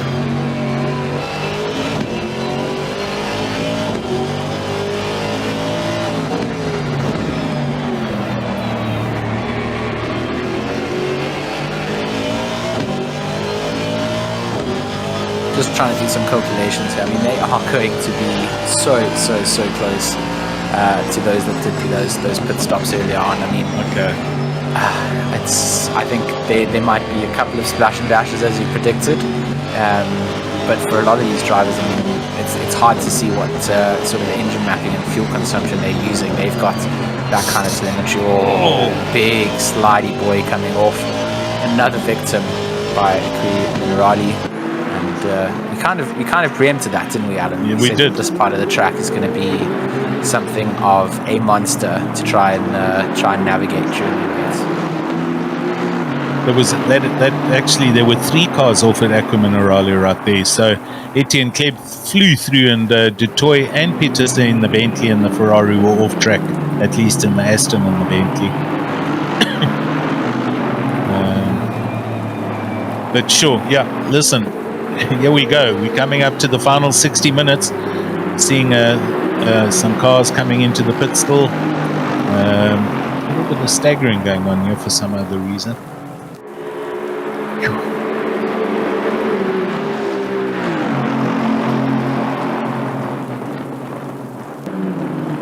Kleb, who's just gone past these guys. I'll tell you what, Peterson is pushing just as hard as he can in the Bentley, and he's actually hanging on to the back of Etienne Kleb.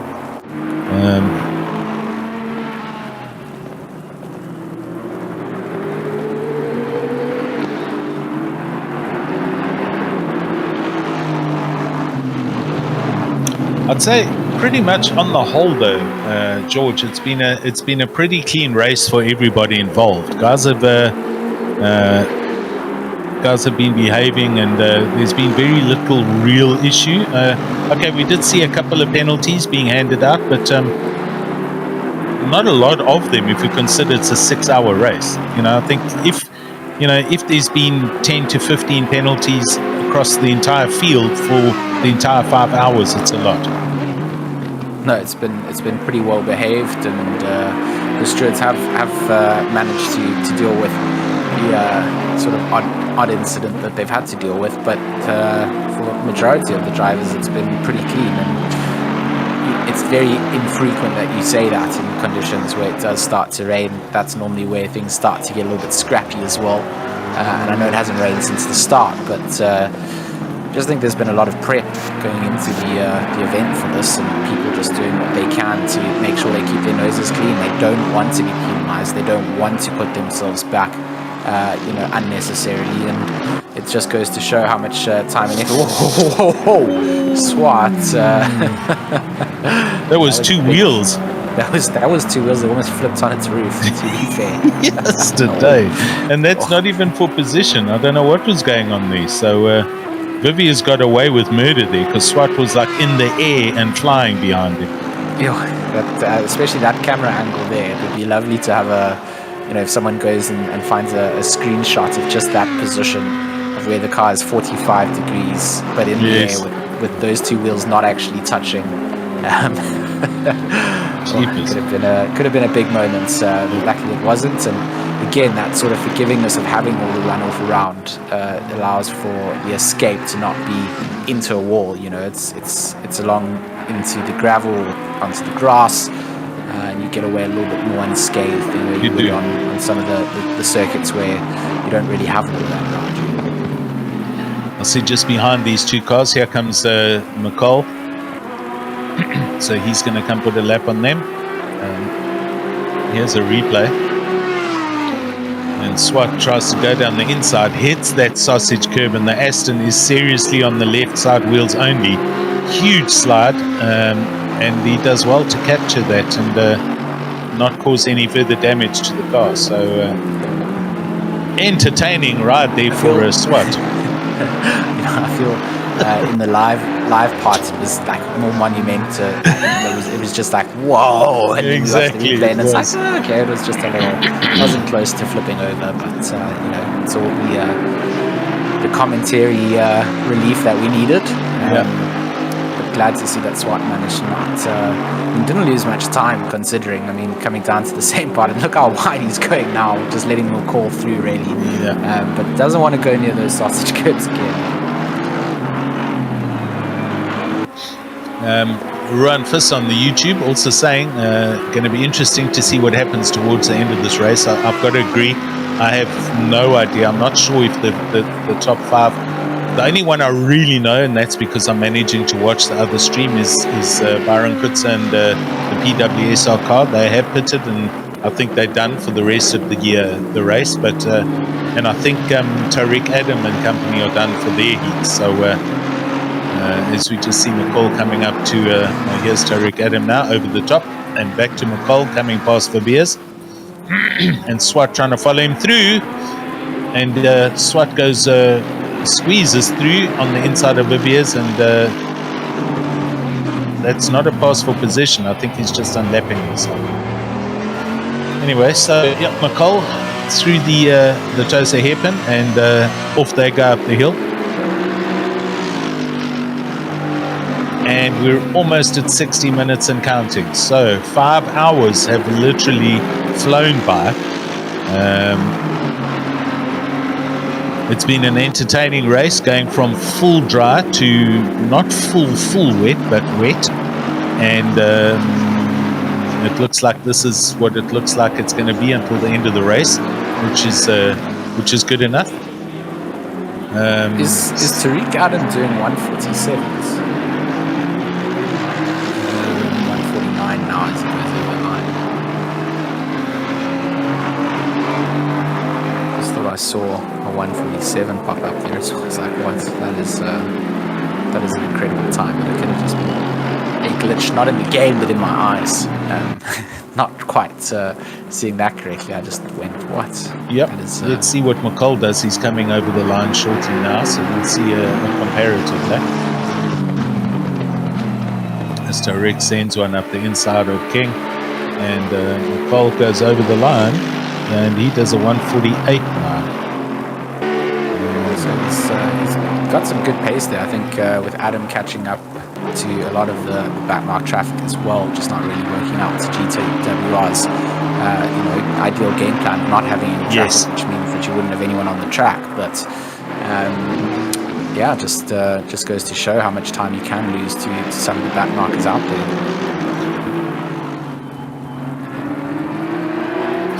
Jensen van Vieren here in the pink and orange Aston, attacking Viviers in the Audi.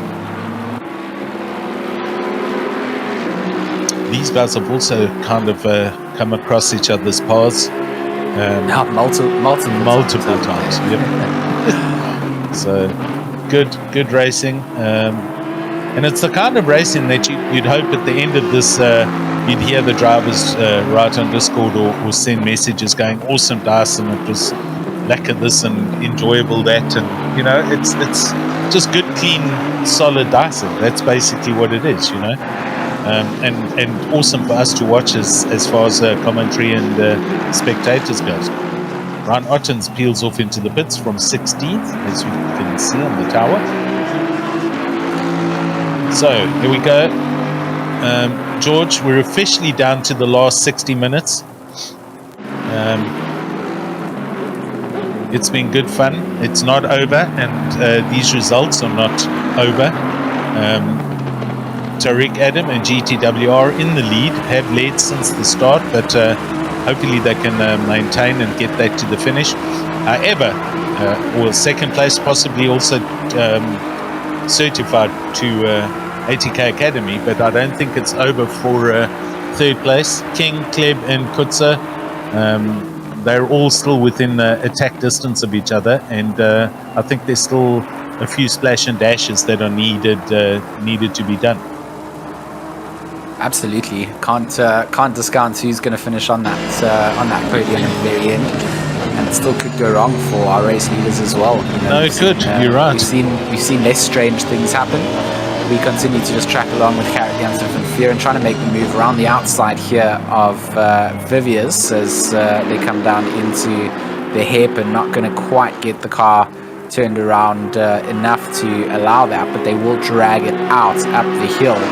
And now into a very tough braking point, a little bit blind coming up, a little bit off the racing line is Jansen van Vieren, so has to try and avoid back. But it was Viviers who yielded that space up, and now that we've done and dusted before the treacherous Accu Minerali, and really on the get-go is the Aston Martin from Logistical Nightmare Racing, and Viviers just going to sort of look back at this and go, one small mistake up the top of the hill, and that position was just given out on a silver platter, and that's not what you want to do when you're in a dice. You want to make it really hard for the other driver to pass through, and it's where you make a small mistake like that you go, next time I will make it a little bit harder.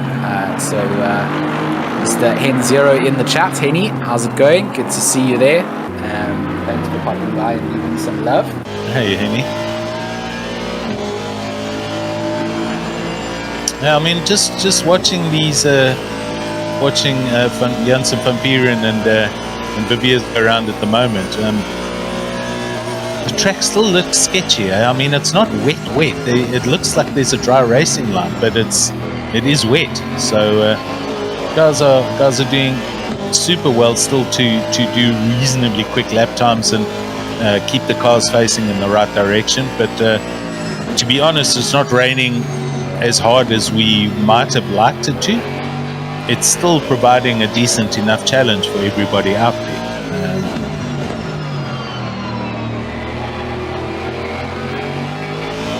And it's kind of stagnated at one condition now. Yes. Where it's not getting wetter or drier. You kind of can get used to this. Early on when it was sort of very mild rain conditions where you had to gamble with what tires to be on, it was a lot tougher. than when it gets out to just being full wet and staying that way. So weatherman says still stays this way for the next 30 minutes, which means we only have 27 minutes of unaccounted for weather patterns, and it certainly isn't going to just dry up in that amount of time. So we might have a bit of a wet flight home as well when we wrap up this race. So I'm glad you bought your spare poncho for me to borrow. No problem. Yeah, you can see specifically, I mean, that track looks very dry there, but there's also no spray coming off the back of the cars. So, you know, it could have been a lot wetter, but it's still wet. So, you know, you smell it WET, that's what it is. It's not dry. And it did certainly provide a good challenge to all the drivers for the hours 3 to 5. And in the last hour, this is it, and it looks like it's going to stay like this to the end of the race. So everyone's on wets, and hopefully they've all done the adjustments to get the pressures right. Track temp down at 19 from starting temps at 28 earlier. All in all, a very good day's racing, and awesome, realistic weather conditions. Had by everyone. That certainly provided a challenge for the drivers. Indeed, has not failed to deliver at all. I really like the fact that McCall's have kept that heat and that pressure up on where their position is. They've continued to fight away, and certainly looking good to find themselves on the podium. If any mistakes are made by our race leaders, you know, it's only 36 seconds that Morgan needs to find to catch up to them. So a lot of pressure then still being kept out on the leaders, who have been very dominant. We would be liars to not say that they haven't, but still within those boundaries of knowing, you know, if you do make a big mistake or you pick up a drive-through penalty now, that 36 seconds disappears. Yeah, definitely. You still got to stay on top of your game, keep the focus going. You can't relax at all, because one little moment of relaxation and you're going to put 2 tires or 2 wheels on the grass. Car gets sideways, whatever may happen. Cheers to that 30-second gap. And listen, let's also be let's give respect where it's due. These guys have been now going for 5 hours, and the gap is only 30 seconds apart after 5 hours worth of racing. So, all in all, it's been an awesome day's racing, and looking forward to seeing how it ends in the next 55 minutes, give or take.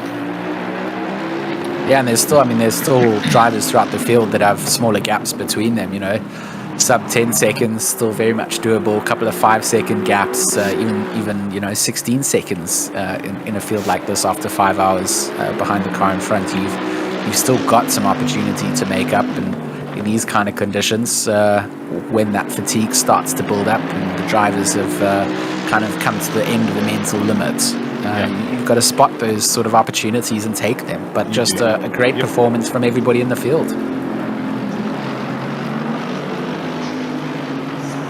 Hammering the laps in now, pretty much clockwork. Devon on the YouTube saying we need a rematch of Alton Park in the rain.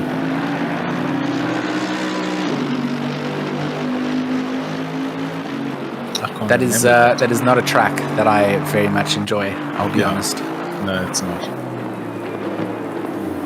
Very, very difficult. I struggle to find too many British racing tracks that I really enjoy. I do enjoy Silverstone, but that's probably where I draw the line.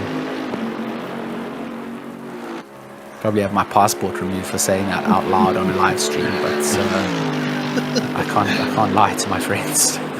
You better stick your head out the window and make sure the Rozzers aren't downstairs coming to get you. Yeah, they're on their way.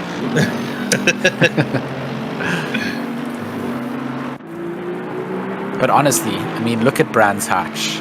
Just look at it. I think you're a Brands Hatch fan, aren't you, Alan? Yeah, it's not a bad track. I mean, it's not awesome, but it's not bad. It's a good technical track. I mean, a lot of the British tracks carry a lot of heritage and history with them. You know, they've been around for years. This an old airfield since the Second World War, etc. So, yes. but yeah, some of them But are pretty dull. what I always say, there's a reason that it was an airfield and not a racetrack. So yeah, good one. I like that. Right.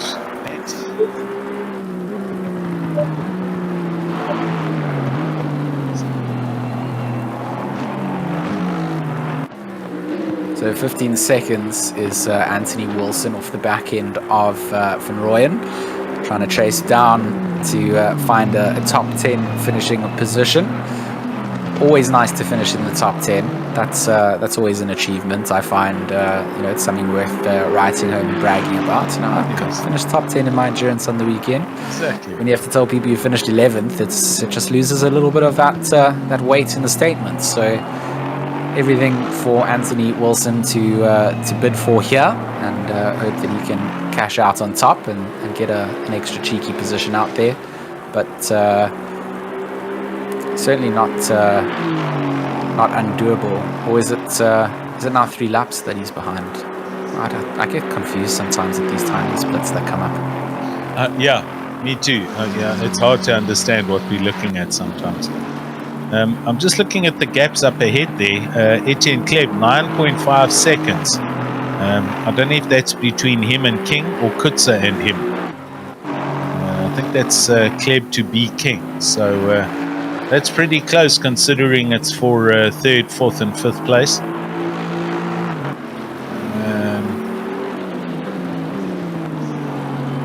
As we're watching Wilson go around here on his own, I think we need to move the camera to one of these other bracing positions. Tariq Adam on 172 laps, and McCall in 2nd place. Then we have King, then Kleb 9.5 seconds back, and then I think Kutza is almost a lap down on them. So I think Kleb is closing in, or is within attack distance on the back of Bernard King. It's looking that way. I mean, certainly putting themselves in the right position, and we just we hope that there's still some last minute pit stops that have to come through and shape up the front end of the order. If they've all managed to do it on a SAPI of fuel, it will be less exciting than if some people still have to come in for a bit of a splash and dash before the end. So I put on my rain trousers for the rain to come down. Now I'm putting on my pit stop pants to make sure that hopefully we get a little bit of a mix-up before the very end. But what a great race it's been so far. Imola has delivered. It's not normal when you come to Italy that you hope for the rain to come down, but I certainly have been very much happy with it. And of course, we got to snack on some real good authentic Italian pizza pasta during our lunchtime. So not all a bad day out at Imola. Enzra on YouTube. Alton is love. Alton is life. Devon Ellis doesn't exactly agree too much with that. I think Enzra must go and wash his mouth out with soapy water. And then you'll put a dab of mustard on it while you're about it. Yeah. Just I can't agree with the Alton statements that come down. That track is just another story. I mean, back on the tracks, for instance, like tracks with character in the UK, Cadwell Park is an exceptionally good fun track, but you can't run these kind of cars on that track. It's like a Kalani circuit. That's what I feel like about Alton Park and Brands Hatch.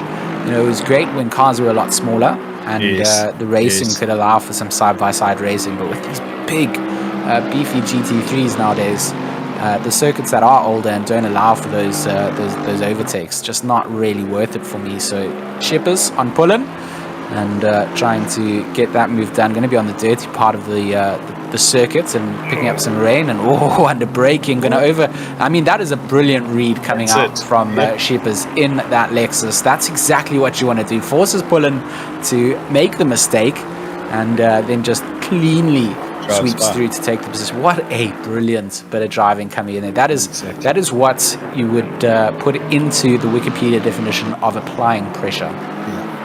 and a good bit of mind games, and the resultant a clean pass. Kevin Skippers and Lexus definitely making the pass stick, and Bullen ruining that late braking opportunity and missing the first chicane completely. But while these guys are having a dice and a little fight, a tete-a-tete, just behind them arrives Etienne Kleb at speed and wishes to get through as quickly as he can. Bullen lifts and pulls out of his move through Aqua Minerale, and Kleb is now looking at the back of Skippers as they come to Variante Alta up the hill. And down to just on 45 minutes left of this race. So if we are going to see any stop and goes, let's see them happen soon.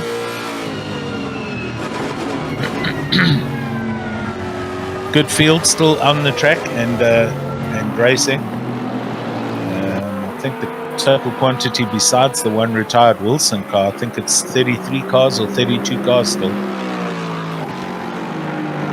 As the Lexus goes down the start-finish line. And Etienne Kleb chasing, goes over the line. Who's this? This is King in the Aston Martin, so he's in 4th place.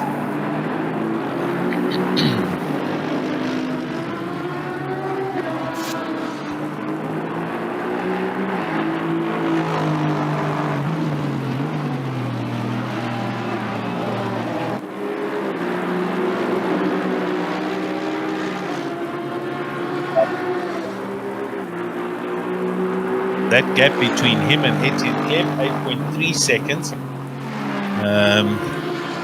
That's still not over, with 45 minutes to go. So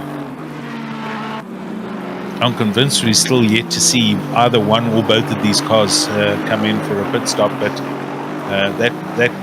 that timing tower shows Byron Kutzer 2 laps back. I don't know if that's off the back of Etienne Kleb or off the leader. So that's not going to help them to improve.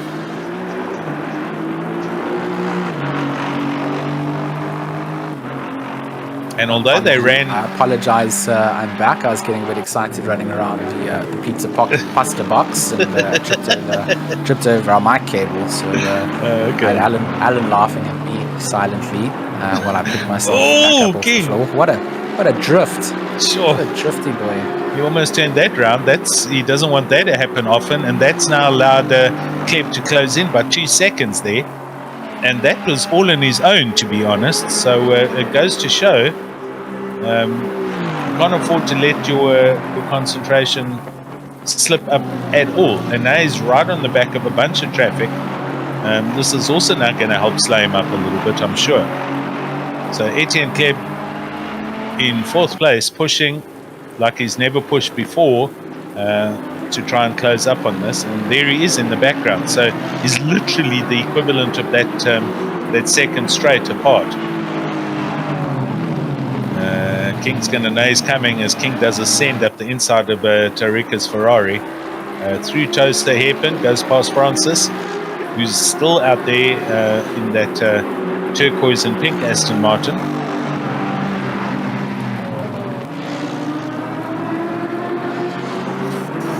.45, 43 minutes and counting. Oh, rain actually going to ease up a little bit in 30 minutes, according to our weatherman.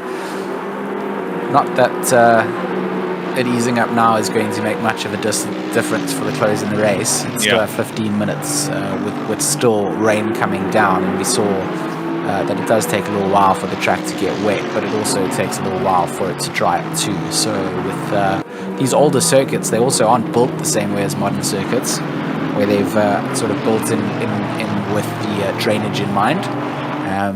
So for a lot of these circuits, even if they've been sort of revamped up, it's not always something that they do first on the cards. It's also not a place that too much rain actually takes place. Circuits that generally have more rainfall during the seasons would probably have more focus on that. So can expect for it to not get not get too dry out here and drivers stay out on the wet tires. But it's all down to that fuel management now, and to see who is still going to have to come in and top up those tanks, and who's going to pretty much finish on fumes. Cole just biding his time behind Van Rooyen, and now manages to get the pass done. So he puts another lap on the White Rabbit racing car. I mean, those our top two drivers have just been it's sort of head and shoulders above almost the rest of the field, haven't they? Definitely. I mean, yeah, look, considering the dramas that happened early on in the race between Jason Absma and McCall, they got turned around, had to drive back from ninth and are now back in second. Also credit due to Jason, who was down in 15th, and they're back into fourth. So there's been a lot of action, a lot of position changes going. Bit of a roller coaster indeed for some of these teams out here, and for a lot of them, just going to be happy to see that checkered flag. I say this in every endurance race that we get to commentate on, but you always put a lot of focus, and we always sort of look at the top 10 order, but there's a whole field of cars, and for all of those drivers and teams, it's something to be able to come out and participate in a field like this, and to be able to check it off the list as something that they've managed to complete. Always fun to do, and always well worth the time and effort.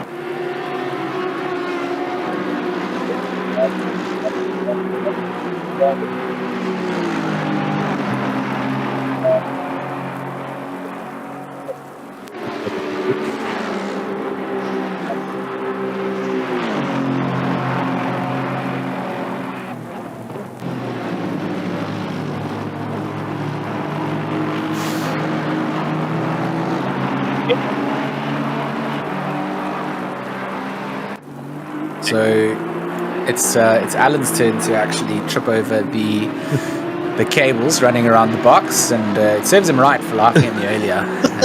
You got yourself plugged back in there, Alan? Oh, there we go. Can you hear me? Yeah. How was your trip? Ooh, there's a huge bit of chaos at Tosa. I'm terribly sorry. I didn't touch a thing, but thanks for the feedback that there was no feedback, but I'm back.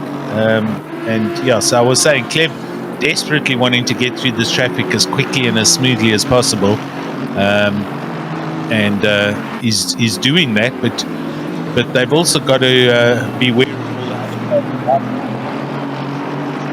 the 7 point something seconds, now 8.1 seconds, so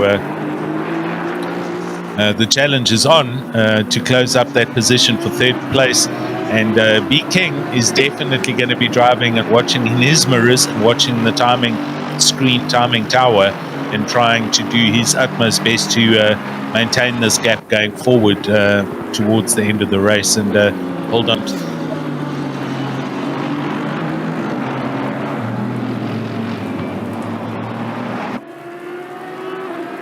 I mean, I can't wait to see it. 38 minutes. We certainly have something brewing up here. If Cleb can catch up to King and give a bit of a dice towards the end of the race, and that be the battle for third place, I will certainly leave here with a big smile on my face.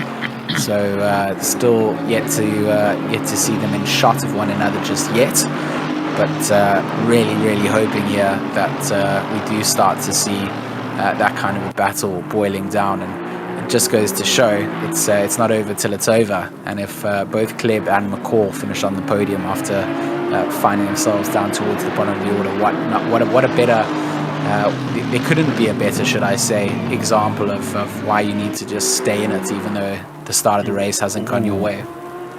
True. Just seen Etienne Kleb go past the Lamborghini there of Budnik, and it's so imperative in these last dying moments of this race to make the passes as cleanly as possible and as quickly as possible, so that you don't get held up and you don't lose any possible time on the guys that you're chasing. He's unfortunately going backwards here as far as lap time goes to King. they were 7-something seconds apart. It's on its way up towards 9 seconds now. So Etienne Kleb struggling, but they are in fourth place. I don't know, do they have enough to get to the end of the race as they arrive and go down the inside of Viviers' Audi, and off they go. We'll have to wait and see. But yeah, they've done super well, Etienne Kleb and Jason Absmeyer, to get where they are. Certainly had a very, very dodgy and sketchy beginning of the race. 10 to 15 minutes, 2 or 3 big contact Viviers, wow, talk about taking avoiding action through that first chicane, not to run into the back of Etienne Kleb's Aston Martin, and he just hammered into the sand trap on the right hand side there. It was that was very close to being a huge problem for Etienne Kleb and Jason Absmeyer.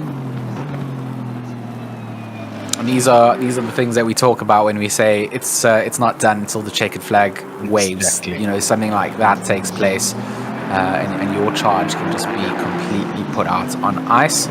Tariq Adam landing on the back end of Byron Kutzer in that PWSR Aston Martin. Still love the livery being run out there, the stock standard one on that Aston. That's probably my favorite of them all.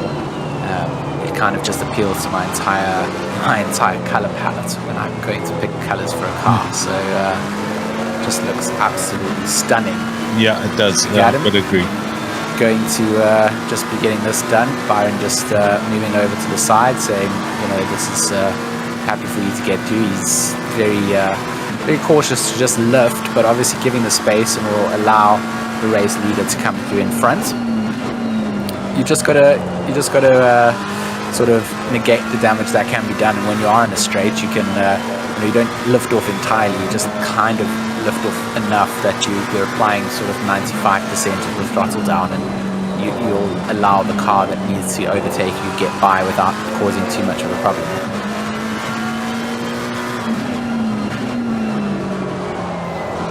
Tariq, looking out from the cockpit car, as we can see here, that track is it's not as wet again as it could have or should have been, but it's still a challenging prospect for the drivers. He has to basically just drive for the next 35 minutes as cleanly and as organized as possible and not get involved or caught up in anyone else's dramas to bring this home in first place. And that'll basically be a flag to flag for the GTWR car. Both him and Luke Addison done a superb job. And I know we're kind of talking like it's done, but it's not done. There's still 35 minutes to go, and anything can happen. But it looks that way. It looks like it's completed and done, McCall in second place and still going as hard as they can. That gap is certainly not over. 40 seconds as we see at the moment.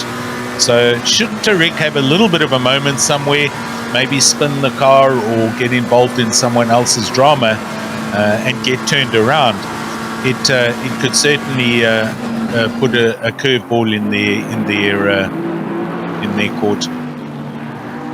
They've just gone past Byron Kutzer for PWSR in 5th place, so they put them another lap down. Etienne Kleb, I see his gap to Bernard King back down to 7.2 or 7.3 seconds. So everyone's 7.5 seconds. There it is. Oh my word! And that Bentley was almost across the track. Byron does a great job, and did you see that Tariq Adam just missed that Bentley? So it's one of those situations. That's Jason Gray, our sailor, trying to steer his yacht around the wet Imola track, but. A bit ironic that he was in the YouTube chat asking if this is Jason Absmeyer's first time driving during that difficult stint in the beginning, and karma dealing itself a good dish out to Jason there, and have my full house. And unfortunately for Jason Gray, we caught that on stream, and then we get to give them a bit of nonsense for it, since Indeed. that's the nature of, if you call someone out and then you loop the lure yourself. Sorry, boss. But yeah, I mean, it's definitely been a long race for a lot of these drivers out here, and for the teams, they'll be happy to see that we're almost at that 30 minutes to go mark. Do they have enough fuel in the tank? Do they have enough rubber on those rims? We'll have to wait and find out for sure. The Raceface.Pro Steady State Endurance Series coming to the closing stages here for round 3 at Imola. And what a race it has been, from dry to wet, and plenty of action. I'll still throw back to that 7-car train that we got to follow along for what felt like a good hour or so during this sort of opening phase of the race. Just so incredible to get to see the driving going down, and from there we've just had battles throughout the fields of various teams catching up to one another and giving each other a good bit of racing out on the circuit. Definitely. So 30 minutes, we're down to it. It's the last half an hour. 5.5 hours have gone by. The Steady State Endurance Series. Hope you guys have enjoyed it. We've had a lot of fun here. There's been some entertaining moments. There's been some exciting dices and overtakes, a couple of incidents. It's the whole package that brings together endurance racing, but it definitely isn't over until the fat lady sings, and we're looking for it at the moment. But Tariq Adam over the top of Variante Alta, and still looking good, getting a little bit of spray kicking up off the wheels, so the rain conditions are as good as they can be. However, it does say it's going to be coming to an end in 30 minutes, as is the race coming to an end. So it's all about seeing who has in fact got enough go juice in the tank to get that car to the finish line, and are there any of these teams that need to or might be forced to do a splash and dash in the dying moments of this race just to get their car to the finish line. I'm convinced that somebody still needs to put in a bit more fuel. I think some guys pitted a little bit too early at the 1.5 hour left mark, and I don't believe they can make it to the end, but I have been mistaken before. Let's see what happens. Tariq Adam slicing his way through the field. Etienne Kleb, 7.5 seconds now. So again, back on the attack, no traffic around him, and going hammer and tongs to try and close down the gap to B King. And they're not that far up the road from them. And this for the last position on the podium. This is for 3rd place. And we'll see out of these guys who might still need to go in and put in a bit of fuel. Marcus Stein. Aston of Etienne Kleb, just seeing it coming around the corner there, looking a little bit bumped and bashed on the front. Yeah, very. And on the side. No, I'm with you. The whole front of that car is very second-hand. And the left side of it, the side we can't see now, has got a whole lot of scrapes and rubs on it. So, yeah, they've had an incident or two.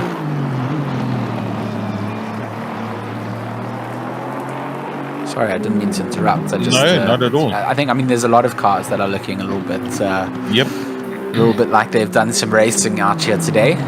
But when you are in the car that's trying to chase down, for position, it's probably something that might be worth noting, is that there is a little bit of damage taking place there. Maybe it's a bit of visual damage, and it's just not really updated on the server side. But that gap, 7.2 seconds, 28 minutes. Possible to... It's not impossible. To it in. Yeah. Yep. They were further out, so they went back to 8.7, 8.8 a few laps ago, maybe a couple of laps. So Etienne definitely the quicker car, or excuse me, B King is remapping their Aston and is being forced to try and do a fuel save to get the car to the end of the race. So there's a couple of equations here that we aren't sure of, and we're going to have to wait and see closer to the end of the race what actually transpires. I mean, King if we are expecting that splash and dash to take place, it's probably within the next 10 minutes or so, isn't it? Well, I'd like to, if I know we've got to the end. I don't know though, George, I mean, if it was me, I'd want to get it over and done with so that I've got enough time to actually chase somebody if we do fall behind. But, if it's the likes of King, look at that Kleb's gap now down to 6 seconds. So he took a second off that gap in one lap. I tell you what, something's going on. King is in a pile of drama, always in a lot of traffic. Okay, we're watching him right now, but the gap between him and Kleb, that's ambiguous. That's more. It's 1.2 seconds that's just come off this it could have been down to Mumford, but I don't think so. I think King's just taking strain here. But to answer you, maybe they leave it until literally the last lap, the one before the checkered flag, and just come in, put in 2 liters, put in 3 liters to get 1 lap done and come out and go. I suppose their strategists will decide on that based on what the gap is in between the cars ahead and behind them. But right now, a stop and go, if it had to happen now, they're going to lose this position. So it wouldn't make any difference whether they did it now or whether they did it at the end of the race. And another sort of just theory craft question coming out is maybe what the likes of King is doing is really just they've cranked down their mapping as far down as it can go, and perhaps doing a lot more lifting and coasting to perhaps make it to the end without stopping, whilst perhaps Kleb and Absmeyer are more on the hunt, thinking that King might still have to go into the pits and they might still have to go into the pits. So Got you. It could be one of many scenarios. Really. It could be. I mean, it's now in the 5 seconds. It's down to 5.9. It was 8 just now, like literally 4 or 5 laps ago. So Kleb is going. I mean, okay, it depends on where the track is when we see the delta, but they're trying and they're going as flat out as they can. But that goes back to me saying, is King and company, are they possibly running a different fuel map purely to reduce the consumption, purely to extend the runtime of what they've got in the tank? Are they that tight, or are they managing the time? This is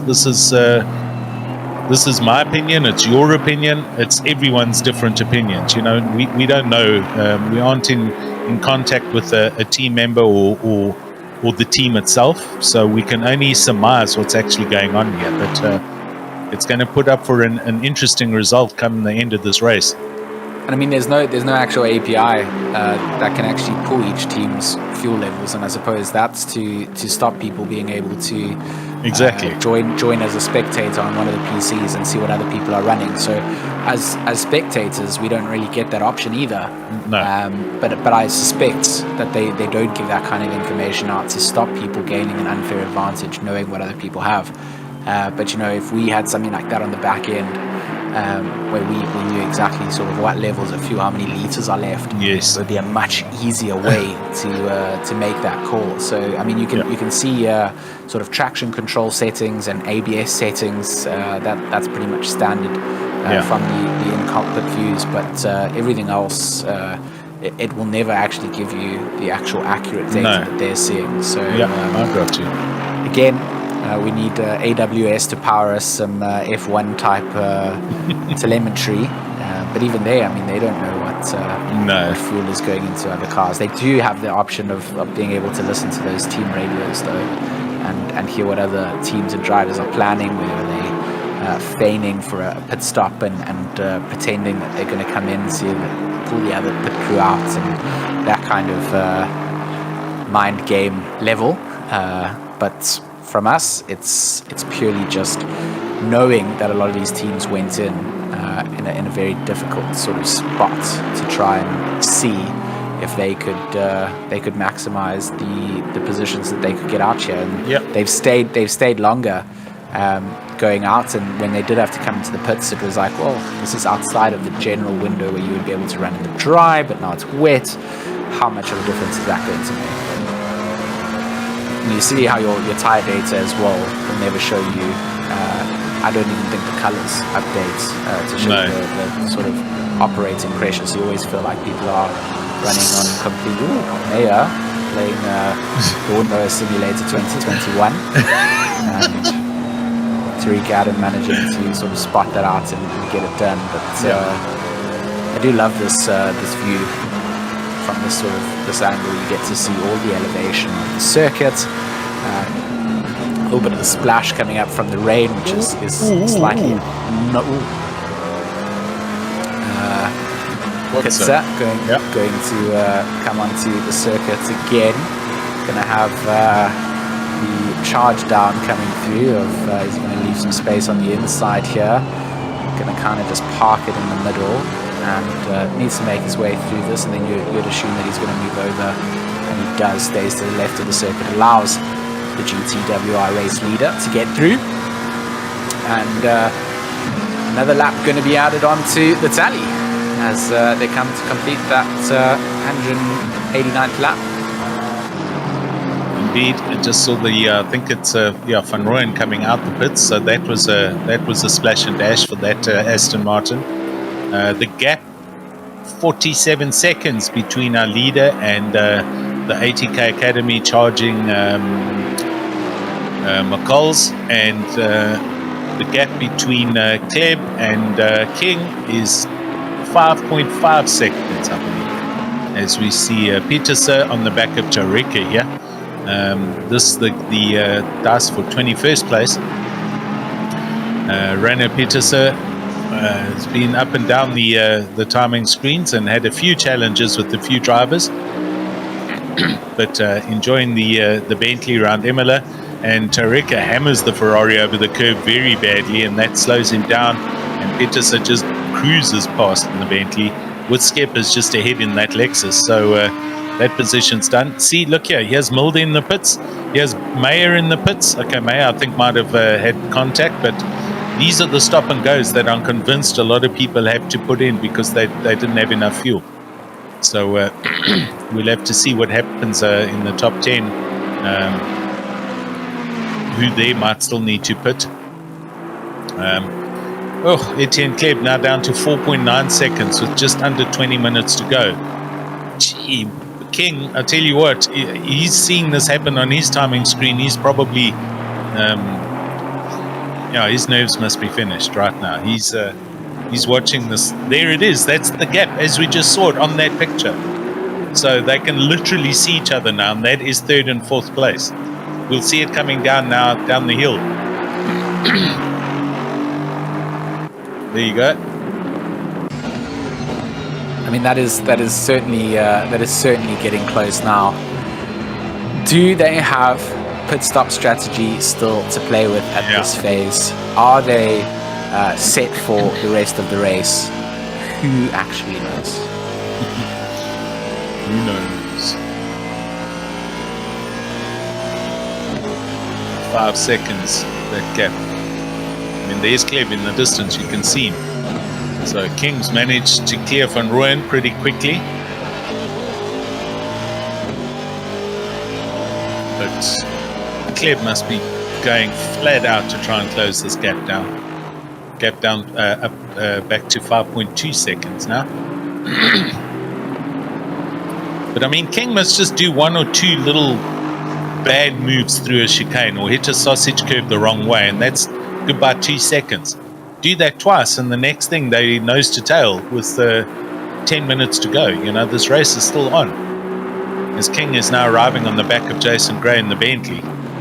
And here's Etienne coming up the hill, and that gap now gone out to 5.7 seconds. So it's kind of waning. It comes and goes. I'm sure it depends on whether they arrive on traffic or not. And Van Rooyen might have been just ahead of King earlier, and that's why that gap closed down to 4.9 seconds, but now it's stretching out a little bit again.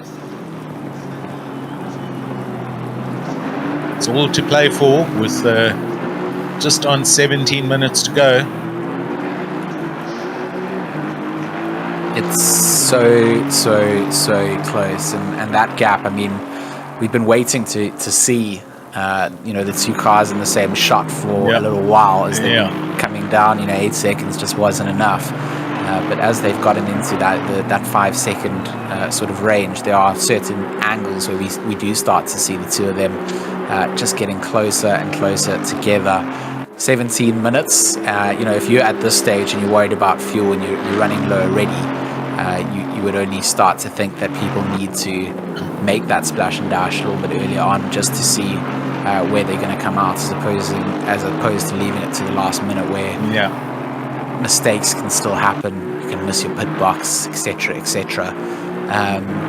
But 10 minutes is the mark for the rain to sort of ease itself up. So that means 6 minutes in slightly less rainy conditions. That really does rev up the engines for a little bit of a closer push between drivers. It won't be enough to change the track conditions before the very end, and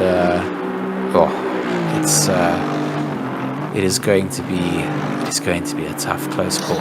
It is. I mean, it's not going to happen because of the icons, but just imagine if the track literally, if it stopped raining now, 15 minutes from the end, do you now attempt to drive the car to the end of the race with the wets as they overheat? And I'm talking about a dry track, not still wet. It's still going to take 5 or 6 laps for it to go dry. But wow, that would be a huge curve. I think here, right, it stays wet enough that just because it's a decrease in rain means that it stays wet enough that you can just warrant staying out on the wets. But I mean, if it dried up entirely and then 2 laps later those tires are doing nothing, you probably would take the gamble, knowing that in this sort of time, if it was 30 minutes, completely different. But that time that we've got left, 15 minutes on the clock, I think you're going to see it to the end on the wets now.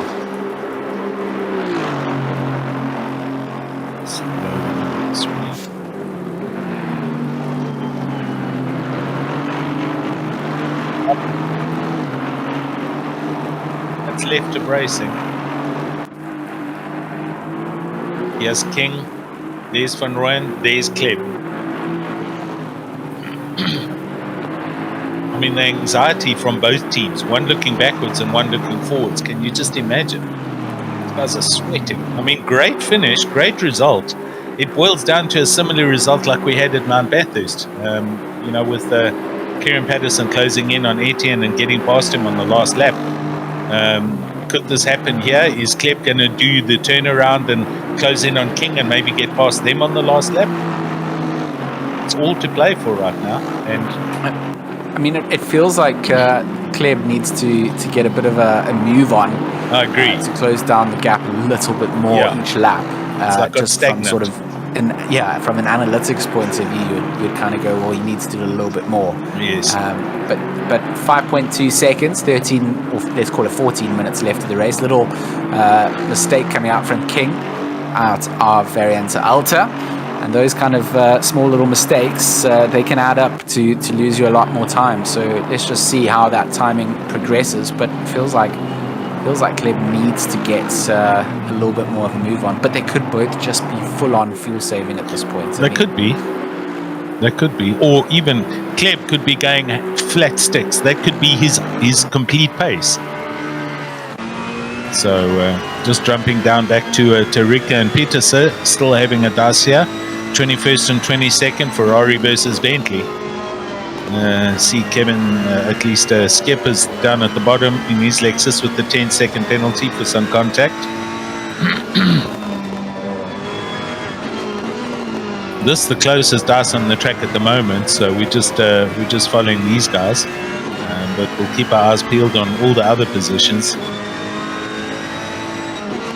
I mean, this is the nature of endurance racing. The gap build-up does generate in between each and all the positions, but every now and then you do get a pocket of cars and there's some good close action going on.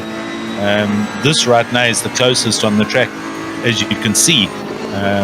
Many of the other cars, 40 seconds, 20 seconds, a couple of laps apart.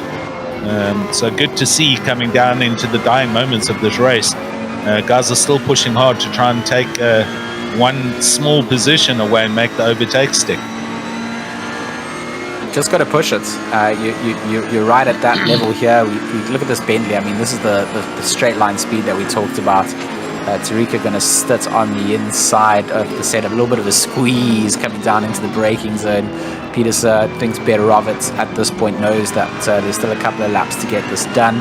That Bentley much better over the curbs, slightly better in the wet as well.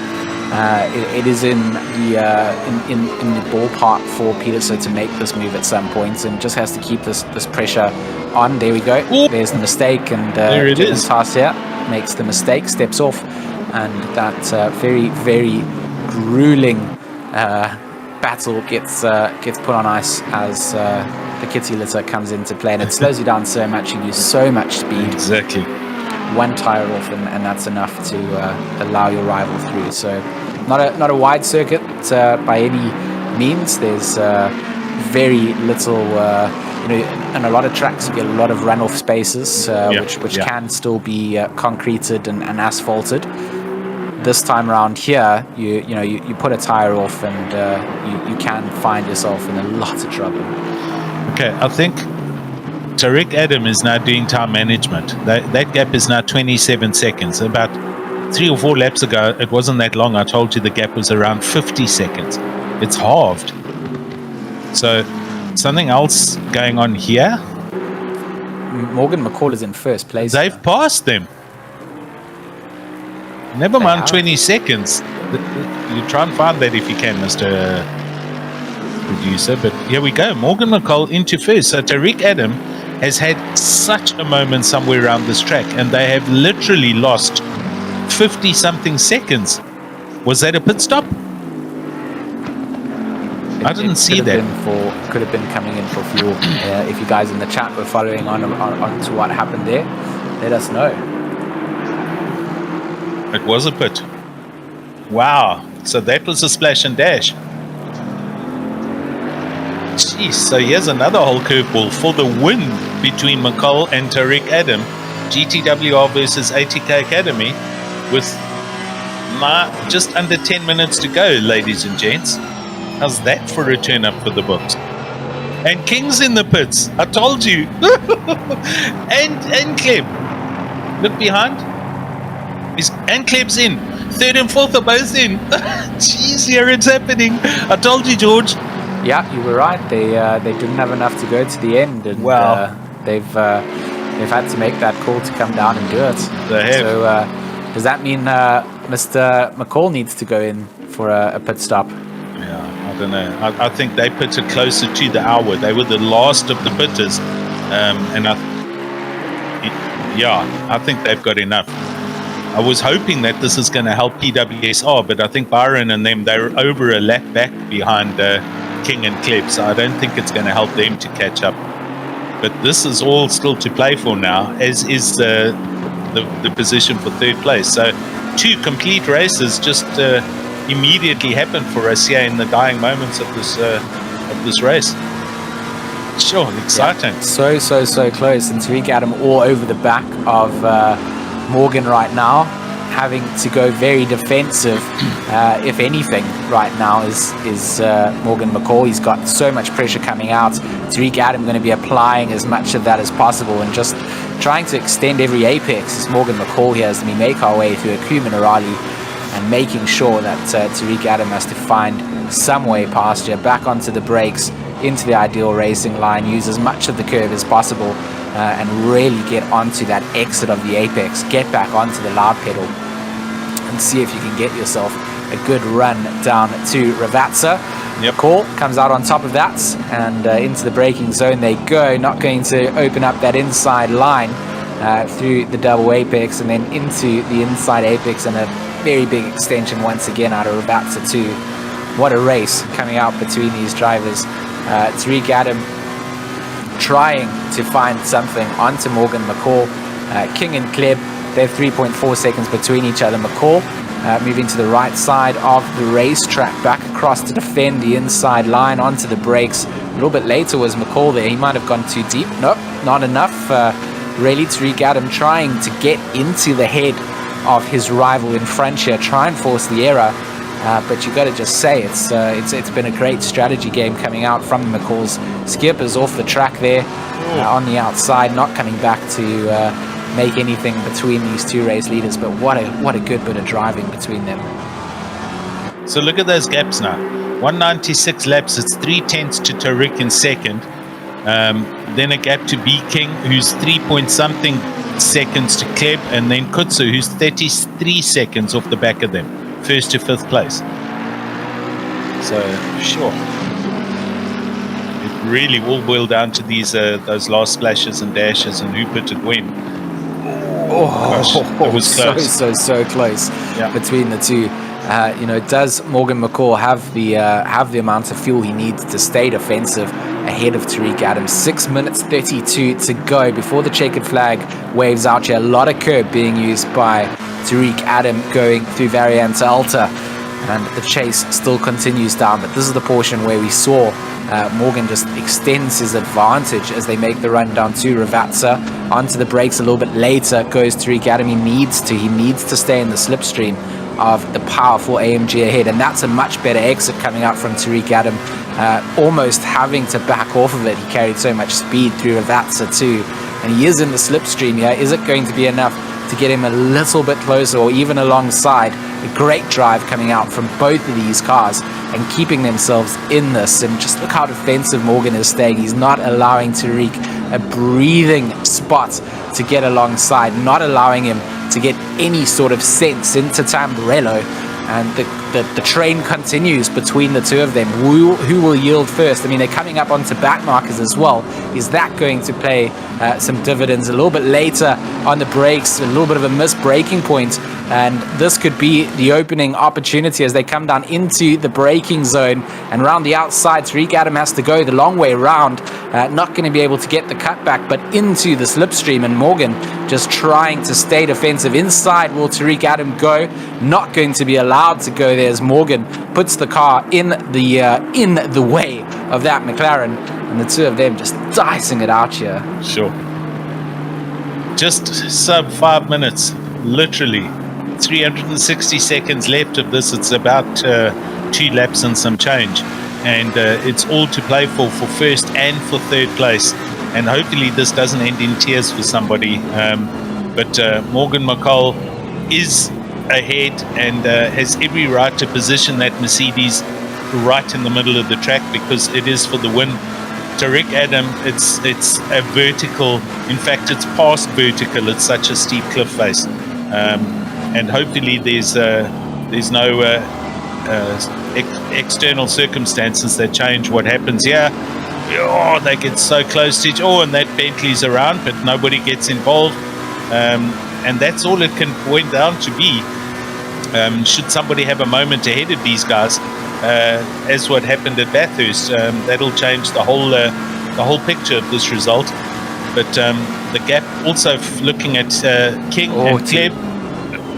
Yeah, no, I mean, Tariq is trying to find a way through here, and I mean, he is all over the back end of this Merc here. Now going to switch it up to the inside as they make their way down to Villeneuve. Who's going to break a little bit later? Tariq Adam can't go across there. He sees that Morgan is going to come back across the racing line there, does the right thing for self-preservation and has to back off out of it. But look at Morgan. He is forcing Tariq all over this racing circuit and forcing him to go in places he does not want to. Backmark is staying well out of the way of this one, and Tariq Adam again going to have a look up the inside. Now he's going to be on the outside at the top of the hill. Does he get a little bit of a cutback? Morgan going a little bit wider, but Tariq Adam just can't get the rotation through to get the inside cutback, and down the hill they go. Akeem Minarali, is this going to be where we see the move being made? Not quite just yet, because Morgan McCall has more in that bag to deal back, and up the hill they go once again. Variante Alta side by side, and Morgan going to place his car right on the inside of that, but Tariq Adam with a great drive out, going to come into the back of Morgan McCall, and Morgan all over this racetrack at the moment. Side by side once again, they go down into the braking zone. Morgan wants the inside line as they come down to Ravazza, and he's going to brake a little bit too late. Off the track he goes, and that's going to allow the McLaren to get back through, and Tariq Adam gets the move done. Pressure is going to be applied, and the explosion comes down. Morgan McCall a little bit late in the break. He's going to the pits anyway. He's into the pits. Is this going to change things up any further? He couldn't hold on for long. So close. Tariq Adam obviously just getting the move done before having to go into the pits of Morgan McCall, and that's always a feather in the cap. But Morgan was making that really, really difficult out here.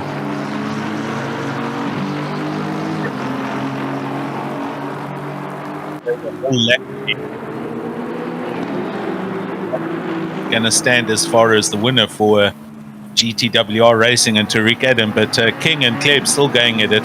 They're only 3 seconds apart, and that's also not over, but 1 minute 39 seconds and counting. Here we go. Bernard King, and they've got a slow marker in between them. So Etienne Kleb, he's doing everything he can, but he can't close in on Bernard. Oh, McCall's got a drive-through for speeding in the pit lane. And this is what we talked about, leaving it last minute and then getting a little bit too hasty on the exits, and that's going to be Morgan. That's going to be Morgan punished out for it. And PWS are in the pits. Stop and go last minute. Splash and dash needing to take place. 3 seconds. Kleb and King. Jordan Sherritt's actually in the chat saying, sorry, that driving of Morgs was absolutely unsportsmanlike, completely no respect, absolutely shocking. And I mean, to me it was, there could have been some moving under braking in some of the braking zones, but for the most of it, he was just extending his car as wide as he could. Last lap for Tariq Adam now. McCall out still. He's going to have to come around, and he's got to complete that drive-through, which they have to do now. So does that allow King or Kleb to close in? I don't think so, but the gap 2.9 seconds between King and Kleb, so super close also between third and fourth. So Jordan's saying that that's a penalty being applied out for track limits for the drive-through. He's right. It would have been a stop-go for a speeding in the pit lane, wouldn't it? Yes. So, that was probably they'd run one too many off-track excursions, so that's the drive-through.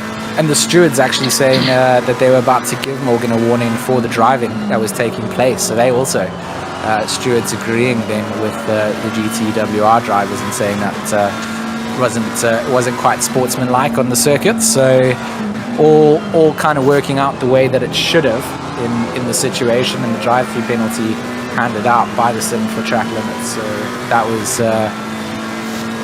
all sort of dealt with itself, didn't it?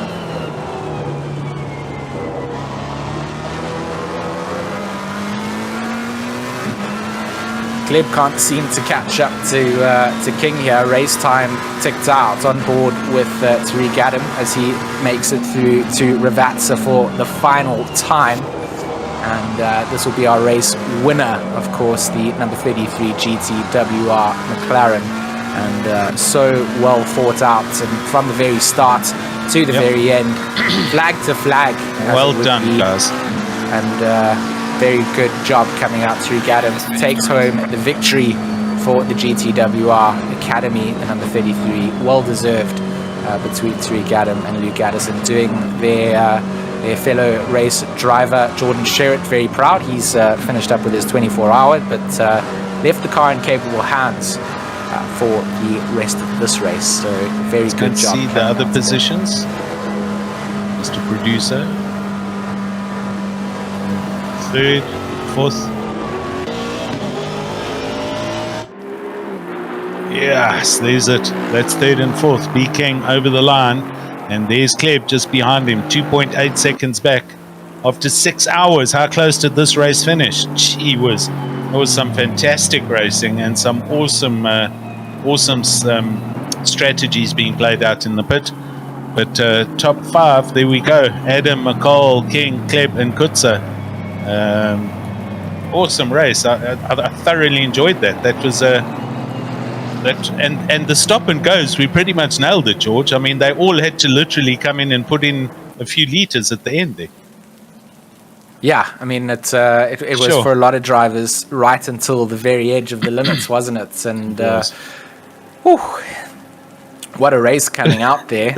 Stewards almost getting out their penalty books, but not needing to do so. I mean, if Morgan and Tariq had gone like that to the end without Morgan having to go into the pits, I think we would have seen some sort of a ruling coming out there as well. I mean, there are certain standards that you have to drive at, and if you break those, you are in breach of contract of what the racing rules are. So glad to see that wasn't the case, and just a real game of strategy coming out to all the race drivers here today. So I mean, where did the McCalls already leave the server here? In terms of the timing sheets, it looks like they must have. But what a race for everybody. A big shout out to, of course, Steady State for doing all of the bits and pieces behind the scene. Ashley's had to one-man show this. Normally there's a whole team of people. So big shout out to Ashley for getting all that done.